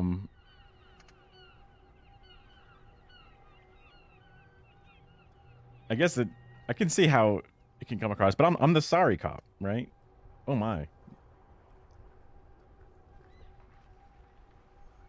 This is a lot.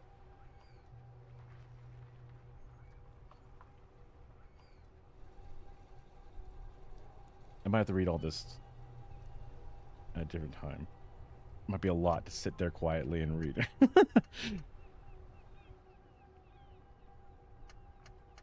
Let's see. So I'm already working on my feminist agenda, but I have the... Oh, it makes you remember stuff. And then the other one is the self-critique. I actually love self-critiquing. So, but I worry if I internalize this, does this kill me? Or maybe, well, I guess I quick saved, so. And then this one here, I can also do this one. I can unlock something else later. Okay. Save. Okay, there's a park over here with some people.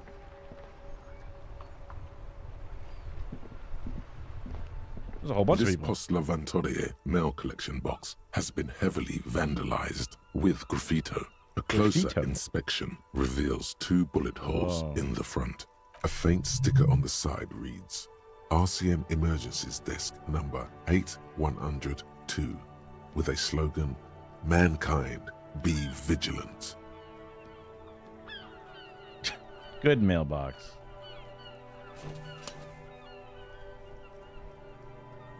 The box seems happy.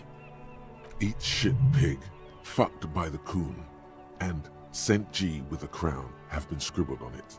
Jenny is a whore, and best set mailbox also.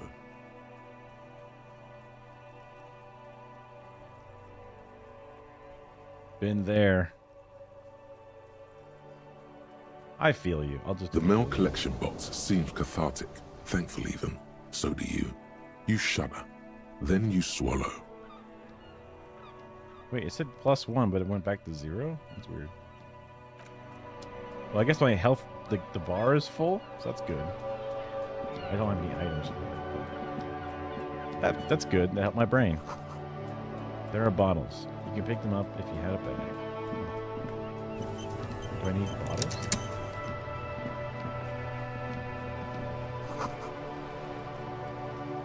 Half naked dame on this cover. Whoa. Whoa. These are books.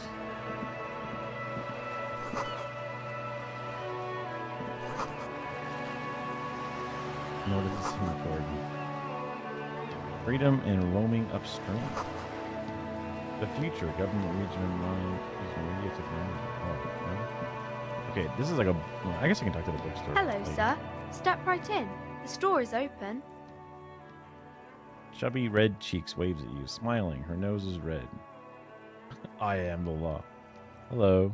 Are you interested in a new and exciting book? It's okay. Is it okay? I thought it was like, it's okay, but can I ask you some questions? Okay. Okay, sir. I'll try to answer any questions you have. I hope they're about books. Well, what's your name? My name is Annette, sir. My mum, her name is Plaisance. She owns the store. She's inside minding the register or organising the stock. Feel free to step in and browse our wares. Okay, she's been told to hawk the store. And you're out here? I'm signalling that the store is open. Otherwise, people might not know. They'd miss out on the crime, romance, and biographies of famous people.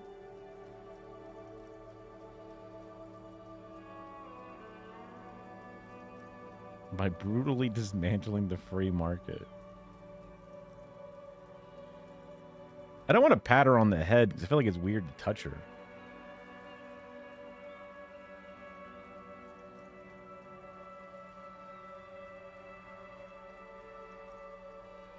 I could dismantle the free market. Thank you, sir. I'm glad to help Mum out with the store. That's funny. Shouldn't you be at school? I do my studies at home at the moment. I have to help Mum keep this place running. Homeschool, uh-oh.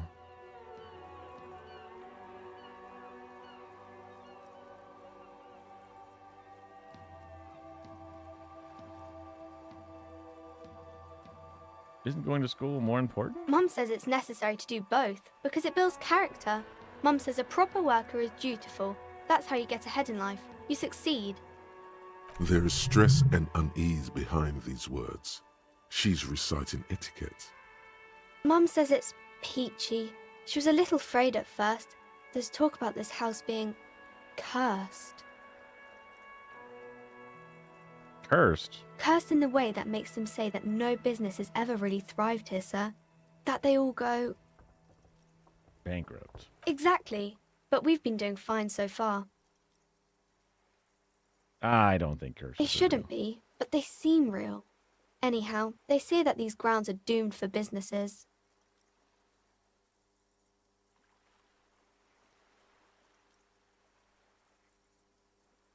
They're not doomed, but they learn from mistakes, or doesn't work out for most people. I think too. Of course, sir.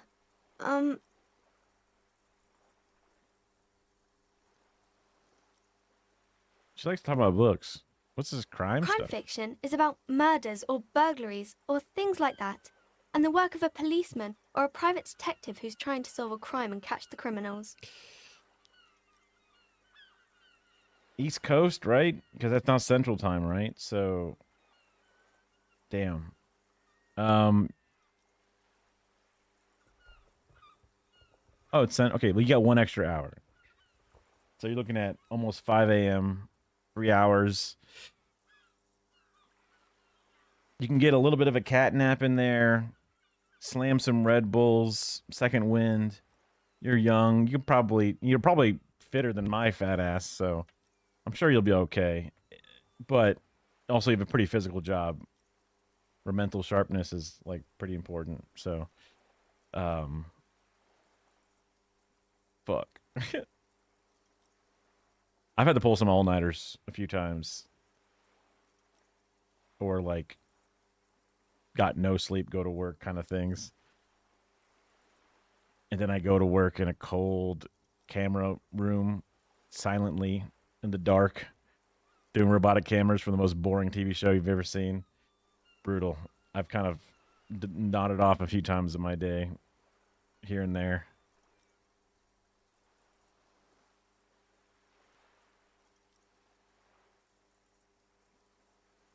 Avoid eating a giant bowl of carbs. That'll really put your ass to sleep.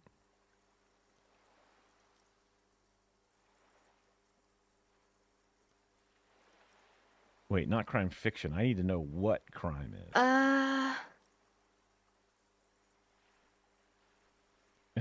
Crime is what we were solving before this conversation began. Okay, I get it. Mhm, Crime. mhm. And people it's kind going. of like a puzzle, too. You can guess who the criminal is, or how the good guys are going to catch him. I'm a policeman.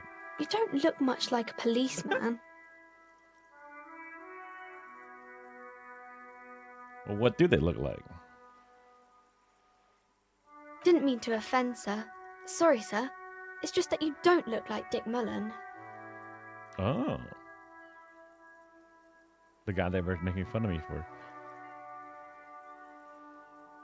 Live a little.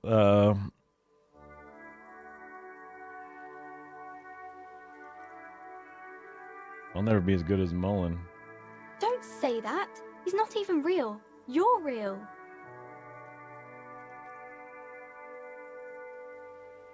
Overshadowed by a fake man. Cheer up, sir. It's much easier being a fictional character. He doesn't have to deal with real things. Well, for me, working was the Home Shopping Network, right? So, TV production, audio booth, camera closet, as we called it, just a room full of cameras, or camera controls, so like joysticks and the things and monitors. And the equipment always had to be very cold because it would run hot. So you run it very cold. You run the room very cold, so that way it doesn't overheat or whatever. And the lights would be off in the room because you need to be able to focus on the screen.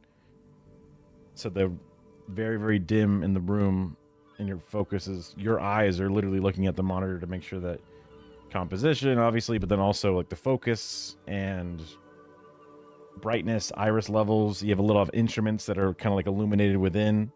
So a fully lit room might make your vector scope not be easy to like see exactly where your eye or E, they're like just and a lot of it sounds more technical because that's the technical name for it and the jargon we learned, but it's super easy shit.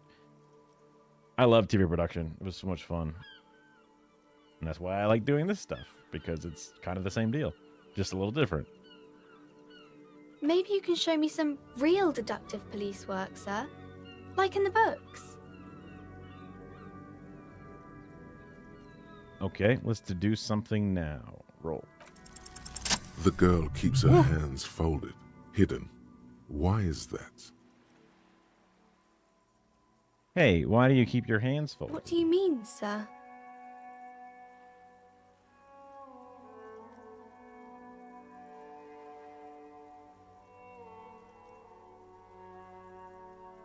I'm here to help. She looks around anxiously. Her hands remain folded in front of her. She doesn't want to show them. The lieutenant stands by, looking at the two of you with little interest. That's okay. She brings out her reddened hands, her nails frayed, nearly chewed down to the flesh. Okay. And you knew this from me keeping my hands folded?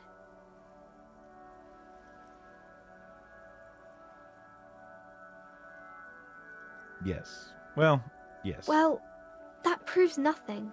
Anyone could do an easy deduction like that.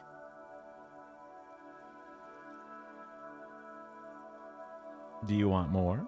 She nods, half provocative, half enthusiastic.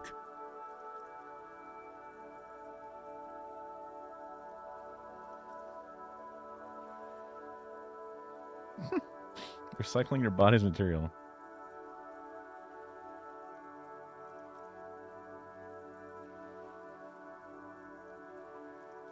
I'm gonna guess 1.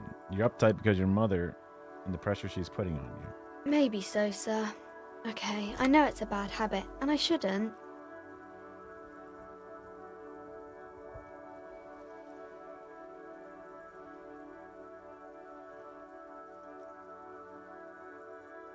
2. It was okay, sir. There's more that can be achieved here. Ask her to do the same. Fine, to do something about me. You're quite sober.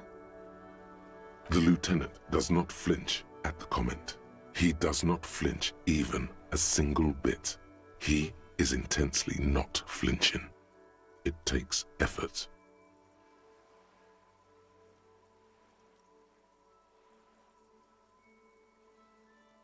Wait, how do you know I'm usually not? Because you usually aren't.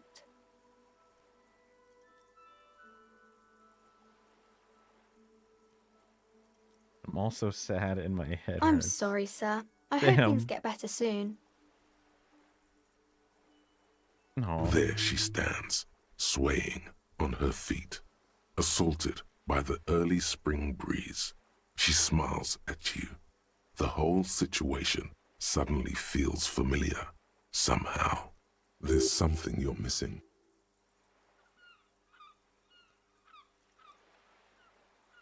Why is it so hard? Oh, because my skill is awful.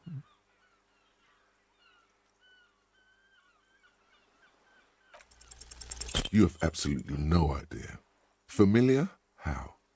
You must have forgotten something you heard again.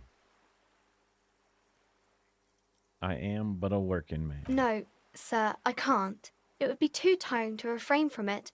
It's already tiring enough to remember to say it all the time. It's nice of you to say I could stop, though. I get it. I can't stop making this face. That's a friendly enough face, most of the time. See you around.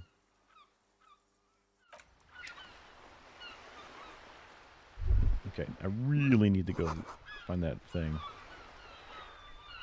I'll eventually come in here and do that thing. But I gotta go find that body. Hold on. Distracted? That's a street. I want to forget that street. This is probably locked? Yeah, it's locked. Wait, it's gray. Oh, there's a hole you can get through.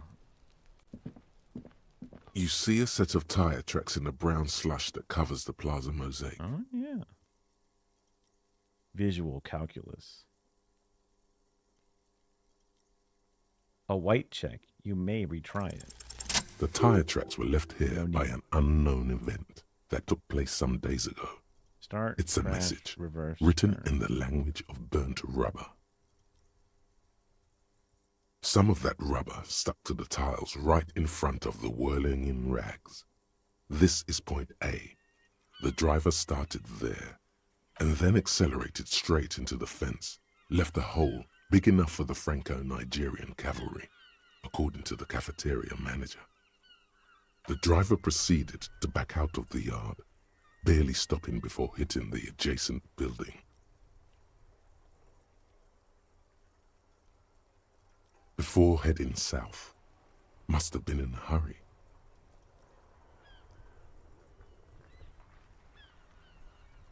To the case?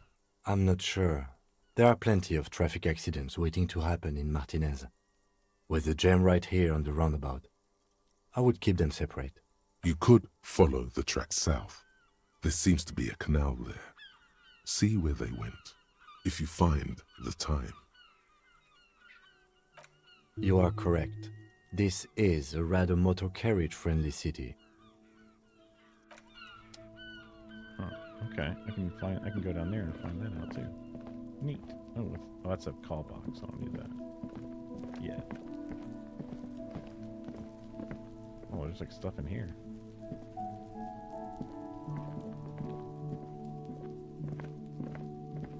Where's he going?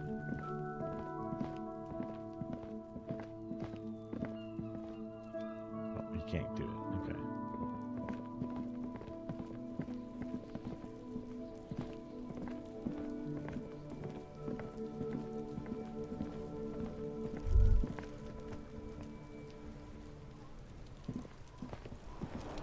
Kuno's got this. No older than 12. If there ever was such a thing as an ugly kid, then this is it. He's almost exquisite in his ugliness, like a gremlin. Oh yeah, Nappa Gumpy Kuno! Whoa. Nappy Mippy Kuno.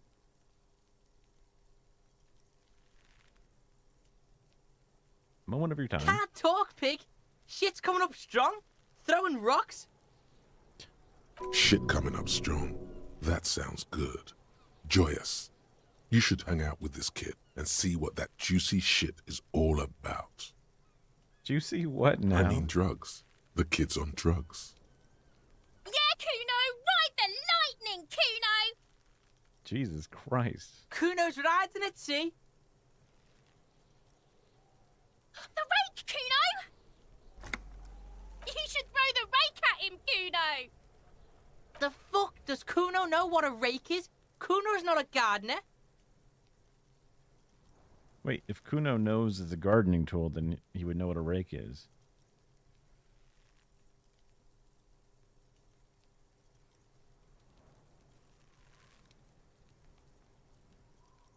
You want to hang out? No, that's gross. Hey, I have some questions. All right, entertain the Kuno. Show me what you got. What you got there? What you got, huh? Show me what you got. Okay, this kid cannot find her gun. The kid moves his hands like a basketball player dribbling fast.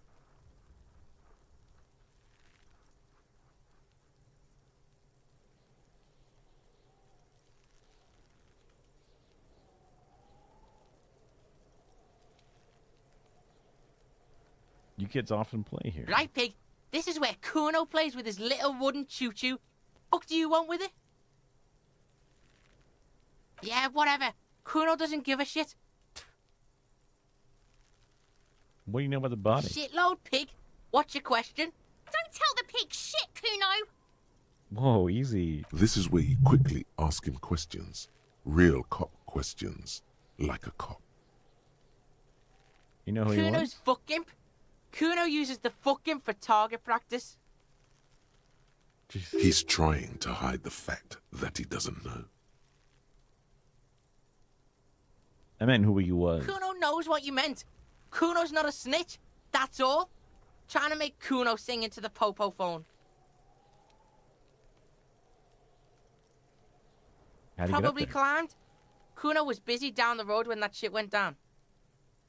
You didn't see it? You heard Kuno. Kuno wasn't even in Martinez. Kuno wasn't in Revachol. Kuno wasn't regional. Where did you go? I don't know. Some fucking Mesk or I don't know. Some other place. Night City. Kuno was in fucking Night City. Cyberpunk? There is no Night City anywhere. That sounds like the name of a city in some pulp science fiction novel. Yeah.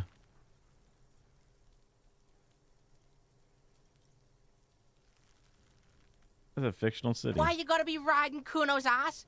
You haven't been where Kuno's been. You haven't been in Kuno's head. You wanna know where Kuno was? You wanna know what Kuno's been fucking up to? Don't tell him that, Kuno! It's lame! It's not fucking lame. Kuno's building Kuno's City. Night City. Rage City. The City of Rage. That's it. And it's not lame. Lame!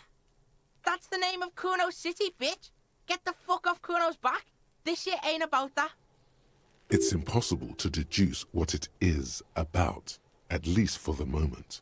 If it's important, it'll come up later. Focus on the case.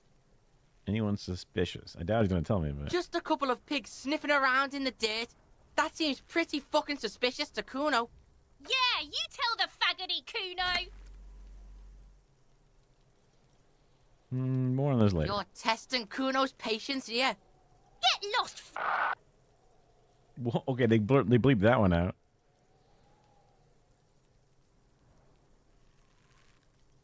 Who's Kuno? Kuno's Kuno, pig?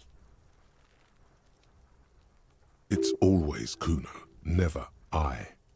Clearly the kid's using the third-person perspective as a shield.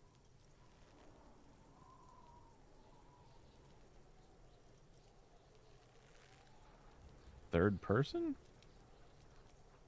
The fuck are you calling a third person? Kuno's the fucking first person. Watch out, Kuno! He's trying to fiddle you! He's gonna put his hands on you! Starts squealing shrill and violent like a fire alarm. Pig's got Kuno! Help! Rape! Help! He's got the Kuno, help! Everyone can hear. You need to get the hell out of here before.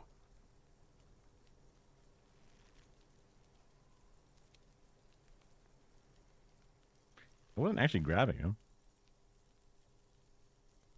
I'm not doing anything. Everybody, please! He's digging his dick out! Escalate, Kuno! His dick is out! You're afraid! Pigs in here, Kuno! Somebody, please! How did we get here? How did this happen? This makes no sense. There may still be a way out. Just appeal to his reason.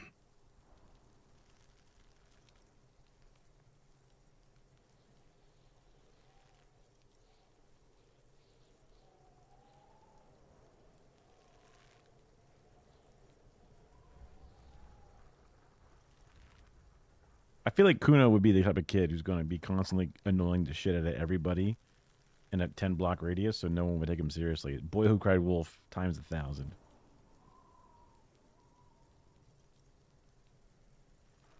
Are you high? Help! Misters, help! He's flashing Kuno! He's showing his genitals! If you don't help Kuno now, it'll be too late!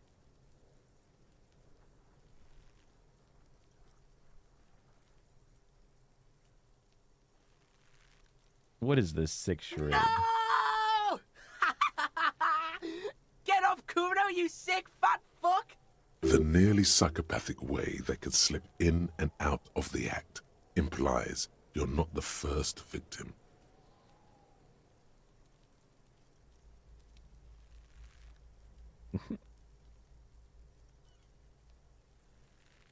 Be logical. Fucking logical! Help! The logical pig is fiddling Kuno! Who put know you up what? with this? Kuno's doing this because he likes it, pig. Help! The pig's gagging him! Kuno can't speak!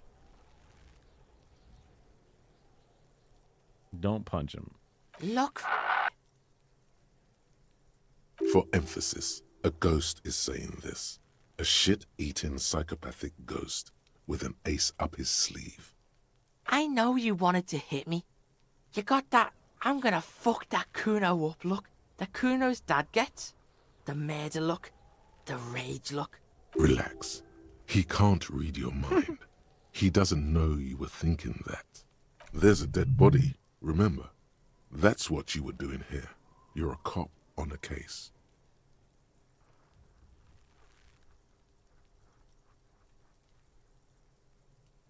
Can you read my mind? Can you read my mind? I can. Kuno can smell that violent shit. I know what you were thinking. I'm gonna fuck that Kuno up. I'm gonna shut his shit down. You know what? You should have hit the Kuno, because now you're nothing. You're a joke to Kuno. Kuno laughs at you.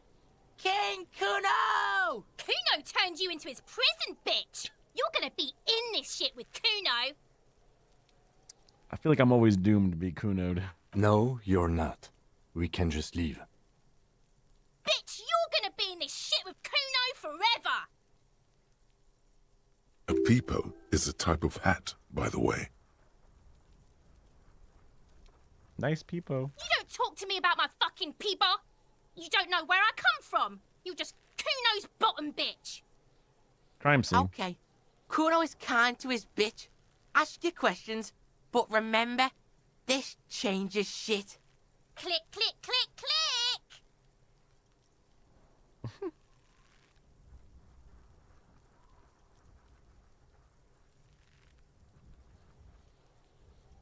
What's going on with him? He's on your crime scene, Double bossing failure. you around. And he's been here for some time too. This is where he hangs out. You have to get more out of him. He could be useful.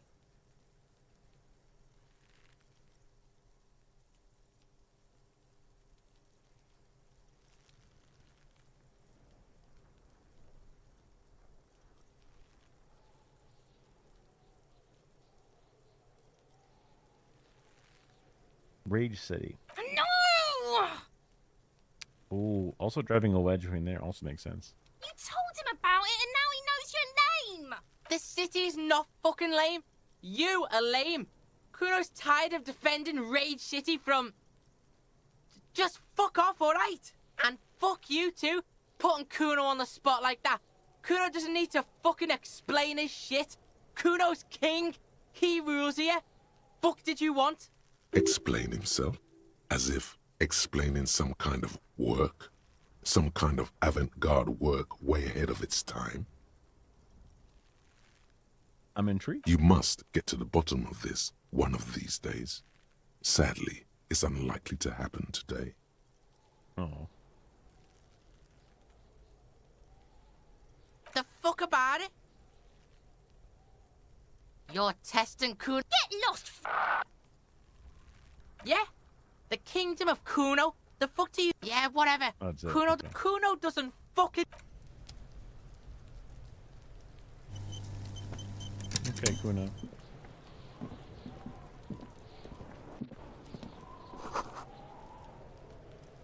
Armor as a crown. A light above descending. This trash container is locked. The sliding lid has a padlock that says, whirling in rags. Why am I looking at you? Well, it is a container. Maybe you're prioritizing it. We could try using a pry bar, the one you took from my motor carriage, or...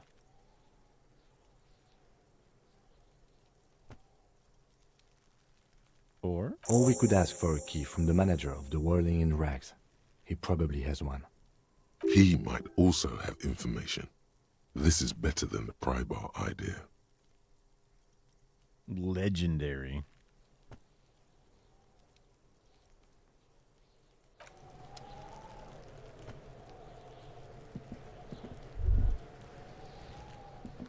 Kuno, the pig's getting pretty close to me. Come to snuff my shit out, I think. Looks like it's time for me to go, Kuno. Pig's come to take me in. I'm going away for a long, long time, Kuno. Going away for life. What's going on there? Fuck are you trying to pull, pig?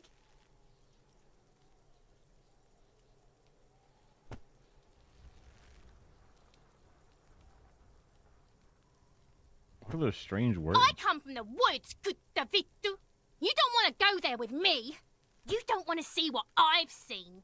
Made up bullshit. Don't be traumatizing here. Get the fuck out of here.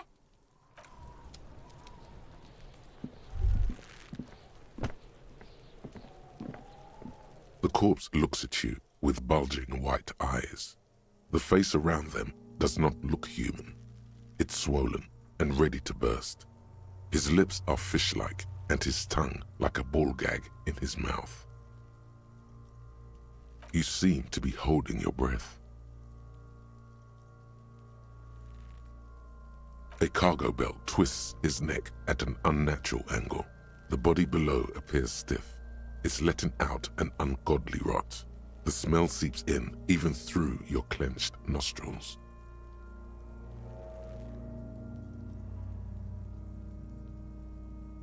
What is that? Active decay. It's okay to throw up, officer. No one is judging. He's about to blow. Cop's gonna blow, Kuno.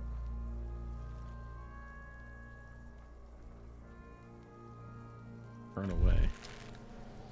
There he still is, looking right through you with his white eyes. The body below is entirely dedicated to that corpse smell.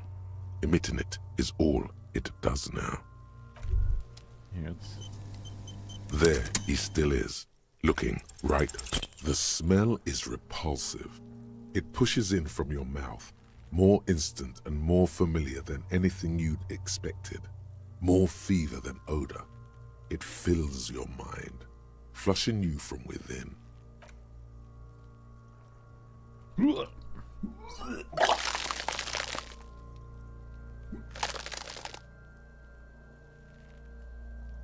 Wearing some weird pants or leggings.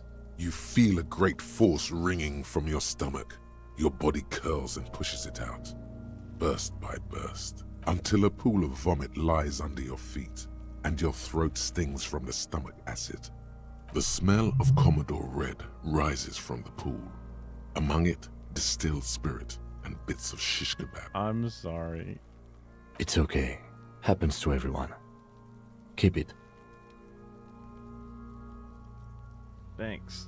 The hangover is clearly making these worse for you. You could use some ammonia to clear your head.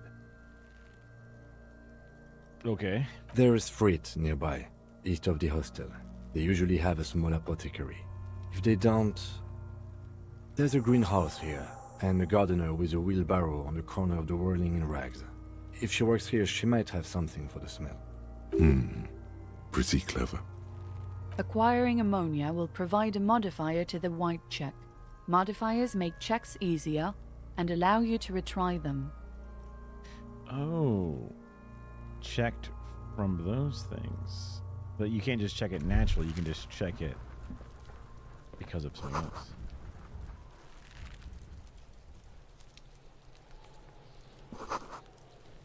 Spoiled meat and cold out human being decomposed. Oh, right, because I took the ladder. Could climb it. I wonder if I should go up there and like really cut body down. Herbs. What's this? Ammonia? Magnesium and money.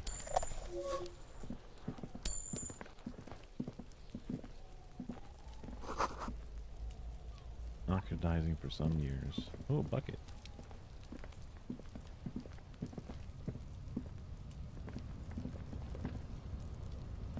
Where you going, bro? An inconspicuous pile of the roofing material, Eternite. Why am I looking at this pile of roofing material?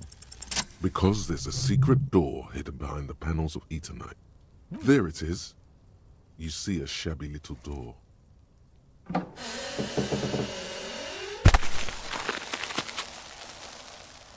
Damn, I'm a good detective. What is this then? A tool shed? Let's investigate.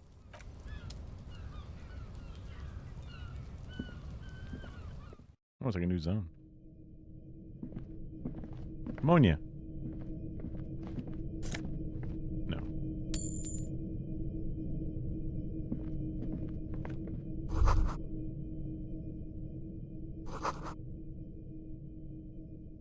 Get the fuck out of the way or get fucked up.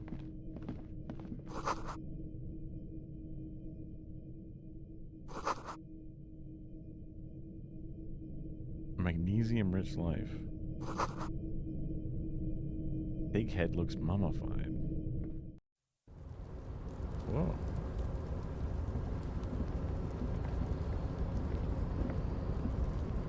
What the?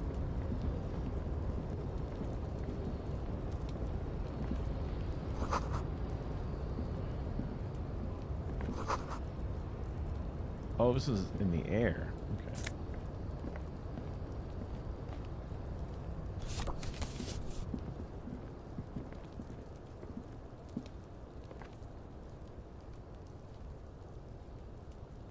Huh.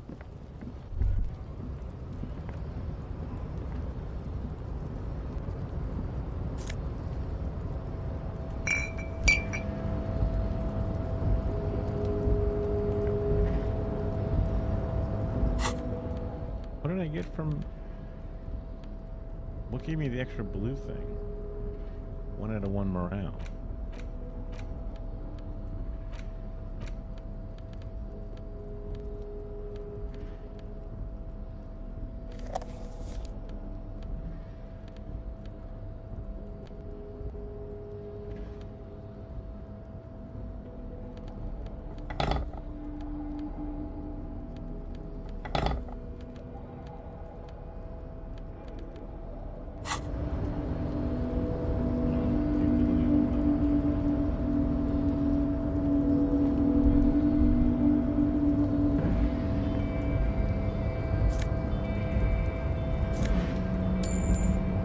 Money.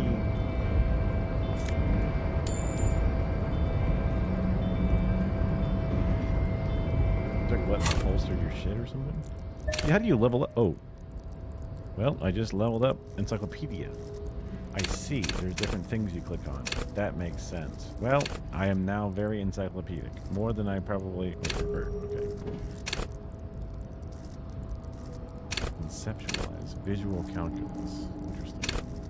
Oh, you can do... Yeah, you can do all of these.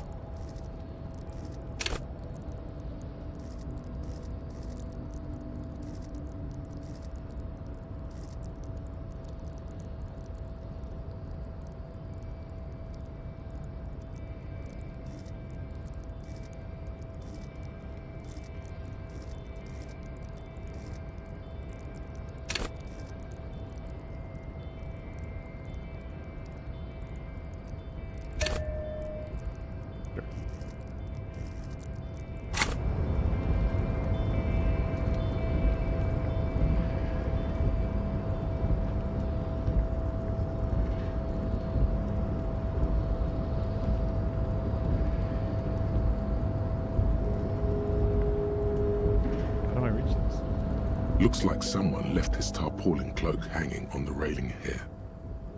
When the wind ruffles the cloak, you can most definitely see a white rectangle on its back.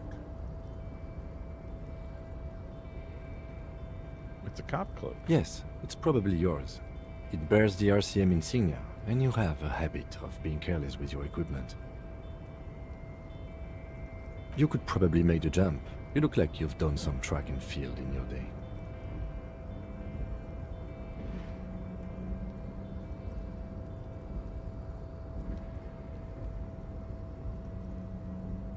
The cloak? I do think it's yours, yes. As to whether you should go for it? Well, it doesn't seem too dangerous. 2-meter stops. Whenever you're ready to do it, I'll be right behind you. The cloak looks like a bag of goodies floating in the wind. Who knows what its pockets may hide? The wind is aggressive up here. The lieutenant looks at the enormous crane towering in the distance over the container yard. That machine is a Kvalsund 1020 HK.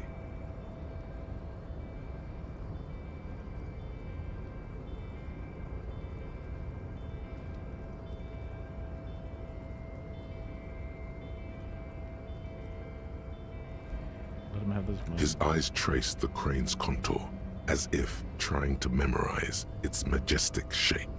Then he notices your gaze. Yes. We were in the middle of something. Your cloak.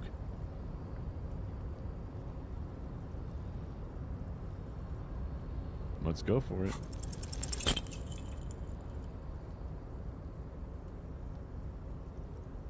That didn't look good. Nope. No. That's still too high. What were you thinking? You're not a gymnast. You're a boxer. And you've climbed way too high up here.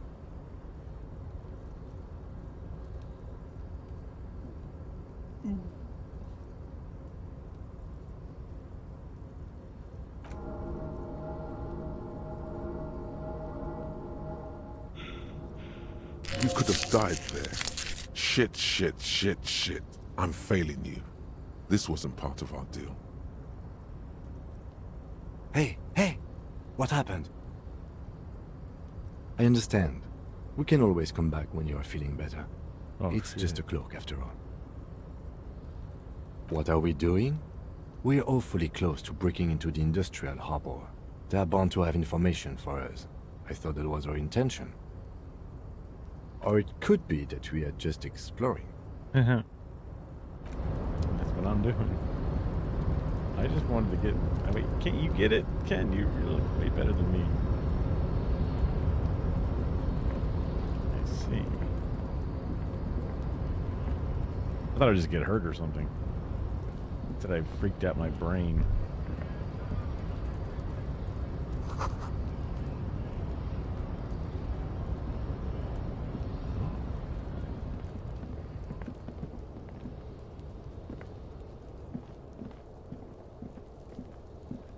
Wait, where's the...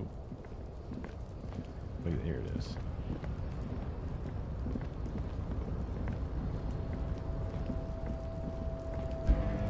Shame I can't just. Oh, I can see where they were taking us to walk. Dang, it's like I'm so close.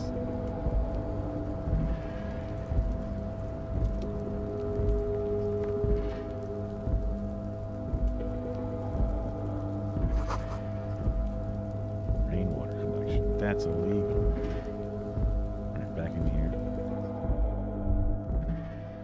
Be still, my beating heart. It's amphetamine. Sweet amphetamine.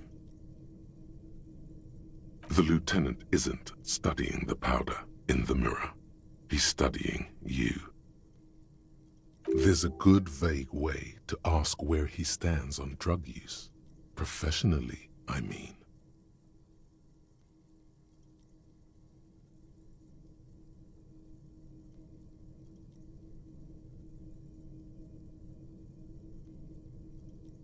Thinking about justice.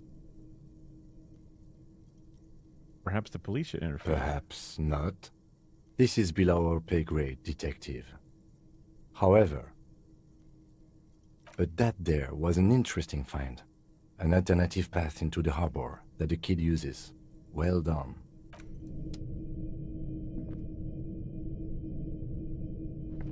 Well, I already did that.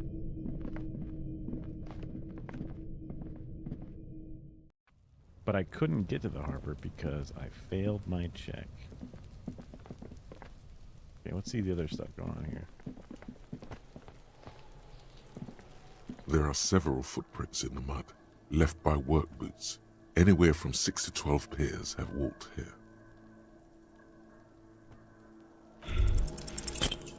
Uh-oh. Am I dead? Despair creeps into you, getting fat on your weakness. Whatever noble intentions you once had as a police officer, you're still coming up with sentences. That's a step up from total annihilation, right?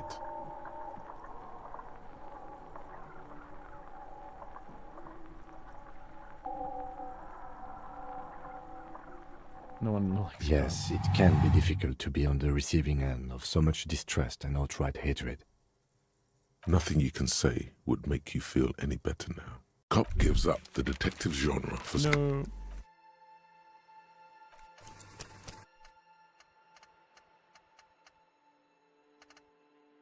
Wait, what? Dude, I lost like 10 minutes. No. I think I finished talking to Kuno.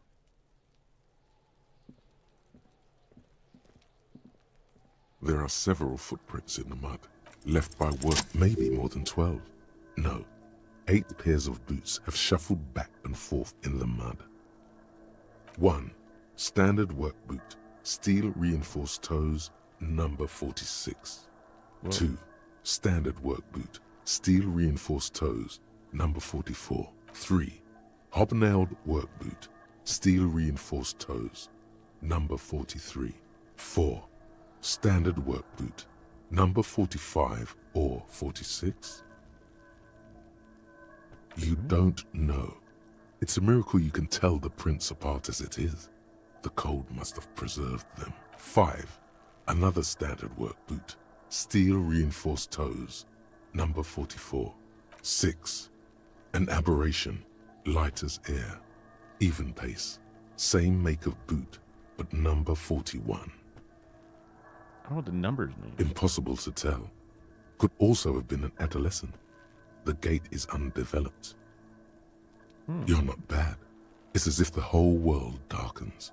Everything else has a thin film of unimportance on it, and the tracks burn in the middle of it, in a strange, beautiful way. 7. The glowing outline of a standard work boot, number 46. But the imprints are twice as deep as the others. The weight exceeds 200 kilograms. 8. And yet another standard work boot, number 44. There's an aberration in the pattern of the sole, however. The right sole is smoother, more worn. That's crazy. How many? I was pretty off then. I counted 20. Back and forth, my man. I never got the hang of it. Hyperopia. Do you see anything out of the ordinary? Number 41, light step. A woman or a kid? I don't think I'm Understood. sure. Anything else?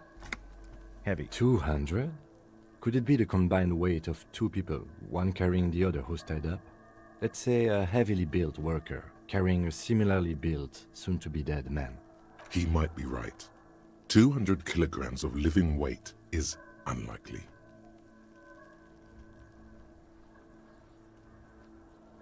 Could have been an extremely obese person.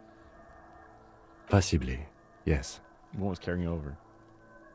But why? Why? Yes, they could have used a makeshift stretcher or just march him up to the gallows. Probably not conscious, as I think, yeah. Even easier to carry on a stretcher, or between two men. Anyway, it's for future consideration. What else can you see? One soul. Interesting. Let's name it the odd soul. Someone operating a workbench with a pedal? Like a joiner at the harbor. Or maybe a drummer?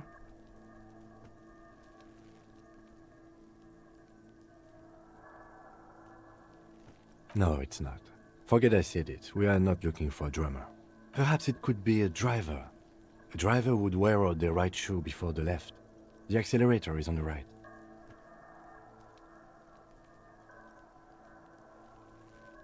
We should keep our eyes open around the traffic jam. See whether anyone strikes out as a potential suspect. Seems prudent, no?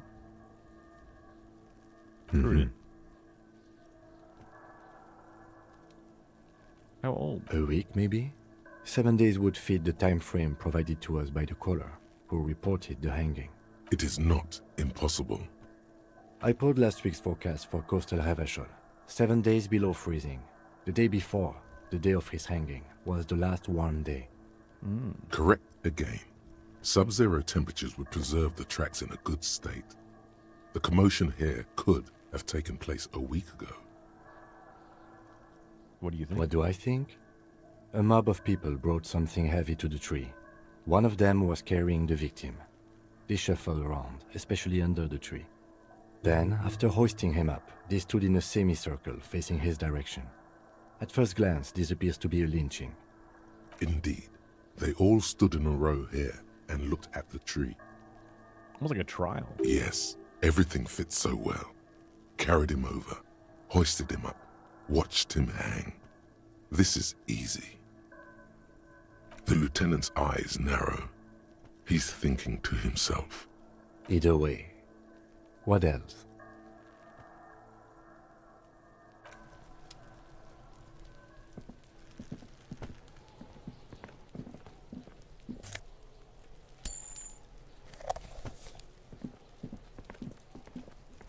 Oh, the magnesium's what did it. Got it.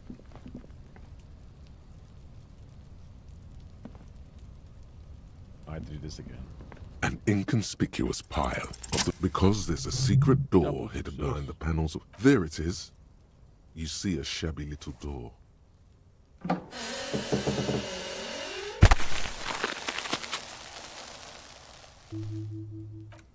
What is this then?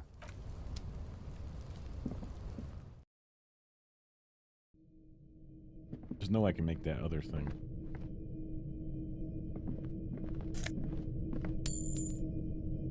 Oh, that's money.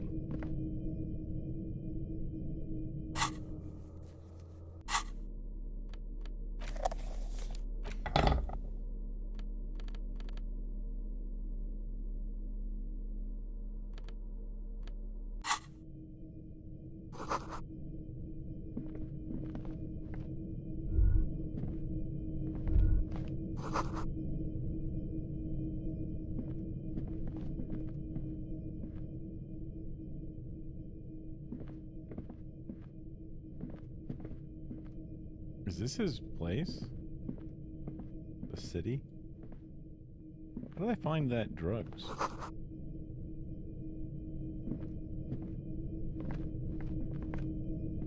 Oh, this. Oh, that's not what this was.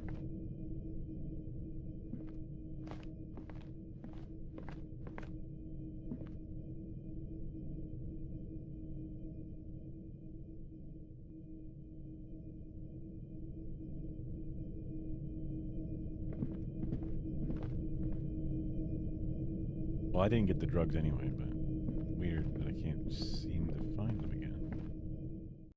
Maybe you find the way back down.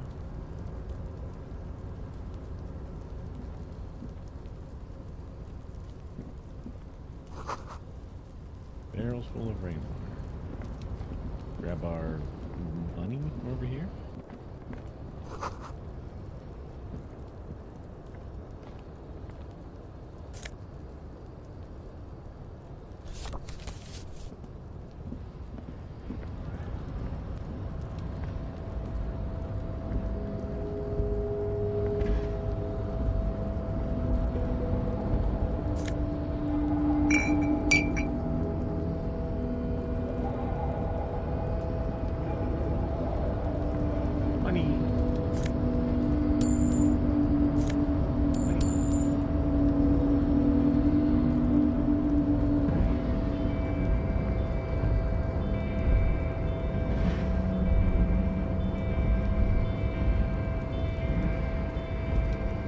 Right click also does a tab thing. That's nice.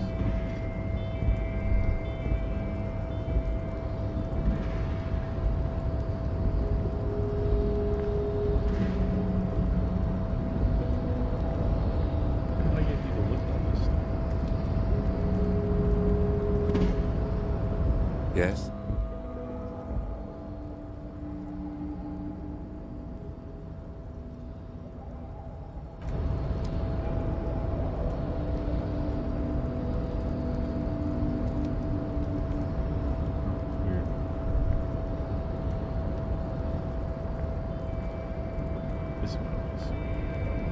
Looks like someone. When the wind ruffles the cloak, you can most definitely see a white rectangle on its back. Yes, you could probably make the jump. You look like you've done some track and field in your day. The wind is aggressive up here. The lieutenant looks at the enormous... That machine is a Kvalsund 1020 HK. I don't know what it is this time. Is it? Kvalsund makes a lot of heavy equipment, but this is phenomenal, even for them. But I digress. We were focusing on your cloak here.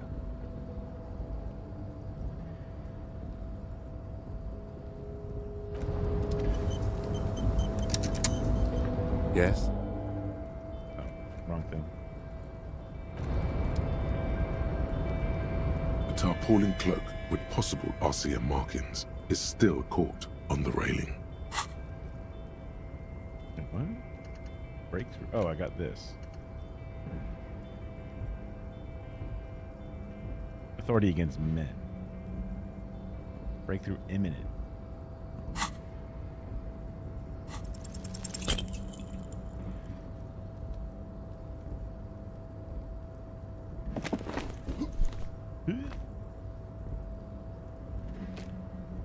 Nope, no.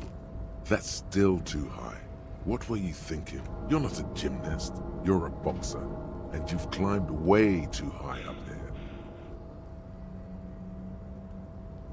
You could have died there. Shit. Hey! What happened? I understand. We can always come back when you are feeling better. It's just a cloak after all.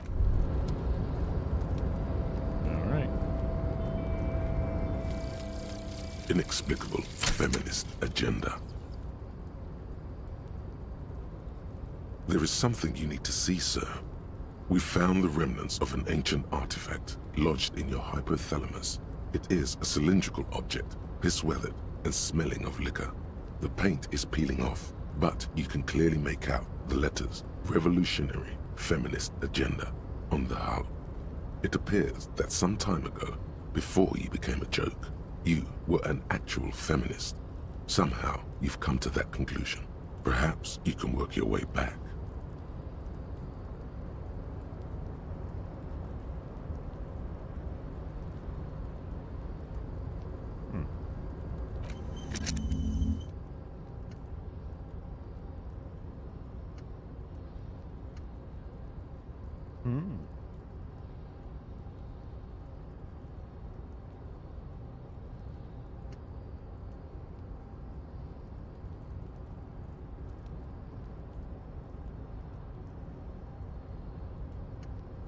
I see. So my ability to do drugs is reduced.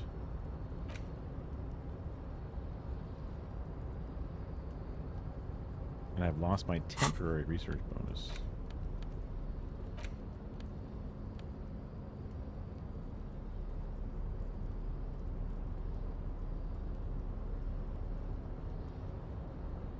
Oh. Weird. Okay.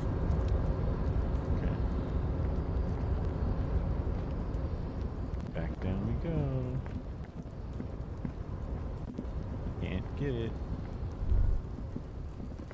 That's alright. We'll get it later. Oh, what's this? Be still, my beating heart. The lieutenant isn't stuck. There's a good, vague way to ask where he stands on drug use. Professionally, I mean. About justice. Of course, detective. Swift justice. Don't worry, we don't have to invest. Yeah, swift, lightning justice. Faster. But that there was an interesting find. Alright,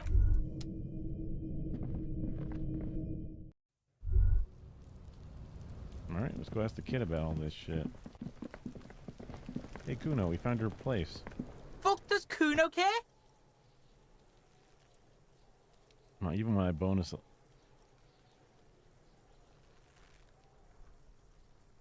Talk to Kunesi.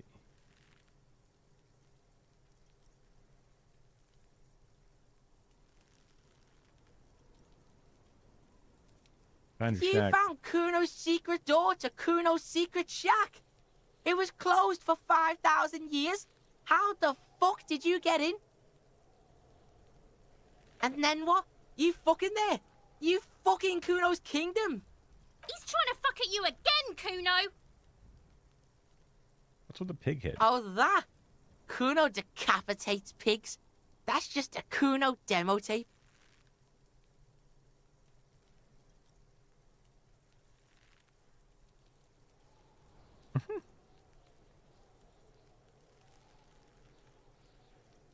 I'll point to my own head. What?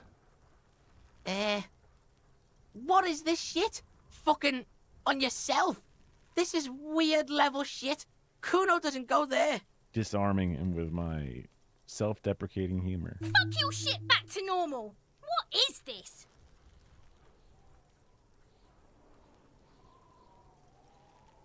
Well played. No one saw that coming.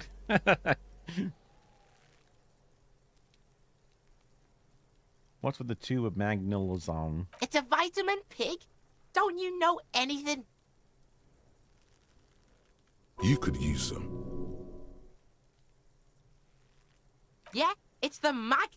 You fucking need that shit to stay on top of your game. Kuno goes through like a tube a day, rips mag like a motherfucker, and you could use a bottle. Oh, don't teach him, Kuno. He's gonna use it against you, Kuno. You're not getting this, pig. It completely takes away the hangover. It's like you didn't do anything. Like you stayed home playing with your choo-choo. Fuck you, pig. Don't do mag. You're gonna OD and you're gonna fucking die.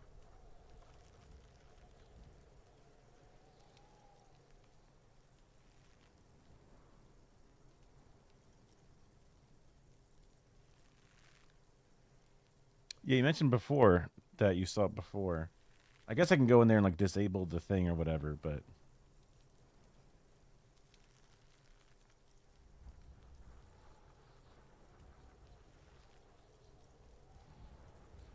is that what the pouch? That's where Kuno gets his daily hit of electric. Kuno Shazam. Kuno rides the fucking lightning in there, pig. He's doing Adderall. Bet you'd like to ride the lightning too, wouldn't you? You feel tired and old, but you could have that sparkle in your eyes. Isn't that my coat? Is it? You got pretty fucked. Kuno's surprised you've still got your head after all that. After all what? Don't sweat it, drunk pig. Kuno will keep your nasty secrets. Kuno's not snitching. He's saying you climbed up there. He probably saw you do it. Yet, that conclusively explains how the coat got up there. Can I get to the harbor? Of course you fucking can. How do you think Kuno made all the docky boys his gimps? Just got a fly, pig. I tried. Kuno knows. Kuno and C saw you shit yourself. It's okay, pig. Not everyone can face the fear Kuno style. That's all there is to it then. Don't be a pansy. Just jump. Good call, Pigmeister. Don't come and talk to Kuno about his kingdom. Kuno doesn't fucking care.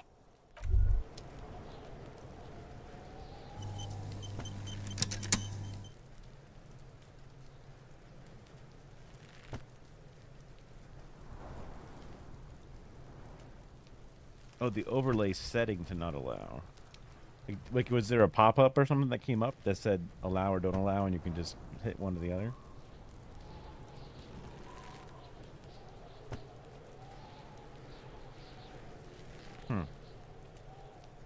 Hear that? Magnesium. That's what you're lacking. The lack of magnesium has you slouched. The lack of magnesium? Yes, and it's critical. Look at yourself. You're practically devolving into a fish due to the lack of magnesium in your bloodstream. So you need to mag it up? You need to get so magged up. You've probably had 2 heart attacks and a minor stroke already. And the only prescription is insane amounts of magnesium. A magnesium-based life form? Yes. If you want to live, you need to evolve. You need to transcend the carbon barrier. Go to the apothecary and buy insane amounts of magnesium.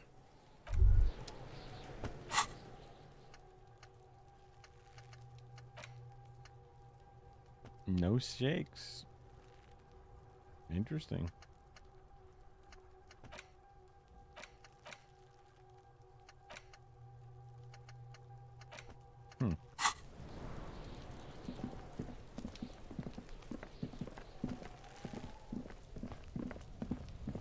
Okay. Wait, what? Oh, shit. I didn't grab some money. I doubt it's worth the time, but fuck it.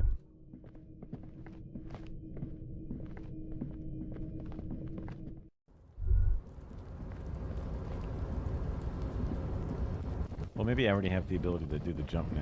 The kid did it. Let's see. Uno. A tarpaulin cloak with possible RCM markings is still caught on the railing. The cloak? I do think it's yours, yes. As to whether you should go for it? Well, it doesn't seem too dangerous. 2 meters stop. The cloak looks like a bag of goodies floating in the wind. Who knows what its pockets may hide? What are we doing? What are we doing? Or it could be that we are just exploring. I don't have any magnesium. I don't feel like we're doing it. A tarpaulin cloak with possible RCM markings is still caught on the railing. Bad.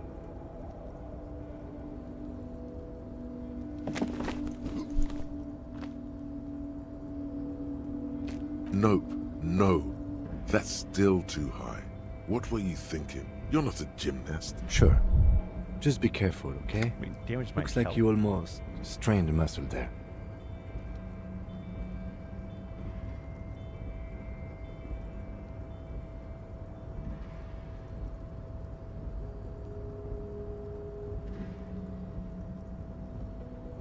I literally can't do it.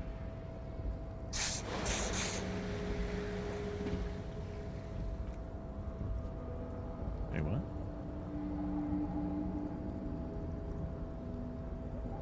Okay, right click is that. Zoom in, zoom out. Oh, it's just that.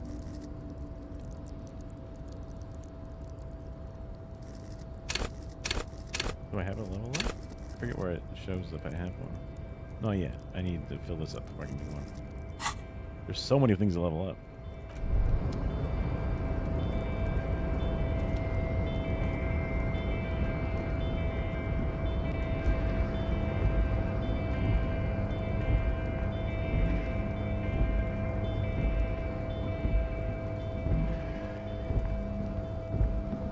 Back down.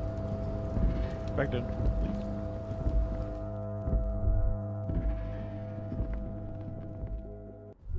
Okay.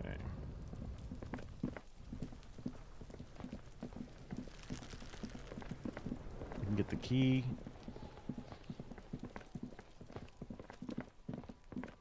We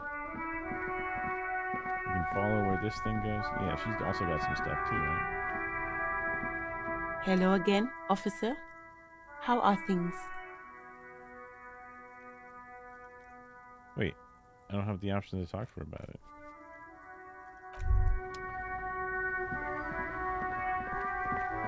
And homie over there might have something on his shoe.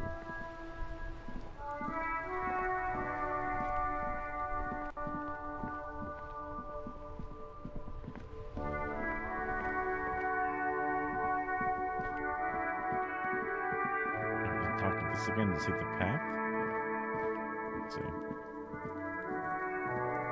The tracks are as they have ever been, a bit more worn perhaps. Fortunately, the street sweeper still hasn't noticed their presence.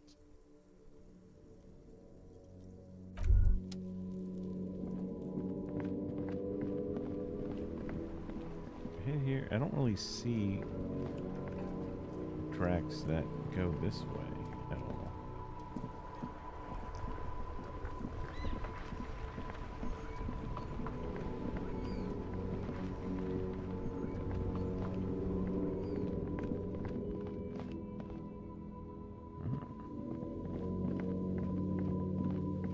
There's so much stuff.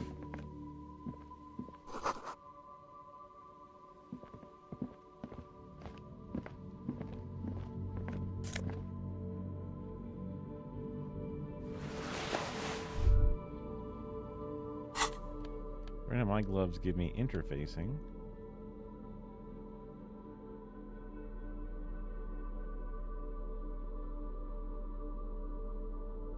Oh, I could take it off my shoes and my pants if I wanted to do that jump better.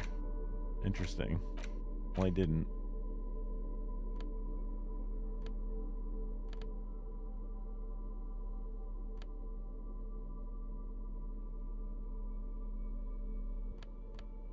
Okay. It's good to have a mixture of buffs.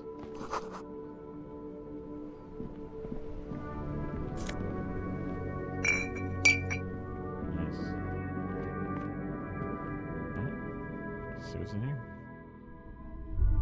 Holy shit.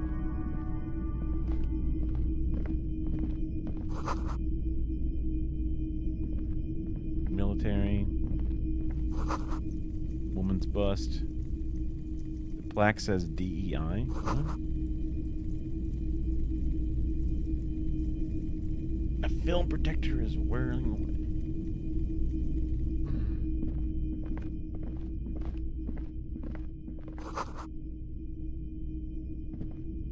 Alright, homie, what you got for me? If you don't mind, please put the flashlight away. Some of us have photonic sensitivities. Photonic sensitivity is not generally acknowledged by the medical establishment. All right. I do appreciate it.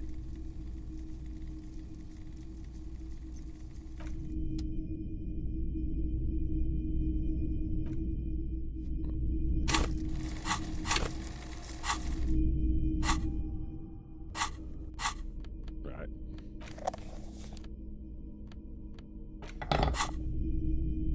It's not often that I see officers from the RCM in my pawn shop. What can I do for you? His courtesy is not insincere, but he prefers being alone with his projector, just watching the movement of light across the walls of the shop.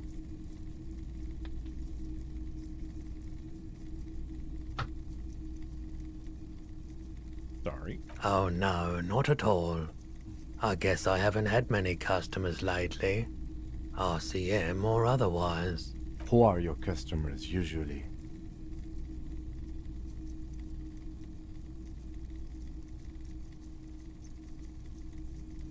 Okay, cool. All kinds of people come through here. Locals, travelers, People looking for a deal. People looking for a keepsake. People who are terminally bored. As you can see, I have a wide selection of goods for everyone to choose from.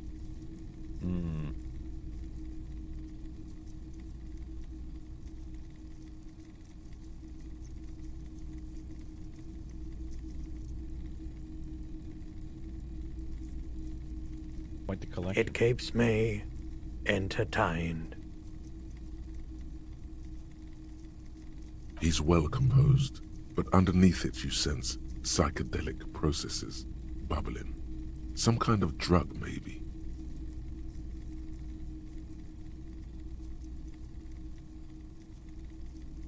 Let's see. Why can't I? It's like scroll down.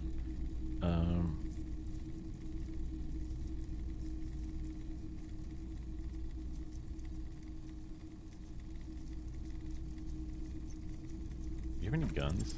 Okay, he definitely is high. Whatever it is, you've probably done it, and many other things besides.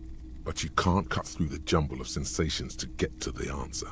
Looking at his wares, talking to him, that might give you more clues.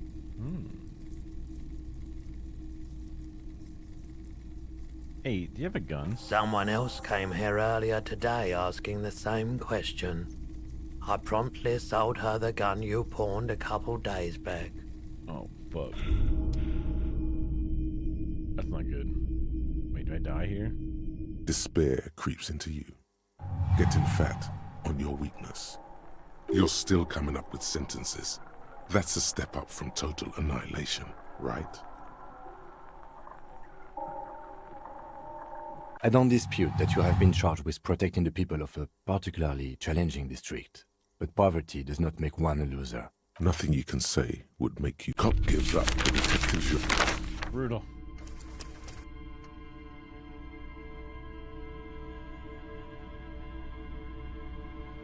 Yeah. I fucked up and lost my gun and my badge. Alright, back down again. I gotta do all this over. I should quick save before I start a conversation, just so that way. I need to get magnesium so that way I can, like, heal my morale. But I keep failing my morale and dying. Like a crit fail it. I mean, I guess, like, learning that I lost my gun, that'll do it to you.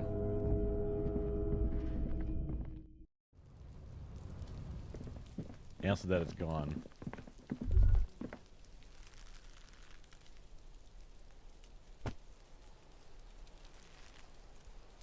If I get ammonia, I can investigate the body, which I can't do yet. I can also go in there and get the I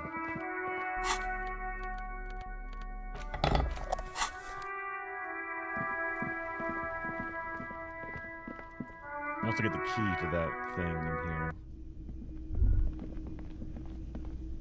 Anything new to say? Hello, sweetie.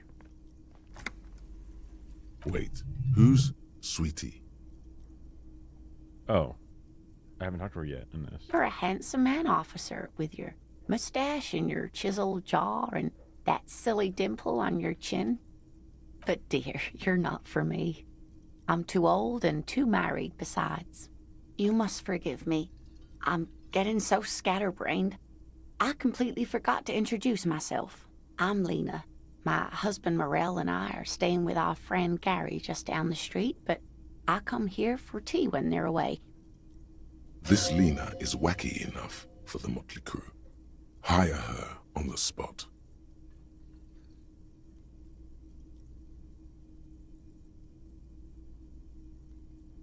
Sweetie needs money. Do sweeties get money?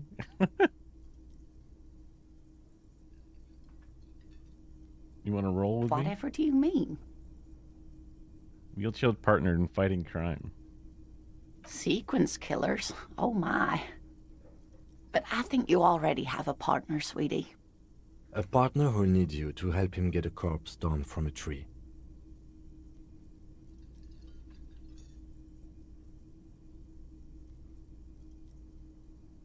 But there's also side mysteries.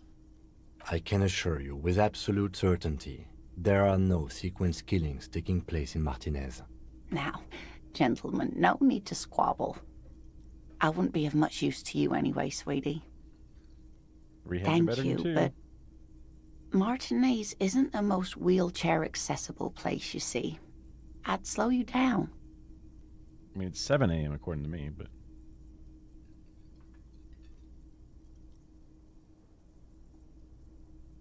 Different times?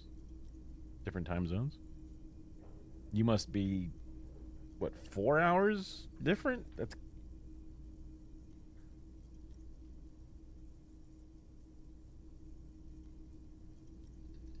What's 7-4? Oh, you mean 7 minus 4?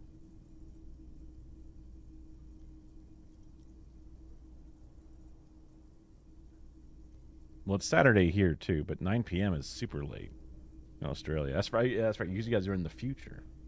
You mean 7 minus 4? What, 3? The difference between 7 and 4?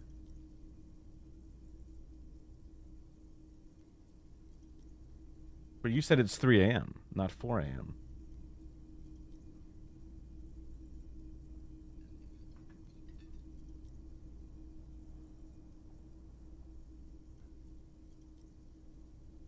Oh, you mean when I started? Because they didn't say, like, you weren't talking about going backwards in the past. So how you up and streaming, referring to the time now, not like how were you up, right? Are you up, to me, sounds like the present.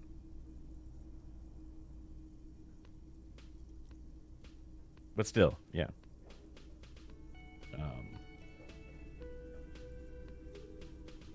Yeah, pretty much. Yeah. That's how it. That's mystery solved. I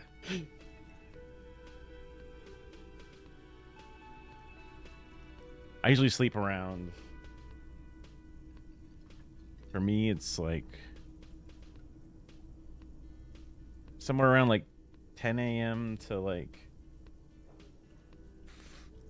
5 p.m. I think is when I slept yesterday. Sometimes I only get a couple of hours in, and then I get kind of like slow. I don't get a lot of 8-hour sleeps, unfortunately. The body just wakes up, and I'm like, okay, time to be up. Eventually I even out, I guess. Perhaps another time.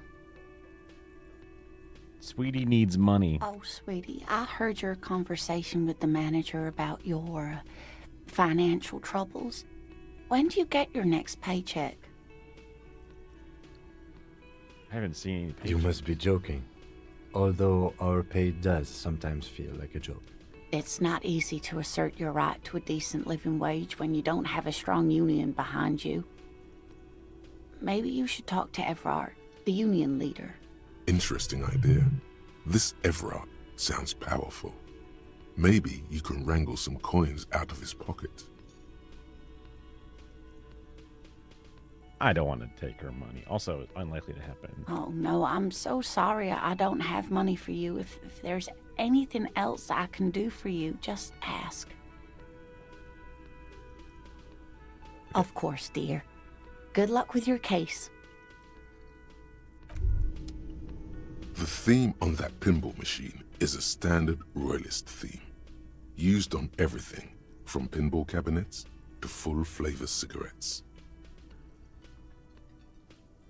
Clinging to a picture book version of the past century, waiting for the king to come back and cast out all the profiteers and homosexuals. Basically, imagine a yellow plastic crown with a liquor brand emblazoned on it. Where do I get it? It comes free with a 6-pack of Vermilion Roy d'Or. The words Roy d'Or are stamped into the crown's plastic. Pretty The fascinating. sentiment is called anti-centennial nostalgia, pining for a time before the turn of the century. It's common even now, after 50 years.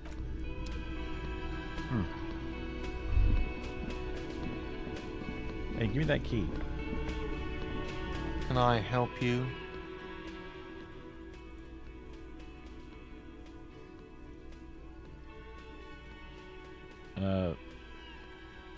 talk to Sylvie. Wait, what? But what about the bird? Yes, the bird. I found it lying on the floor with a broken wing the morning she left.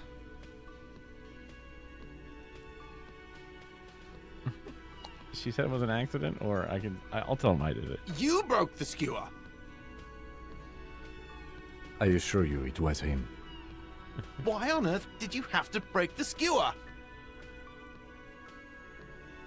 I just break things. I can't believe it. I was so sure it was Sylvie. Even worse, I thought she was trying to send me a message. Symbol of hope and all.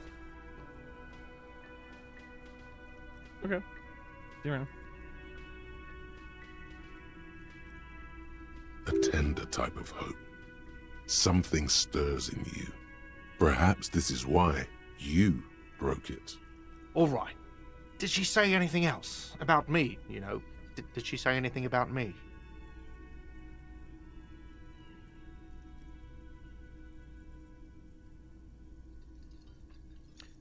She was flattered. Really? I should give her a call then. Even though he is the manager, and it's weird, she legitimately seemed to like it. Thanks, I guess. Was there anything else you wanted, or...? We were sort of hoping there would be a gun, an expensive jewel, or at least a sword in it for you, if you deliver the message. Oh well. Is that your Mine? trash container? No, it belongs to the Whirling in Rags. Thank you for clearing that up. Why do you keep the container locked? Why? To keep the hobos and drunks out. That's why. And the neighbors too. They put their trash there and they don't pay for the garbage company. I thought as much. And are you the only party with access to the trash container? Well, yes. Us and the garbage disposal company. It seems a little callous, doesn't it? Something stirs in you.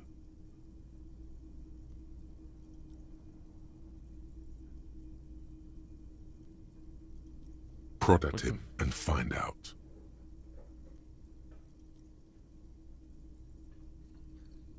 Doesn't it seem callous to leave the leftovers? in the Callous? What are you? Kras Mazov? Almost all establishments in Revachol keep their trash locked. The Whirling in Rags is not special in that regard. Krasmazov, nom de guerre, was an economist and a historical materialist. He was a leading figure on the Grad side of the Centennial Revolution, where he headed the 9-day government. Mazov is considered the father of scientific communism, Mazovian thought, or Mazovianism. They said 9-day government, but it was 11-day government. The words were. That's funny. Yum yum, tell me more. Am I talking about my encyclopedia, or am I talking to him? He killed himself. What are we talking about? Was this not about the trash container? We should return to the case of your mistaken identity at a later time, officer. This was about the trash container. What for? Mazov? Are you planning to nationalize my trash container? It concerns the case. Please cooperate.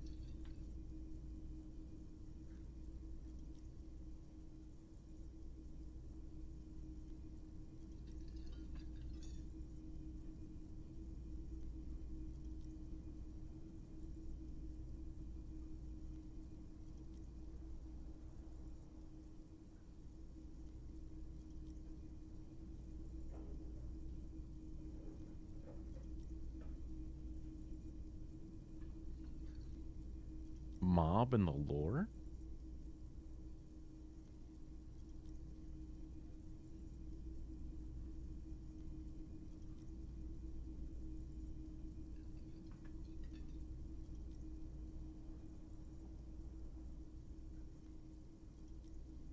Just bring them back once you're done, please. Jeez. I don't know if I have. Let's see if What I have something. thing?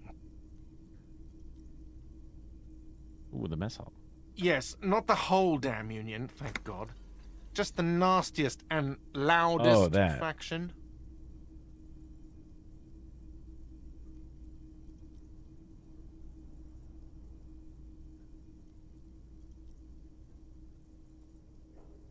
I don't think I wasn't really talking about them inbreeding on purpose. It's about them not inbreeding.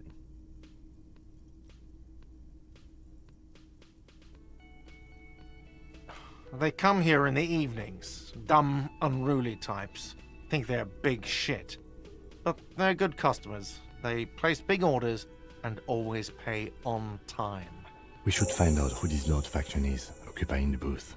Loudness means talkative, and we need info. We don't. We have to wait. They'll show up sooner or later. Men get hungry, even striking men. If not today, then they'll be here tomorrow. There are these things called days. You sleep between them. He's saying they'll come after you've slept. Just making clear you got that. Thank you, game. Thank you. What? By the way, you should come back to this thing-based questionnaire if you see anything interesting in the whirling later. Another thing. Great. I love those. Yes? Oh, there's a whole room over here I didn't look at before. Someone is working.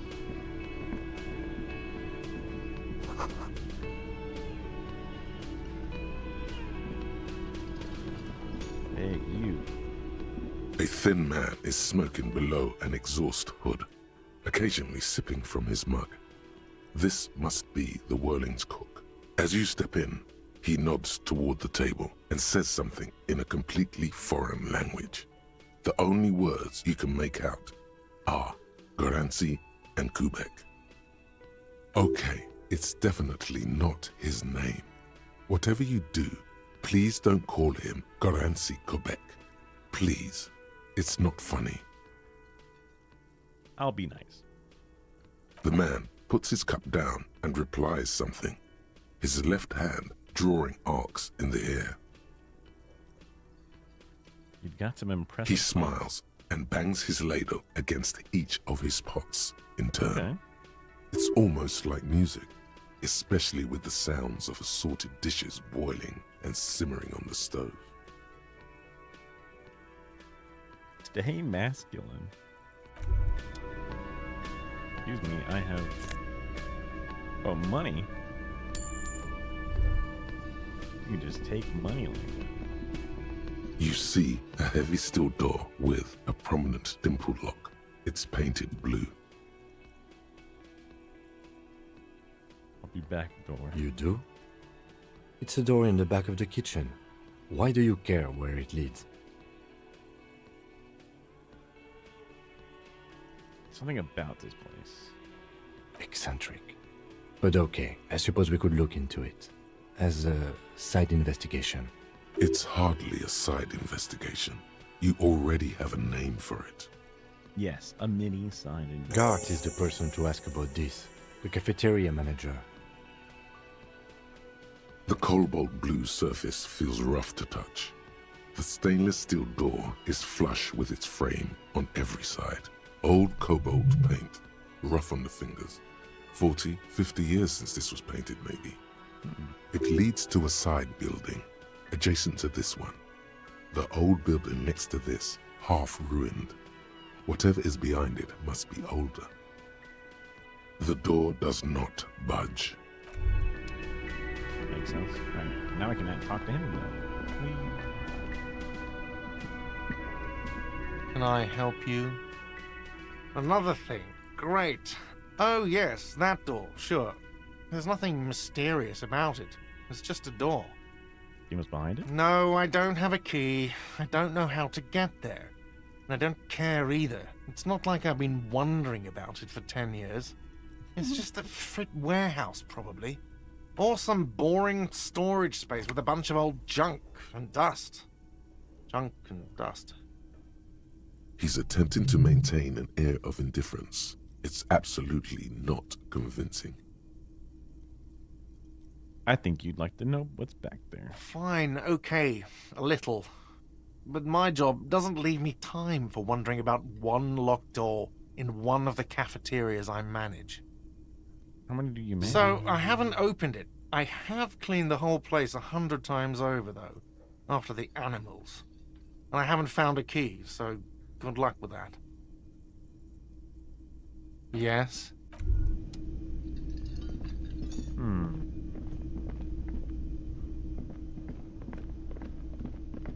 You wouldn't know. She's old. Hello again, sweetie.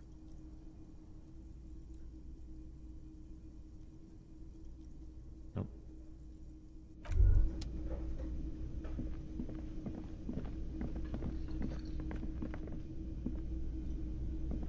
That's the creaky nose. The man ponders his cooking utensil. He looks up at you, then looks away quickly, shrugging and muttering something to himself. Shrugging is an international sign for, no, I don't know what's behind that door. Fair.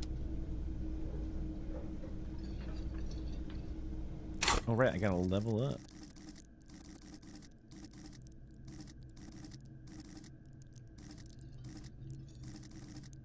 I don't really know specifically what I want to.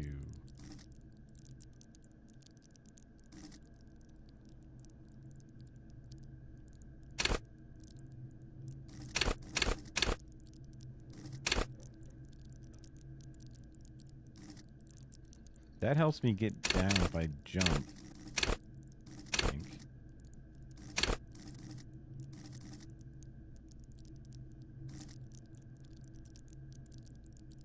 Oh, I do have 2 skill points.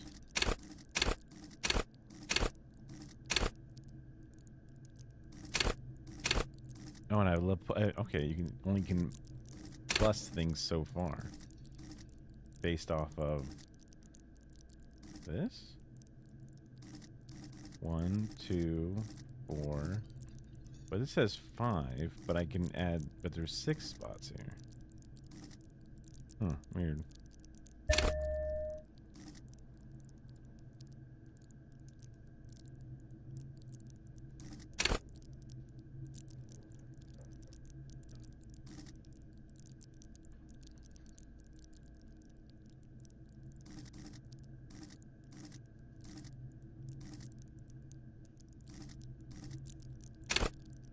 Let the body take control. Threaten people. Half light.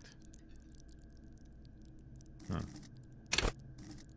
Shivers. There was something that said plus to shivers. Oh, that was one of the other, if I did drugs or whatever. Yeah, you can see my stats, whatever. Yeah. That's always available, just in case people are curious.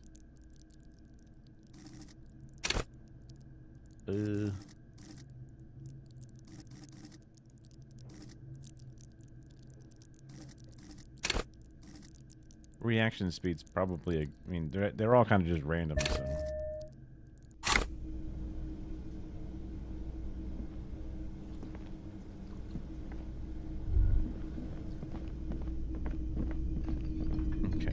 Now I have the key.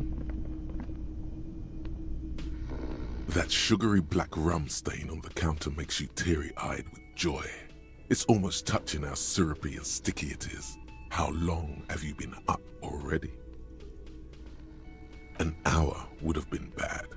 2 hours is mystical. You have truly wiped out all trace of yourself if you haven't thought about rum and lemonade yet.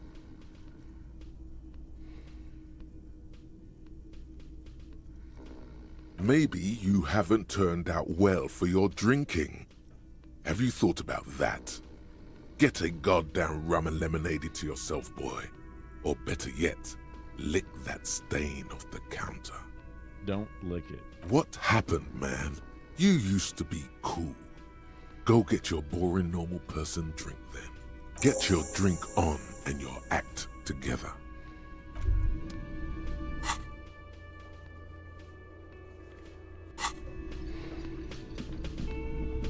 Hey, got a drink for me? Can I help you? Do I have a shaker in my hand? Is this a shaker? It's not a shaker. It's nothing. He's Say holding nothing. Am I wearing a little bow tie? Am I wearing a bow tie and doing this? Am I smiling? Do you see me smiling and shaking my little shaker? No. Do you know why? That's right. I'm the cafeteria manager. I'm glad we cleared that. Was there anything else? Play it calm. This man needs to understand you need a drink to help the community deal with police stuff. I'm an alcohol-operated detective. If you want me to clean up the dead body and solve the case, you insert alcohol in my mouth. Oh, well, in that case, let me pour you a nice, big, refreshing marinella. Do you want that out of a glass or a pineapple?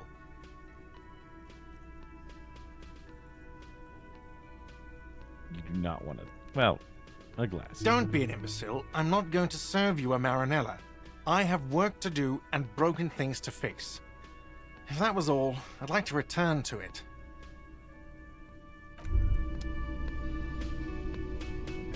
Can my boy back here make it?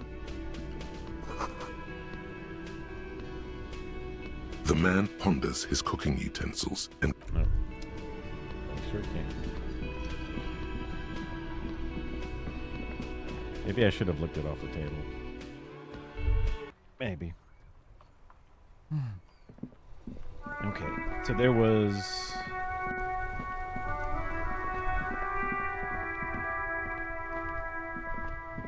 The dented yellow mailbox greets you with its graffito, bullet holes, and an RCM.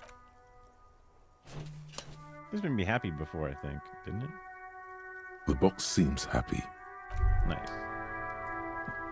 I can talk to this box. Save first. An old call box with Whoa. a matrix of push buttons lists all the companies in the East Delta Commerce Center.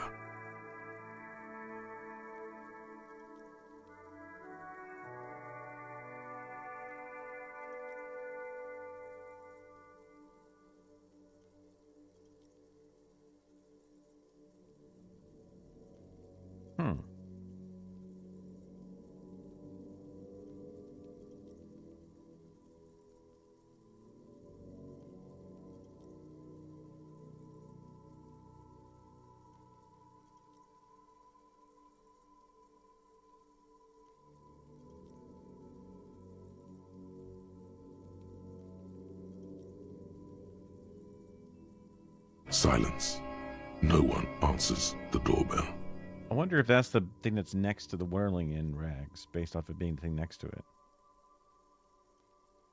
Building B, whirling in rags. Next one, pinball, entrance from Building B. Silence. No one answers your call. But the empty card. This button looks new, but someone has removed the name card. Nothing happens when you try to ring it. Huh. This button looks new.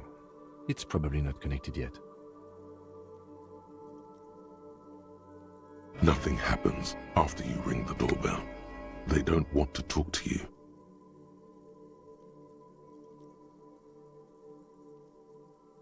Also, Building A could be before Building B. An off-key melody starts playing after you ring the doorbell. Then a woman picks up the receiver. Kuno, please stop calling here. Grown-ups don't have time for your stupid games. She thinks you're the gremlin child. What would he say to this? Fuck off, pig. I'm Kuno. I don't give a shit. Let me in.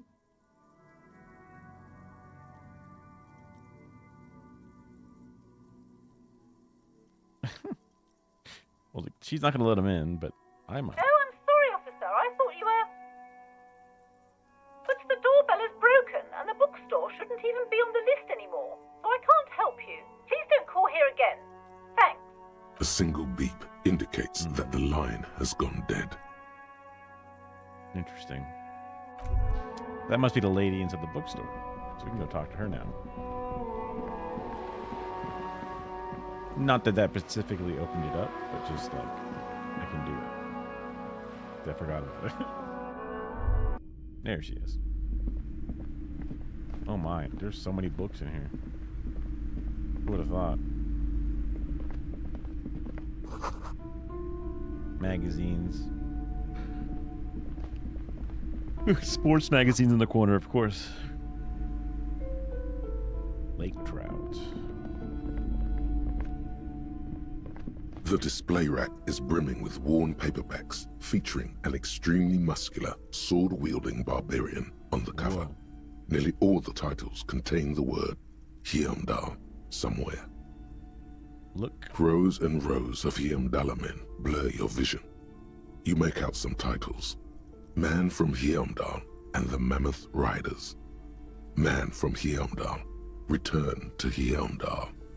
And the solipsistic Man from Heimdall and the Heimdall Man. God. Maybe 100.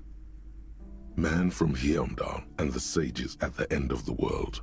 Man from Heimdall and the Fourth. The display rack before you is burdened under piles of Man from Heimdall novels.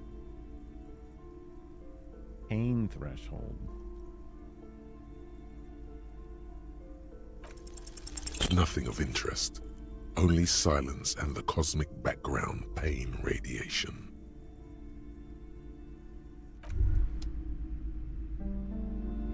Damn.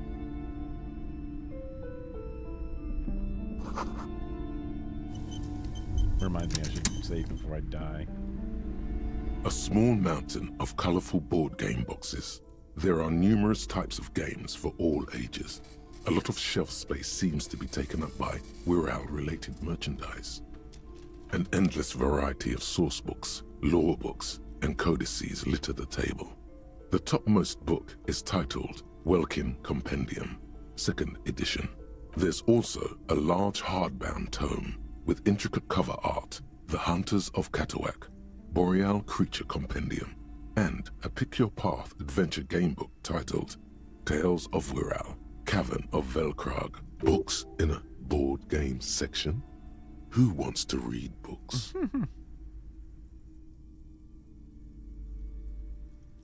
Anything interesting? There's a box that says Wirral, 3rd edition Mega Setting Supplements Module. The side panel notes, a fantastique adventure board game, new maps and miniatures. A sticker on it displays 25 real. That price is steep, but then it's the 3rd edition Mega Setting Supplement, so it makes sense.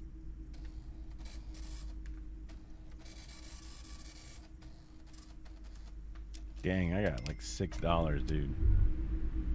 I need some cash.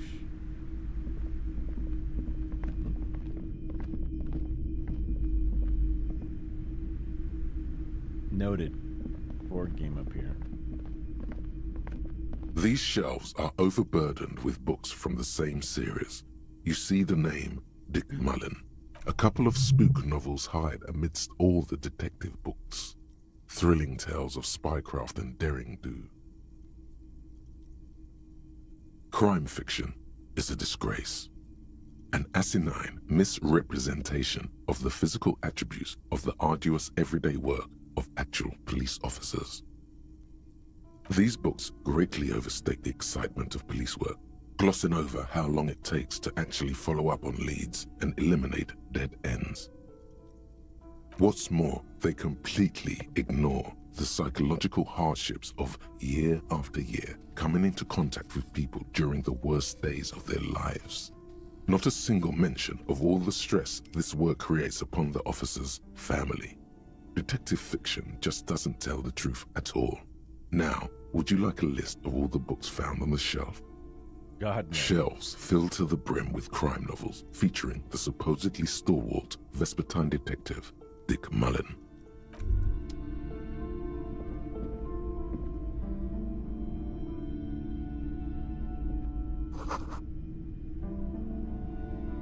Fascist magic?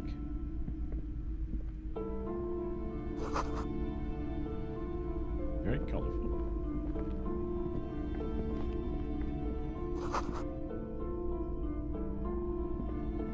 This bookstore is not strictly about crime, romance, and biographies of famous people. There's also a wide range of paranatural literature. Amidst the various books, you find one written by someone named Matthias W. Dundas. It's about wholeness, unity, balance. These three things are very important to the working class mind. The point of the book, and many others on this shelf, is to give people medicinal advice in situations where they don't have access to paid health services.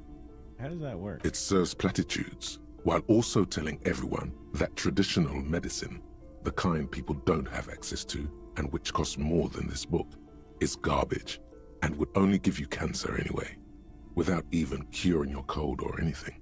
Wholeness, unity, balance, on the other hand, can basically take care of anything. Though it is important to note, when it's up to your mind to heal yourself, then it's because of your mind that you're ill in the first place. Anything else? The book features chapters on topics such as how to find magnesium. It even lists plants you can harvest magnesium from. How to continue drinking if you're an alcoholic who has destroyed his liver. Whoa. And there's even a chapter on the ancient Seraïs tradition of using duck gallbladder preservatives to treat and prevent sexually transmitted diseases. Pre and post factum apply. Nothing worth buying.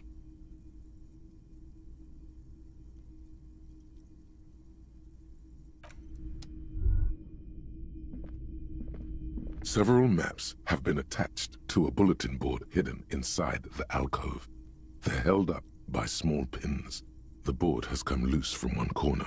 The maps look old and faded. Your eye catches a map of Insulinda, a map of Revachol, and a map of Martinez. It's not really a map. It's a tourist thing.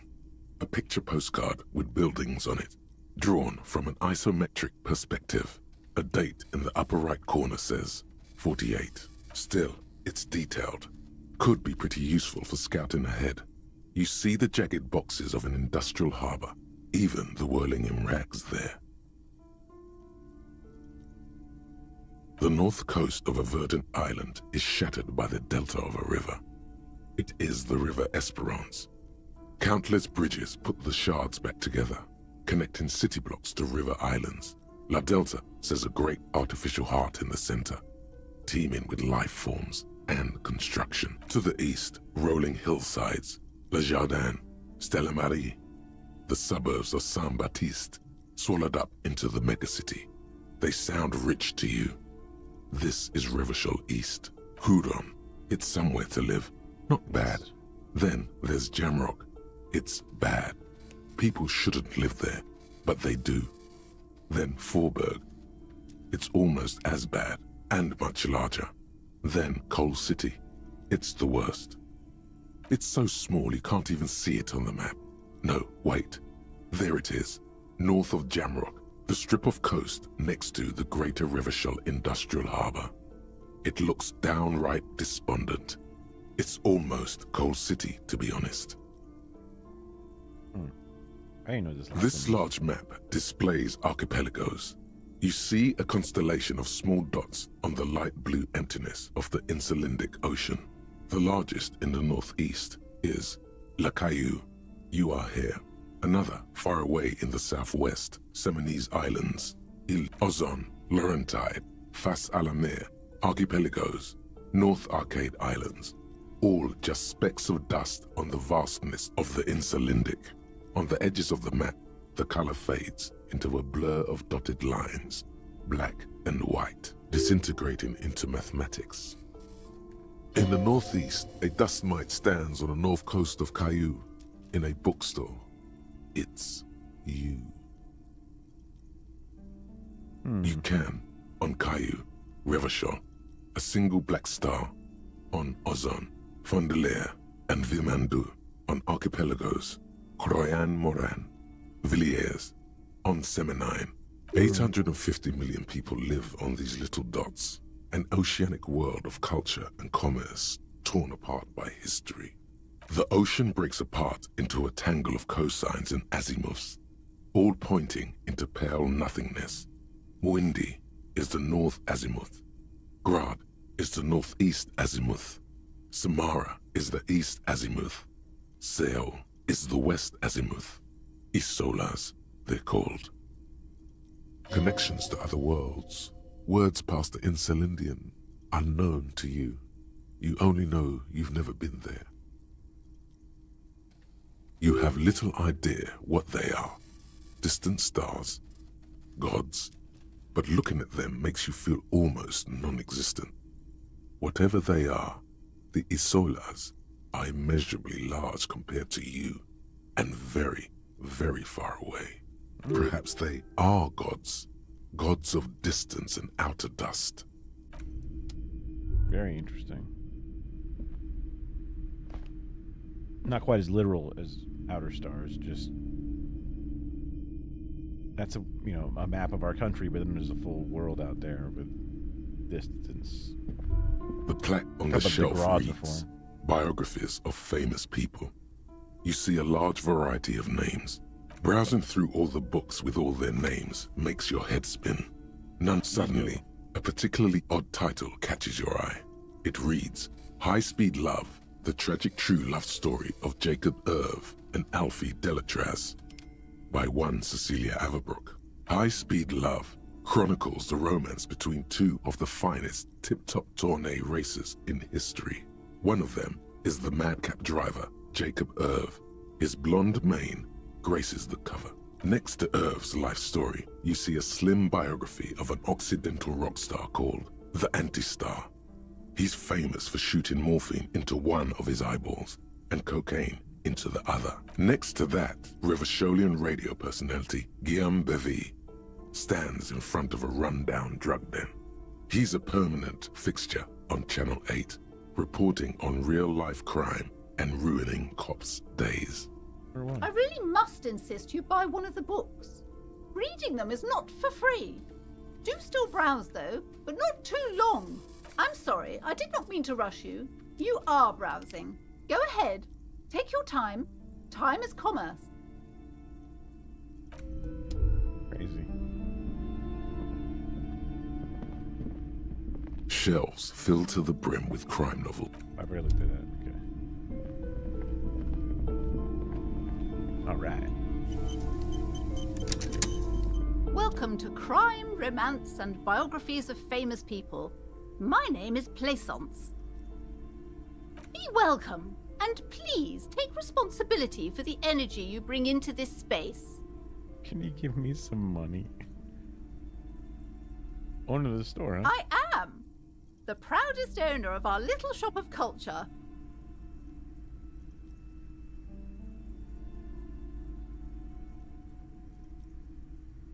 Book peddler.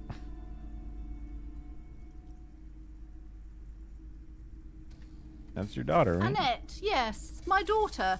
I hope she wasn't slacking off again with her nose in science fiction. Tell me, was she at her post doing her job like a proper girl? Yeah. Wonderful. Did you talk to her? Yeah. Great.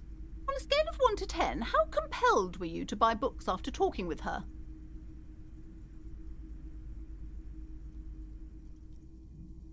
I get what she's getting at. So, yeah, 10. My precious, her dedication brings joy to my heart. If you have children, I hope they turn out as great as my Annette.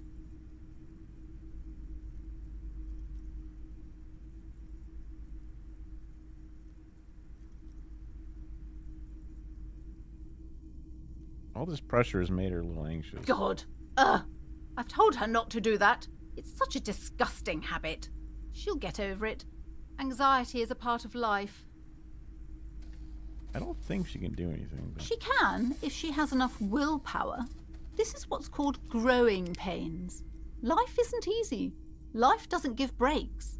Come on, ma'am. It's obvious she can't do anything about it. You are placing an unnecessary burden on a young child.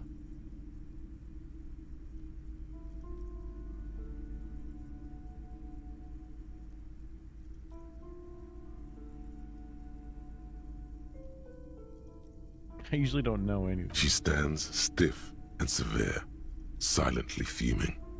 10 or so seconds pass without change. She's looking for one, but there simply aren't any good arguments for being an asshole. Oh no. Hold on. I need to invite her inside and apologize. She must be freezing out there. There. I don't know what to say to you. My husband, he tries to teach me business lessons. I have what my mother called a dull mind. All this stress. It's crazy.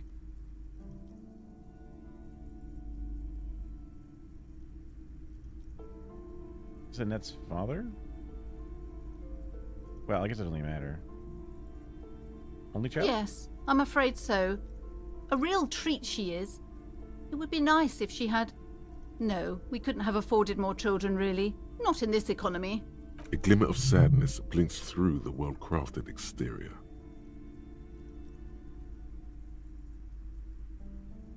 Why not? We're quite busy people, you know, my husband and I. Quite busy. Children are a lot of work. You don't look like a father, so I don't expect you to understand. I'm sorry. I'm sure you do understand. Doesn't go to school? She's been too busy helping me here. So she studied at home this trimester. This is a temporary solution, of course. I assure you, I of all people understand the importance of education. She will be back in school the moment the store takes off. And hell freezes over? Never mind. It's not a good topic to get into.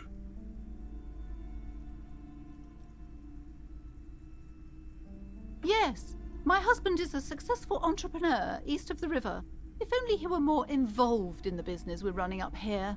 No matter. Soon we'll both be off for Grand Couronne.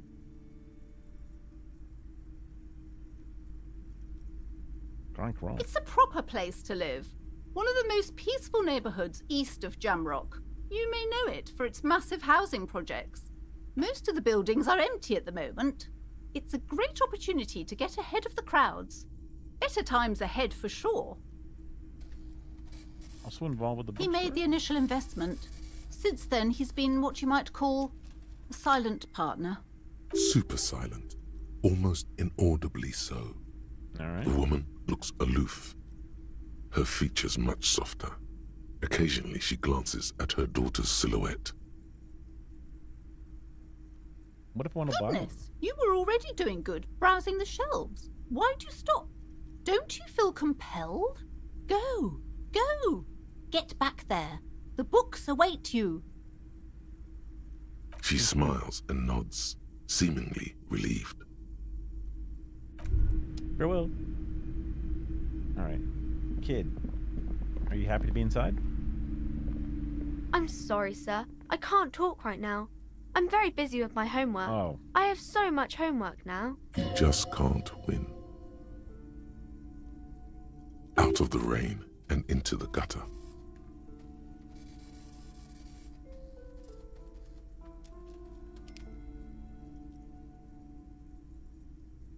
I helped her in. Math. It's really difficult. Like, really. They say you need it to get rich. Better than standing outside in the cold, I guess. Yeah. Oh, I found something while you were away. I thought this would fit you. Like, thanks for helping out. Not me. The city, I mean. Like a detective does.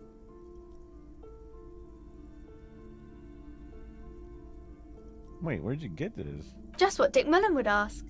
I got it from behind the curtains. I'm not really supposed to go there. A detective hat? Yes, just like the one Dick Mullen wears all the time. You'll look way more serious with that.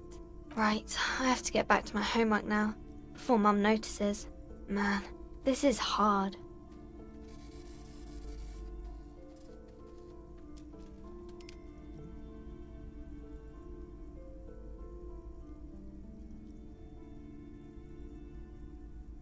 Suggestion.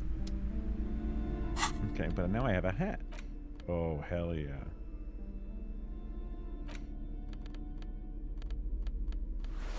Whoa.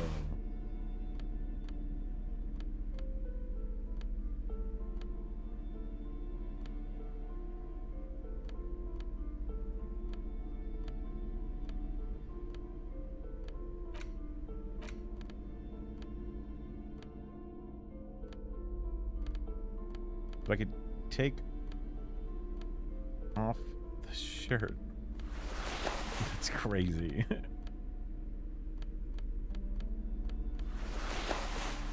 That would give me a better suggestion to be shirtless with a jacket.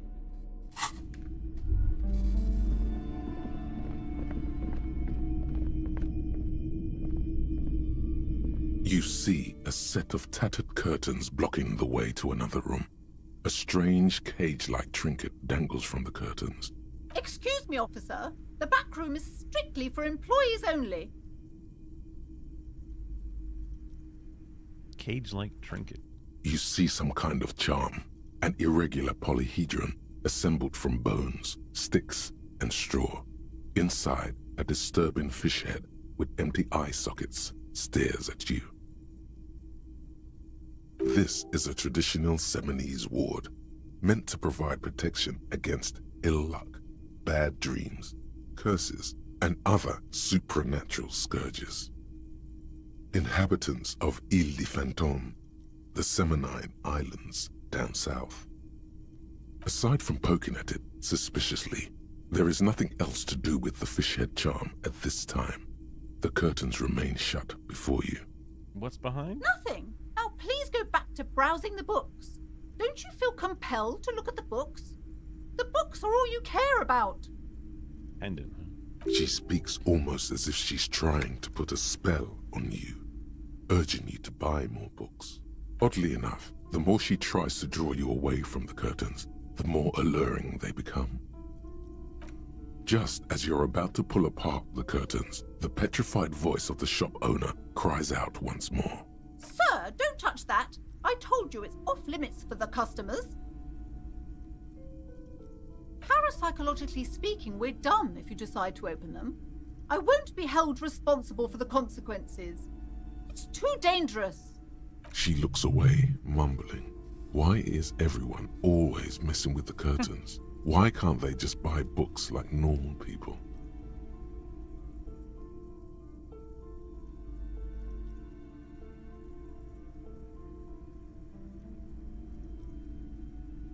I'm a police officer, ma'am. Why? It's not like anyone was killed there. I am sorry. I don't mean to be so impolite. Just please don't go there. I can't allow that. You'll only make things worse and unleash the powers. The curtains do seem frail suddenly, not robust enough to contain a slippery darkness. The curse? No, it's just a storeroom for the employees, I told you.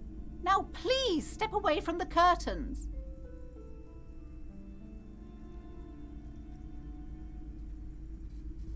I must investigate the beyond. You do? My God, even more reasons not to mess with the curtains. Just step away, dear sir.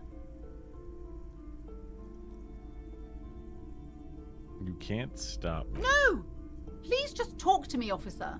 Come here and let's talk this through before you decide to do anything extreme. Talking is always good. Go see what she has to say. The curtains, tattered with age and covered in dust, hang before you, as if taunting you. You win this time, curtains. Oh, good call on the autosave. Hello again, esteemed officer, and welcome to Crime, Romance, and Biographies of... I already told Curtains. you, it's just a storage room for employees. Just let it go, officer. Go buy some goddamn books. You're supposed to be drawn to the books. She recites it like it's a poem, or like she's playing a role she's grown tired of. She's so tense, it's a miracle she hasn't snapped in half yet.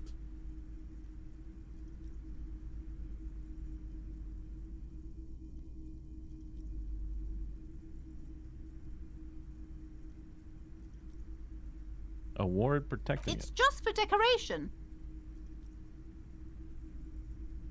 Okay, fine. It's just because this place is cursed, just like everyone said. They don't call it the doomed commercial area for nothing. Are you happy now, officer? Happy that you've ruined everything? Host of hosts, she prays. Guard me and my honest business venture from the curse that lurks behind the curtains.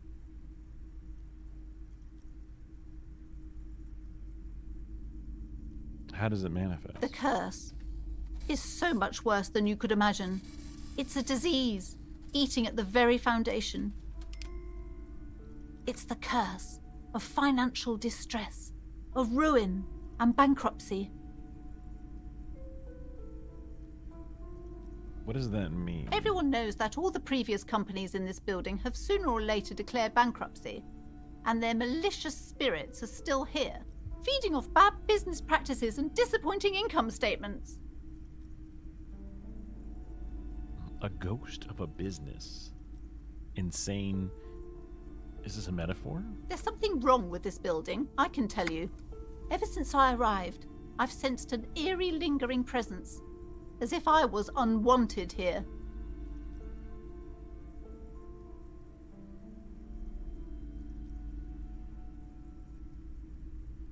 Have you sought help? Yes, I've contacted numerous parapsychologists, and even a pair of Simonese mediators. They provided me with the wards. The wards help to keep the doom at bay and protect us against the darkness that lies further in the building, even though now I fear it's not enough. Your pendant? Oh, this? No, it's a special Himian amulet, blessed by desert pygmy shamans, with a spell of compulsion.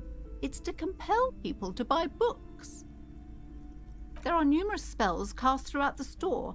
I had the books anointed with a different inducement spell, for example. It's guaranteed to boost sales 15%. Desert pygmy shamans. That sounds like a rather questionable way to describe a group of people. Do you want me to take the case? Most certainly not. I don't want anyone who's not familiar with the psychic arts to get involved in this mess. Stay away. Leave the spirits be, so they can return to their slumber. My liege, you know what this case calls for? A para-detective. Convince her. Slither up to her, you silver-tongued fiend. Show her what world-class perfidy looks like.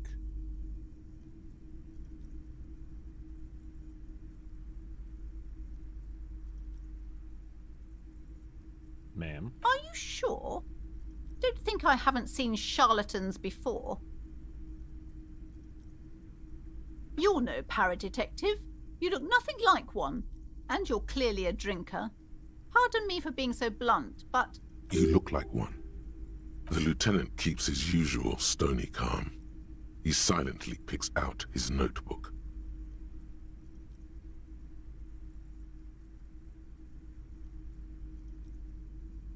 It's important to drink spirits to talk to spirits. How do you know all this? Here we go.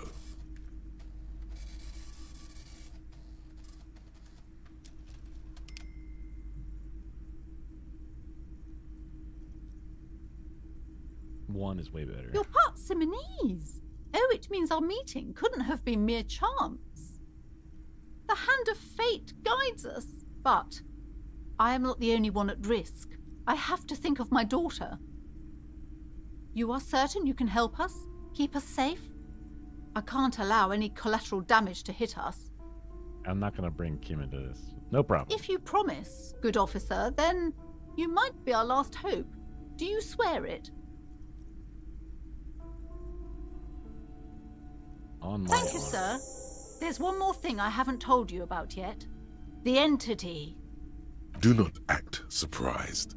You know of these things, sire. Or I have sense. You have? The entity takes the form of a woman, a witch probably. I've suspected that she must be connected to the curse ever since I first saw her. Did you know that she lives inside the chimney? A passage between heaven and hell. Yes, that chimney is part of the building's central furnace, and it's enormous. She has barricaded herself behind some metal security curtains. God knows what she's doing there. Some unnatural magic, I assume. You should go find the entity and ask what happened to all the companies in the building. What is the source of this curse? Here's the key to the warded door behind the curtains. Take it. Oh, and please do return to me after you've looked round. I'm quite anxious to know what she has to say about the curse. What you discover in there. What you discover? Probably just some office space. Don't be scared.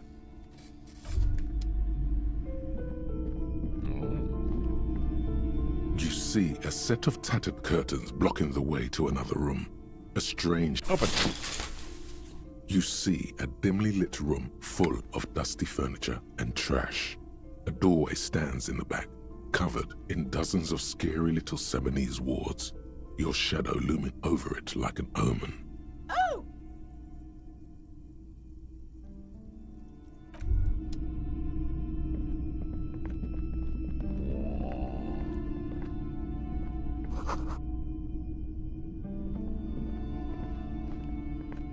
Hair dryers.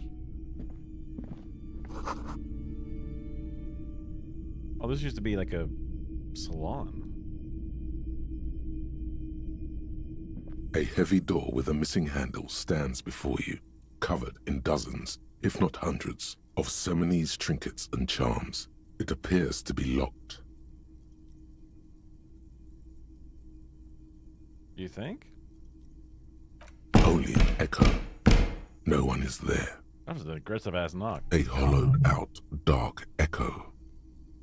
Unlock. After exerting some force, you manage to turn the key.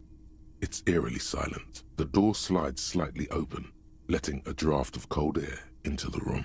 Me too. Open the door.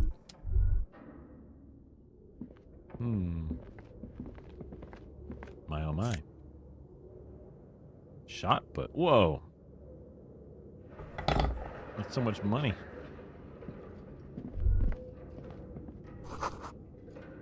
Sand dripping from the punching bag.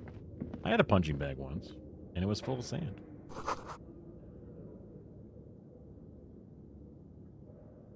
Citrus, furnace, wall bars. Oh, you climb those.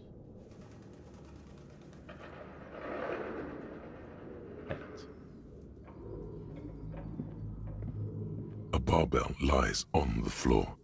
The color has worn off its weight plates. It's 60 kilograms. Your triceps hum at the sight of these weights. Show the world what kind of beast it's dealing with. Lift them. There are no collars on the barbell. This is a safety hazard. Good call. Tim, look, it's a trap. You're right. The weight may fall off. Better not touch it then. Oh, collar. I thought it said color. Someone's reading my tags.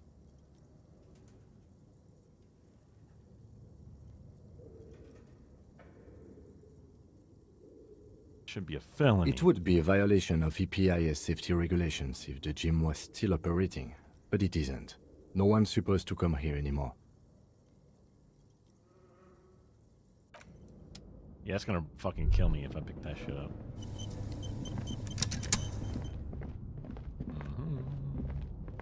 Never mind. What? Yes?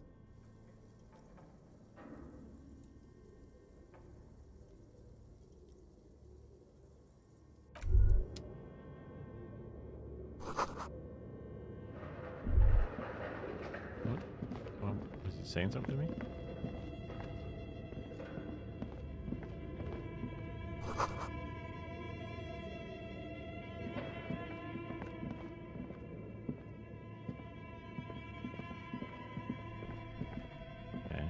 So it's a dilapidated old gym over here.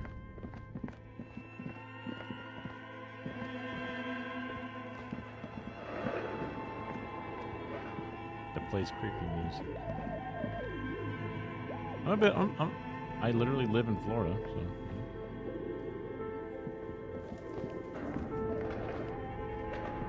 This door is off its hinges.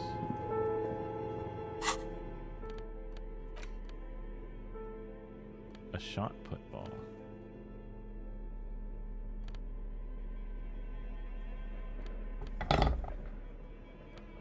I wonder if I can give it to her and tell her it's like a special thing.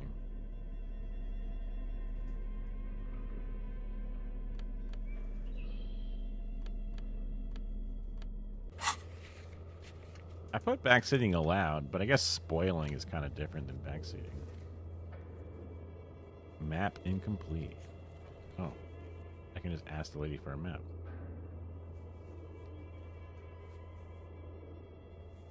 Oh, no. Wait. There's stuff over there. Can I actually walk through this area? No. But eventually I might be able to. I can sense there's something through the wall with my supernatural sensibilities.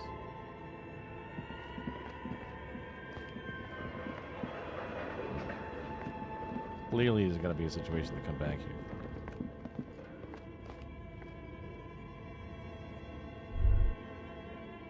Interesting.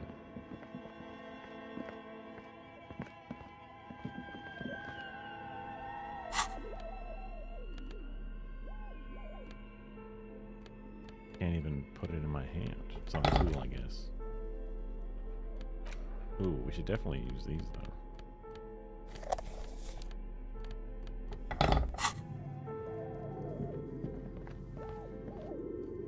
Flashlight time. Detective work. Oh yeah, we're detectiving hard now.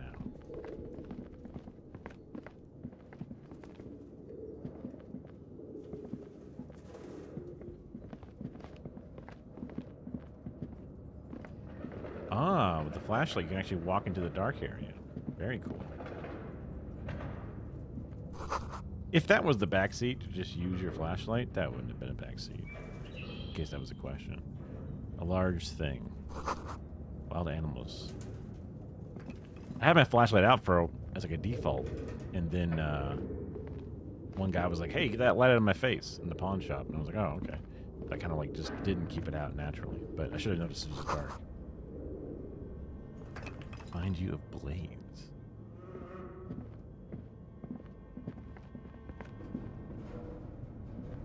Well, I lost my gun, so someone drew an elf from that. Money. A naked mannequin. Strange yellow color.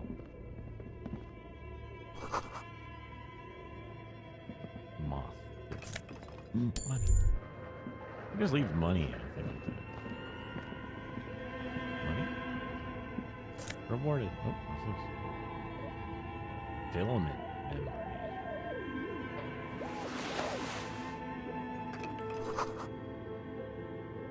Slipstream logo.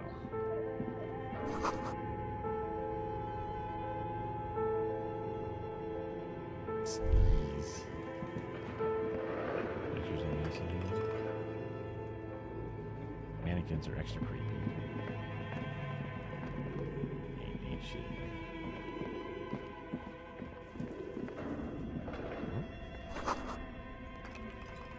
But where are the clothes it used to display? Oh my. Money? This appears to be some kind of machine with a cube-shaped heart and a wired framework. The keyboard has a rectangular on-off button. A piece of paper still hangs from the printer. Well, I definitely have the thing for A that. radio computer. Just sitting here without anyone inside. What he means is that these things cost money. Why would anyone just leave it behind? This is the Ream Civic radio computer, model RC5120, equipped with a Feld mainframe and a Ream-compatible Do you printer. think I should turn it on or just turn it straight on? We have one of these down at the station, but I never really learned how to use it. I'll come back to that in a second. Investigate. Developers of the most advanced RPG in the universe. Whoa, it's a game machine? That's what the elf This was for. old fireplace is covered in lines drawn in blue and red marker. the mesh spreading over the stone like blood vessels on alabaster skin. It looks ghostly and strangely ancient. The whole thing resembles Kadran mosaic tiles. Very pedantic. How do I know what they look? History classes, students with their textbooks open, studying the roots of our civilization. Those aquarelle blue tiles looked beautiful in the sun. Wait, how do I... Radio frequencies, it seems. UKV 123.6, UKV 123.7, UKV 123.9. Unclear. It looks like a cardiovascular system split into veins and capillaries. Very advanced.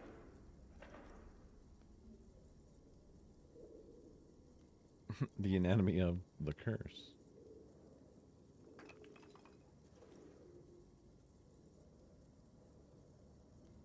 Perhaps. The web is comprised of radio stations, all lead back to one red heart, titled the Game Master Frequency. A note says, this one can listen in on any station it wants. Oh, they're playing Dungeons and Dragons. They must have had massive airwidth. These things don't come cheap. Whoever decides to call in to a call-in station, it looks like. A list of names under the stations suggests people across 6 Isolas would be playing. Muindi, Insulinda, Kotla, Grad, Samara, and even Ilmara. There's no way a little basement studio working here could pull anything like this off. My God. It's as if the less money they had, the more ambitious their project became.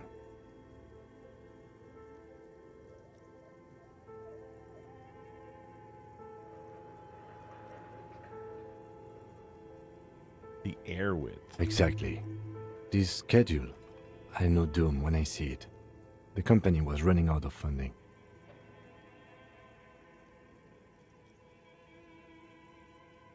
What else? Nothing. It's just lines on marble. An echo from times long gone. No one has used the fireplace in ages. Your flashlight slides over an old green chalkboard covered in scribbles, sketches, and schemes like some ancient cave mural. Some of the writing has faded with age, but you can still make out sections here and there. Photos and drawings have been pinned to the board. Photos. The photo collage depicts barren, icy landscapes wrapped in perpetual night. You see permafrost and glacial landforms, dead trees grown in under the snow. Entire oceans have been frozen from shore to shore. There are pictures of settlements on dried up riverbeds, abandoned in a storm. Animal corpses in the dark, carcasses and bones. You see primitive oil rigs built into glaciers, boreal dvorg, yurts under the snow, great mammoth-like beasts of burden. A pinned postcard reads, "The heat death scenario. A desperate fight for geothermal energy engulfs the world as Wirral becomes untethered from its sun, drifting through the universe." These lithe, pointy-eared creatures appear to be different types of welkins. You make out autumnal candle welkins casting wax-based magic. Translucent welkins with organs shining under their skin, and even ether welkins hailing from the vast emptiness of sidereal space. You should adopt one of those welkins as your persona. No longer a mere man, but a welkin. One of the welkins, towering among the rest, appears to be different, however.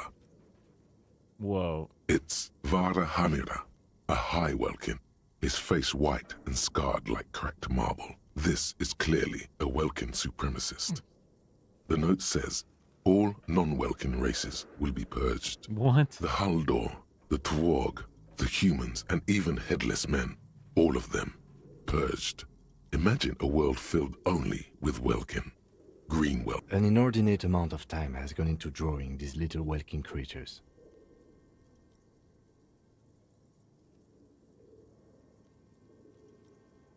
One of them is a welcome supremacist. Mm-hmm. Political commentary. That one has a great beard, too.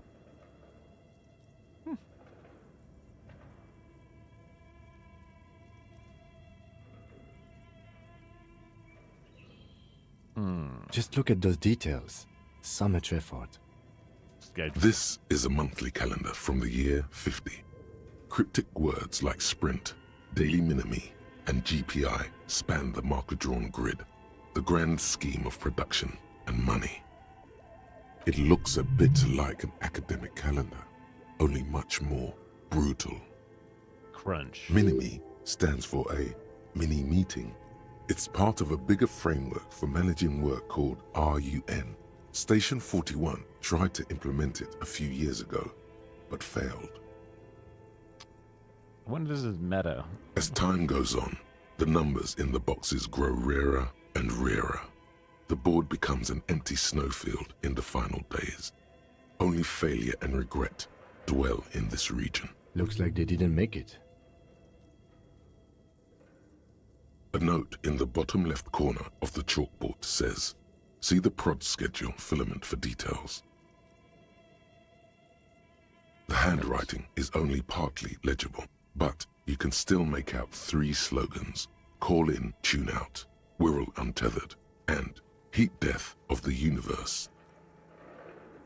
The full text reads, "Heat Death of the Universe is the new black." Another note says, "The biggest advancement in role-playing systems since the 30s.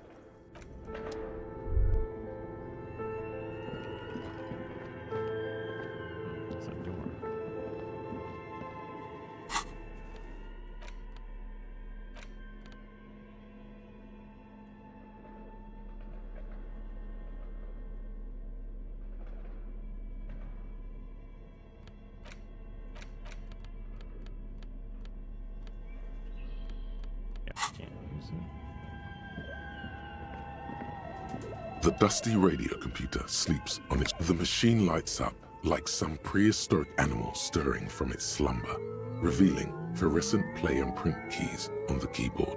The hatch on the machine's central compartment is wide open. It's empty like a beehive without its brood. Some cables have been left dangling, disconnected. The filament you have would fit perfectly inside the compartment. Insert. Like a smooth drawer, the filament slides into place. On the keyboard, the play key starts blinking. A bar of fabric right above the keyboard starts producing a soft hum. The sound of static seeps through the machine's planar magnetic driver. The static gets louder, slowly filling up the abandoned hall, until a voice speaks out, crackling and old, cutting into the air. Good afternoon. Fortress accident en rue de Saint-Ghislaine. This is East Insulindian Repeater Station 1. Please repeat. Is this the production schedule?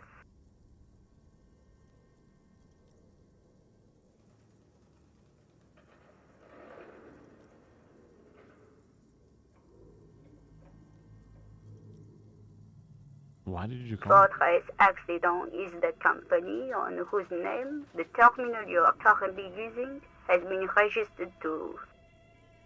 Any input? One moment.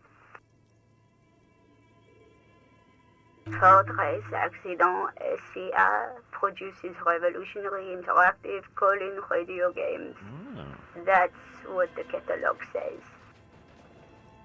That's not bad.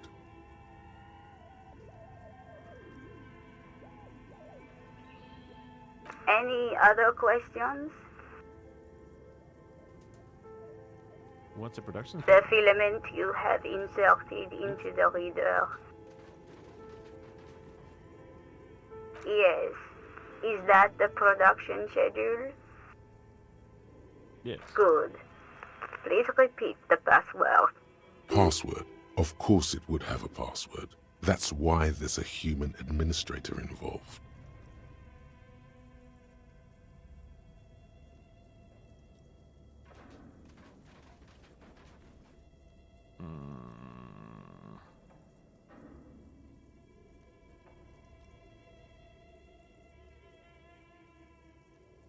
This is, well, can you give me a hint? No. A hint system is not part of the protocol for repeater stations. No, this is the I am contractually obliged to protect the privacy of the filament holder, Fortress Accident. Without filing a warrant with Lintel, I cannot give you access to these filaments. I'm afraid we are not doing that, unless we want to wait for a month. Now, can you please repeat the password?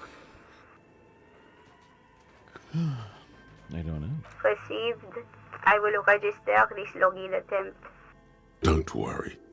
Passwords have a way of turning up sooner or later. Fortress accident. Is there anything else I can do for you today? That's all. Thank you, and goodbye. Tiles on the cube are still smoldering, casting the framework in a soft glow. Fluorescent play and print keys shine on the keyboard. Ooh, print. Nothing happens. Dang. Oh, he's got something. Okay. What do you think is going on with that computer, chalkboard, and fireplace?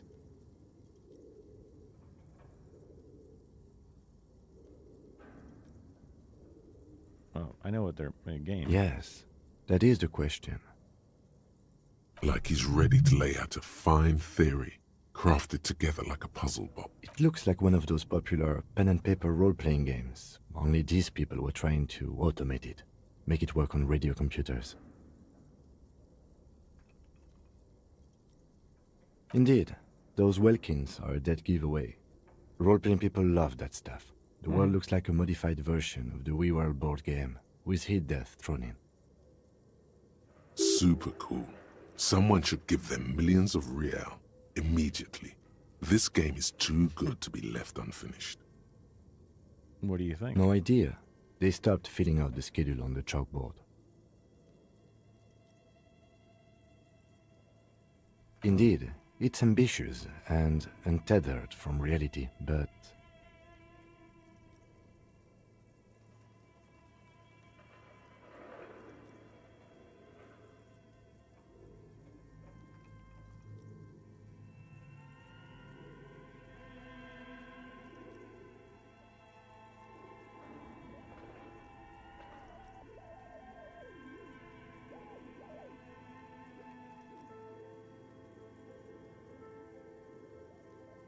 None of these really spark, pop off for me.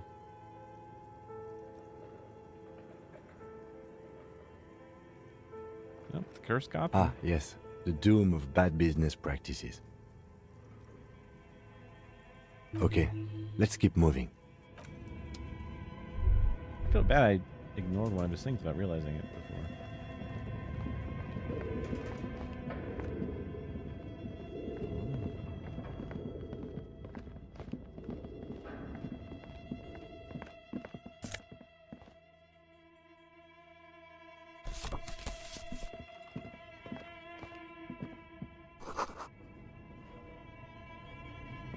Puddle of melting snow. Someone's been here. An iron safety curtain curves before your eyes, folded like a bellows. It covers half the room, blocking the way into a colossal industrial chimney. This must be where the entity lives. What an odd thing to do. Nothing happens. Still nothing. No one's home. Those curtains prove to be surprisingly sturdy. Dang. Your fist hurts now. If this is really an entrance to the chimney, then there must be a furnace somewhere as well. Maybe there's another way to get... Can you please try to refrain from attacking random things?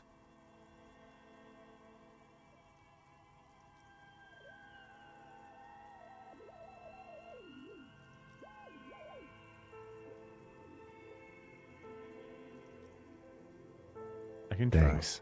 In any case, there's no way we can get in right now. Let's investigate. Okay, my usual go-to is if nobody's home, nobody's gonna care that you're knocking. So knock away.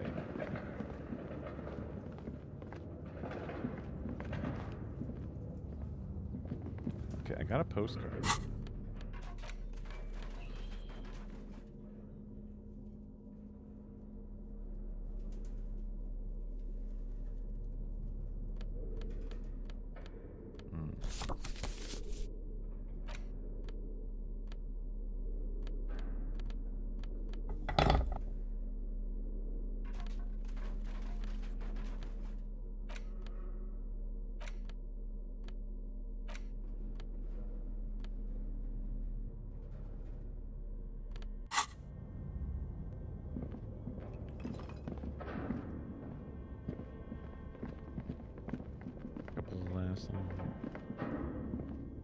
Looks like someone tried to reconceptualize their business here.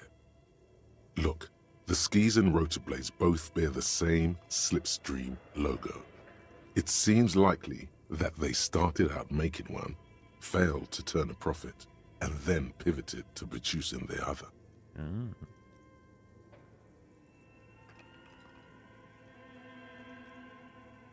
That's a good question.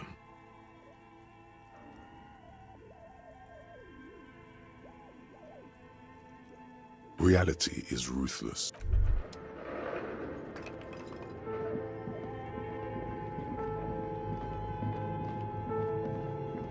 What's in this door? Whoa.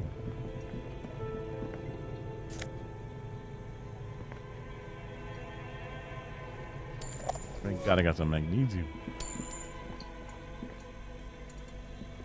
You see a terrifying ice bear with a strange compartment in its belly. The door is covered in frost, and the bear's eyes are glowing red. The bear looks oddly realistic. Is it taxidermy? The lieutenant doesn't answer. His eyes are glued to the animal. A sharp slice of light shines out from its mysterious belly door. A gust of freezing cold air rushes to greet you. You hear a low grumble as the bear regulates itself. This is the inside of a refrigerator. The lieutenant takes a peek inside. His hand has found the holster of his gun. The shelves are empty. All you see are crumpled ice cream wrappers with the brand name, Revachol Ice City. A handwritten note has been attached to the door. The fridge is huge.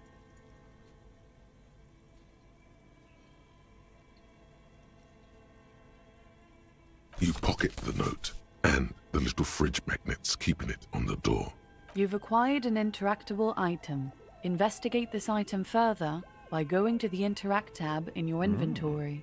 A friendly cartoon bear smiles back at you from a glossy cellophane wrapper. It looks nothing like the fridge. The paper still smells of vanilla and chocolate. Good question. It looks like an ice cream fridge.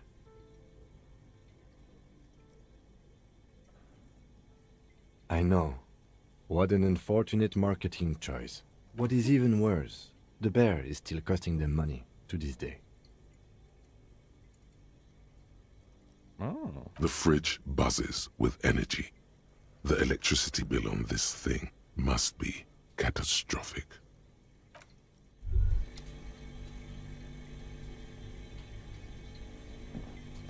Interactable item.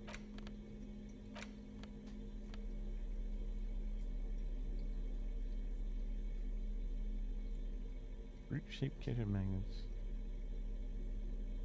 The note is written with a blue pencil on a piece of lined office paper.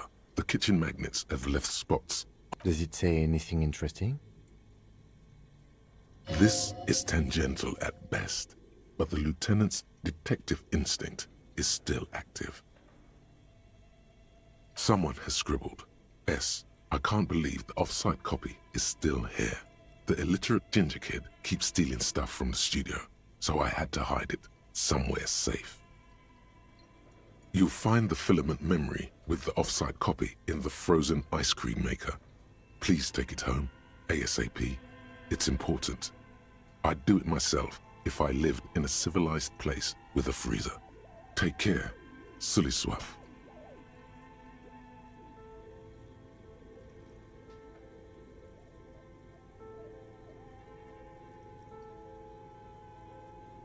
I don't know.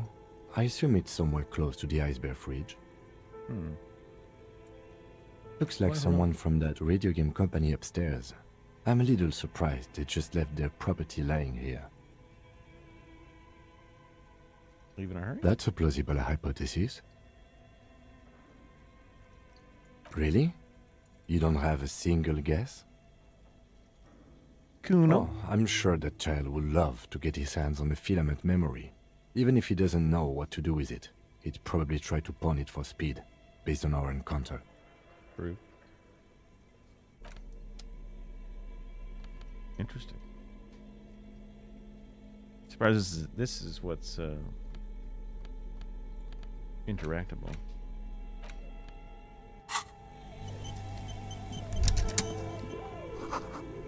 Ice cream maker. Oh.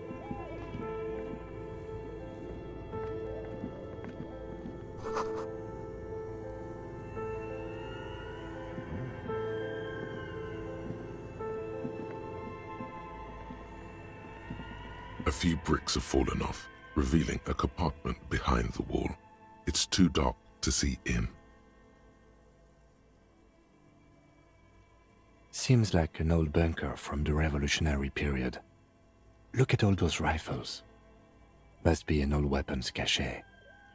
That's crazy. There is, yes. And there also appears to be something inside the hole. Interesting. Do you want to take a look? Your hand reaches deep into darkness and spiderwebs. Rummaging around, you find rusty rifles hidden away.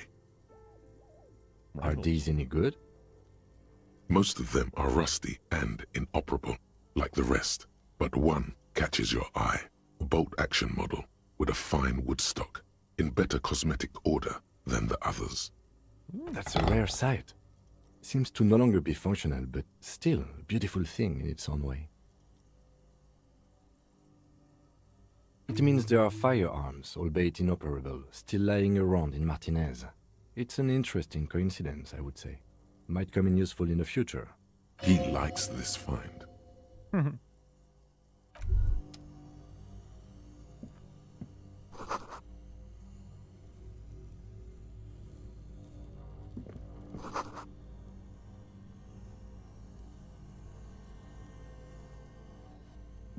A few bricks have fallen off.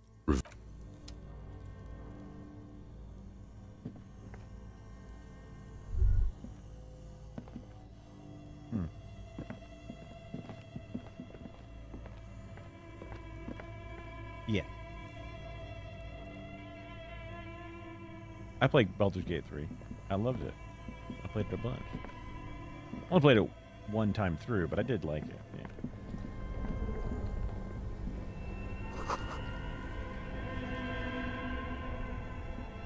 Still running, huh? Okay.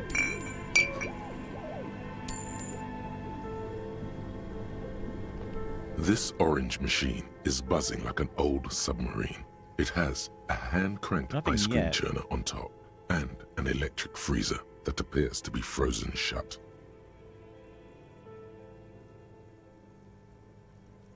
Frozen shut. Crank open lid, turn the crank. Turning the crank feels oddly satisfying, like stirring your childhood dreams. In the distance, you hear water dripping. You slip your fingers under the frozen lid, but the ice is too cold for you to get a good grip. A pry bar would come in handy here. No, this is going to need something else. Some kind of super pry bar. Don't even try to open it with a regular pry bar. If you want to try again, then you need to have the pry bar in your hand, detective. I understand. Equip the pry bar by going to the Tools tab in your inventory. From there, you can equip it to a held slot. Me reading? Pass.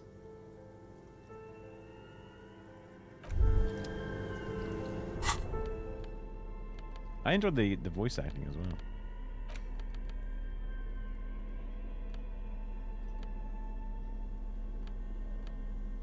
Dang, that shot put ball is worth more than this ancient rifle. I'm gonna die. This orange machine is buzzing like an old submarine. Oh my It God. has a hand-cranked ice.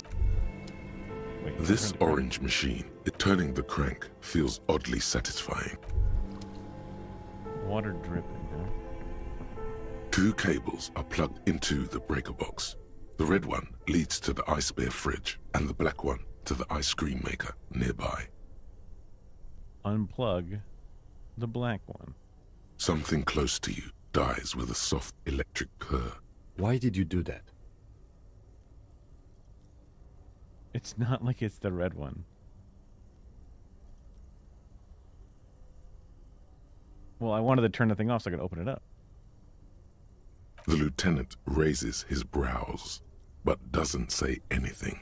He scoped The my electric Google distribution board now has one cable missing.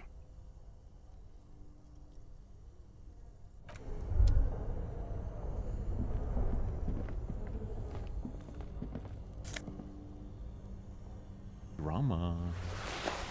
Insane mesh. Running to the breaker box.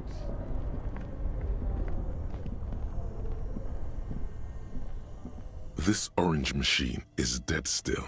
It has a hand-cranked ice cream churner and an electric freezer. The ice around it slowly melting. +2, machine is unplugged.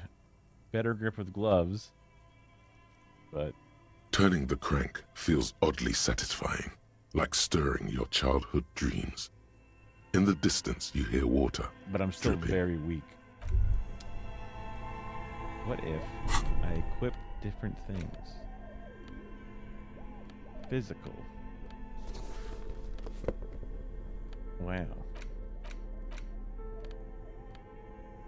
+1.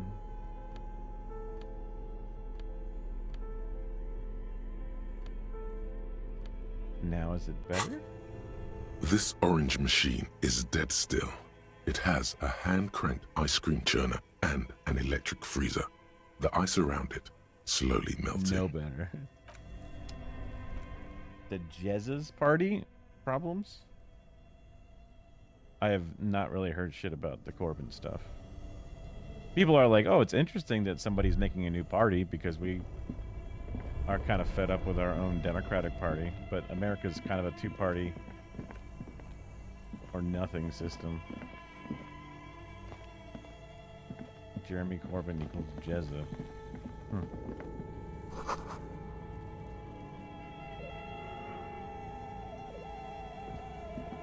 A thick layer of coal dust covers the furnace, coloring it pitch black.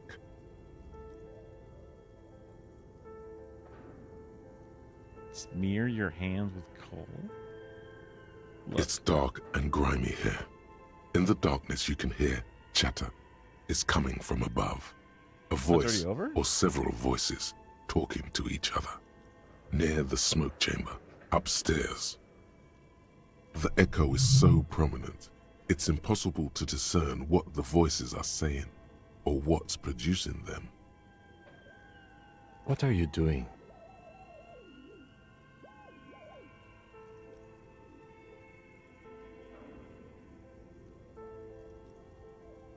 I can hear some. Wait, really? Maybe it's coming from behind those safety curtains we saw upstairs. We saw safety curtains?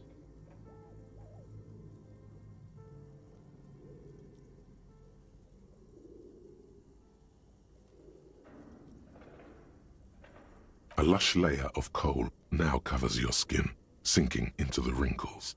Your hands look ancient. Maybe you could paint something with this coal.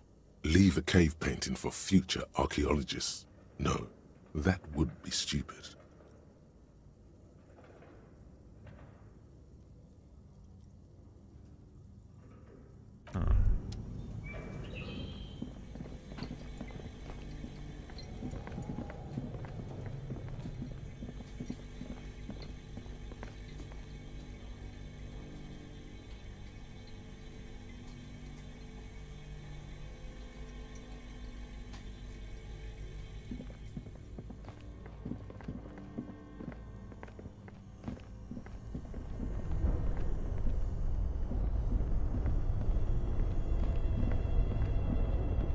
Isn't reform the Nazis, though?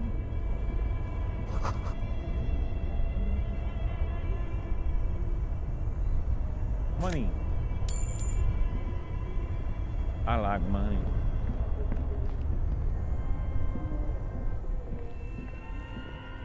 This orange machine is dead still. It has a hand... Okay, well, let's turn off the other one, too. Only the red cable is plugged into the breaker box, while the black and electric sizzle. The room is slightly quieter now.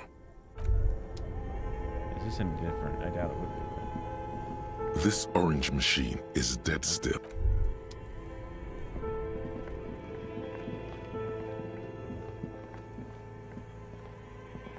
beer's eyes are dead and empty. Ice inside the fridge slowly melting. The power has been cut off.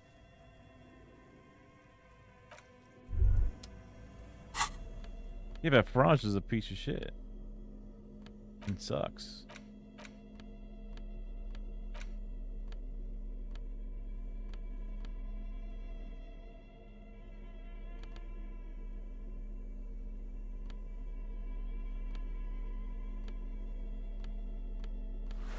Whoa, that's an insane shirt.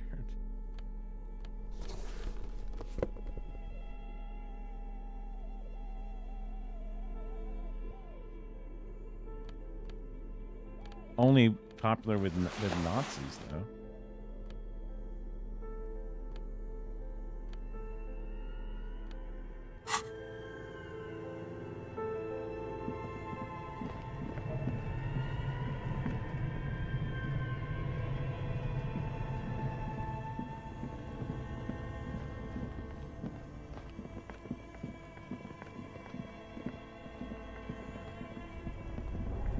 The whole Corbin party's been going on for a while, hasn't it? I know that they hadn't named it yet. That was a big thing. Oh, I opened up this door.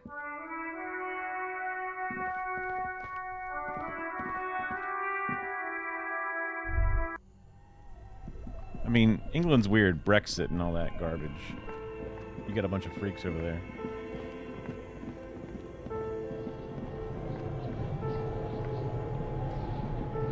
Yes? Oh, no. Thank you. I want to go up.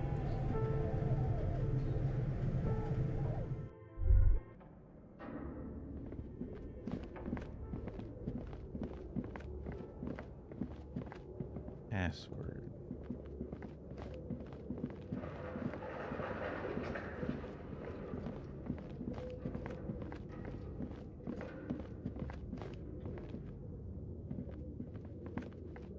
This old fireplace, the whole thing resembles Kadran mosaic tiles.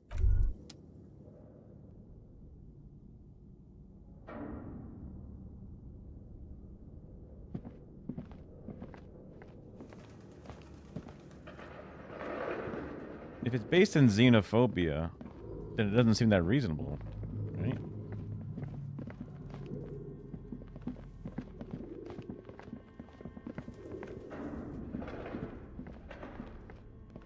As before, an iron. This is directly above the central furnace in the cellar.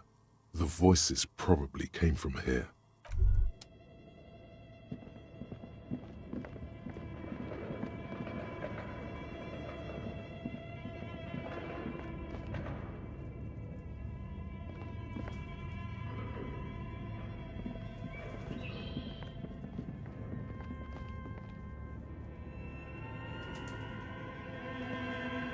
I know what I know from across the pond about Brexit, but Tiles on the cube are still smoldering, casting the framework in a soft no glow. real good, Fluorescent reasonable playing print keys shine reasons to on do the it. keyboard.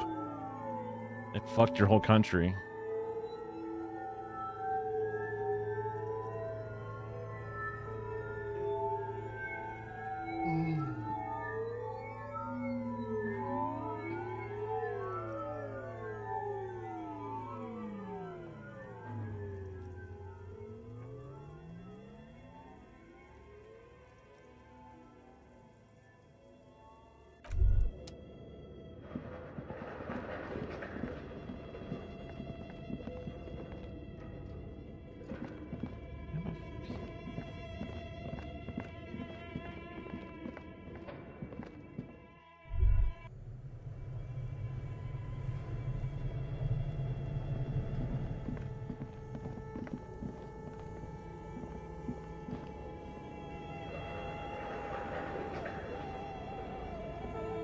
You saying that there's issues with open borders, that is Nazi shit.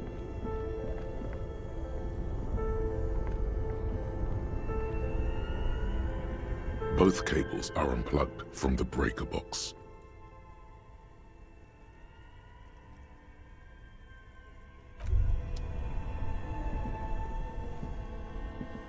This orange machine is dead still. It has a Even hand with reloading, crank ice it's cream triggering the churner ice would and eventually- an turning the crank feels oddly satisfying, like stirring your childhood dreams. In the distance, you hear water dripping. Weird that you hear water dripping when you turn it. Yeah, you've been saying that shit for a while, man. I think. Maybe I'm getting you mixed up with somebody else, but... Like, you make it out like people come over and then don't work. Like, it's kind of nuts, considering immigrants work more than most people do. So, that's kind of where your whole idea falls apart.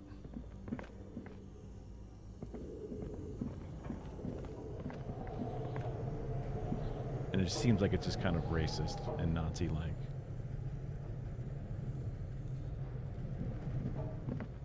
No, I mean, being xenophobic is generally the problem. And I think you know it, which is weird, and you keep pressing like you don't. Like, you're just trying to be, like, I don't know, dishonest about it. It's off-putting, to say the least.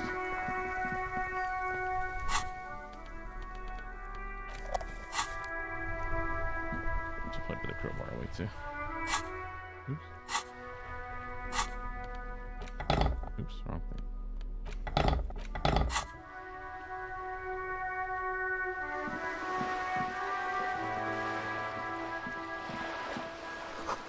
No, the huge issues with the health services people defunding it.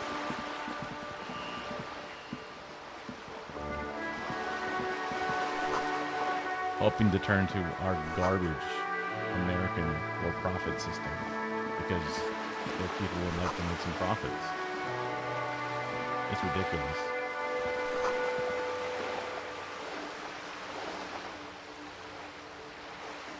Man, we have a bag of good food.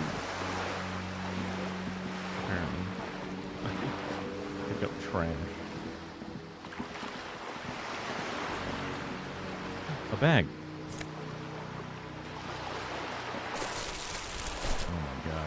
I can loot. Bro.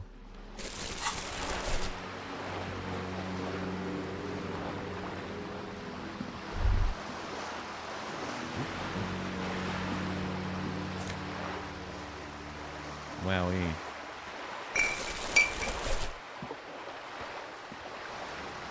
Yeah, budgets increase for everything. This coin-operated viewer is facing south.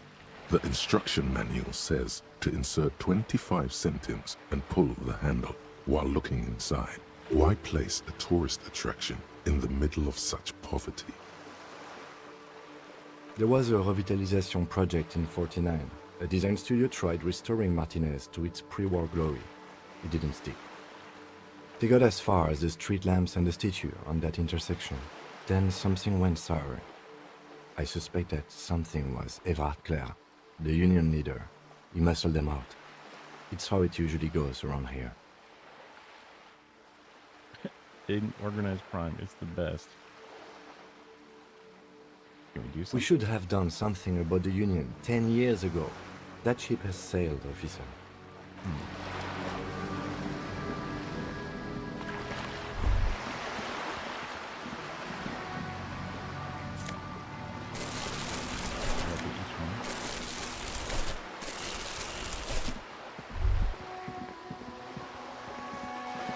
Come back to that in a second.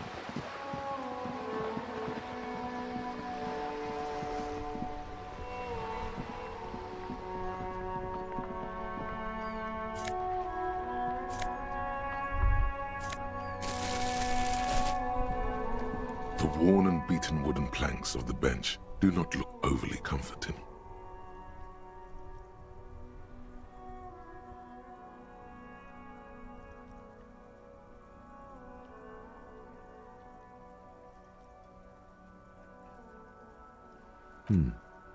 We can sit on benches after we've solved the murder. Let's go. You can revisit the bench if you ever need to pass the time when Lieutenant Kitsuragi is gone. Oh. I didn't know I would lose. My friend.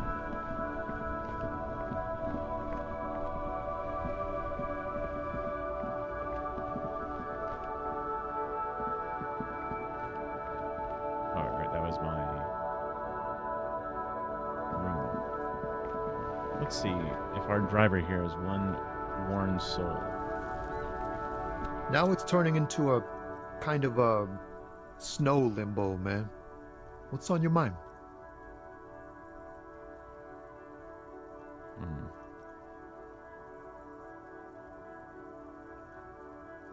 Look at the options not available.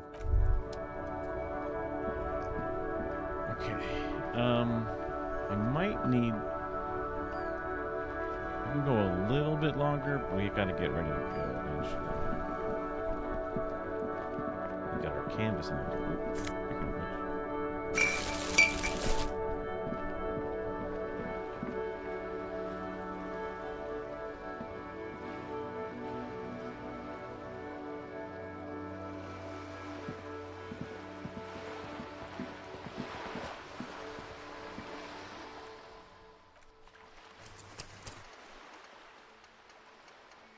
Save. Let's see. So I'm gonna do some stuff, then probably be coming back here around probably closer to like 1:32. Probably be zonked as fuck and go to sleep. So we should have another pretty normal stream tonight. I can't imagine we wouldn't. We may or may not play games. It'll be the weekend, and hopefully I can have some time with Kara, but she might be busy with some after-hours work shit. And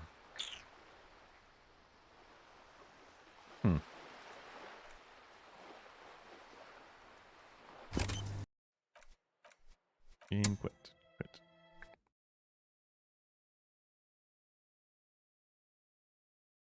Anyway, everybody, thanks for the stream.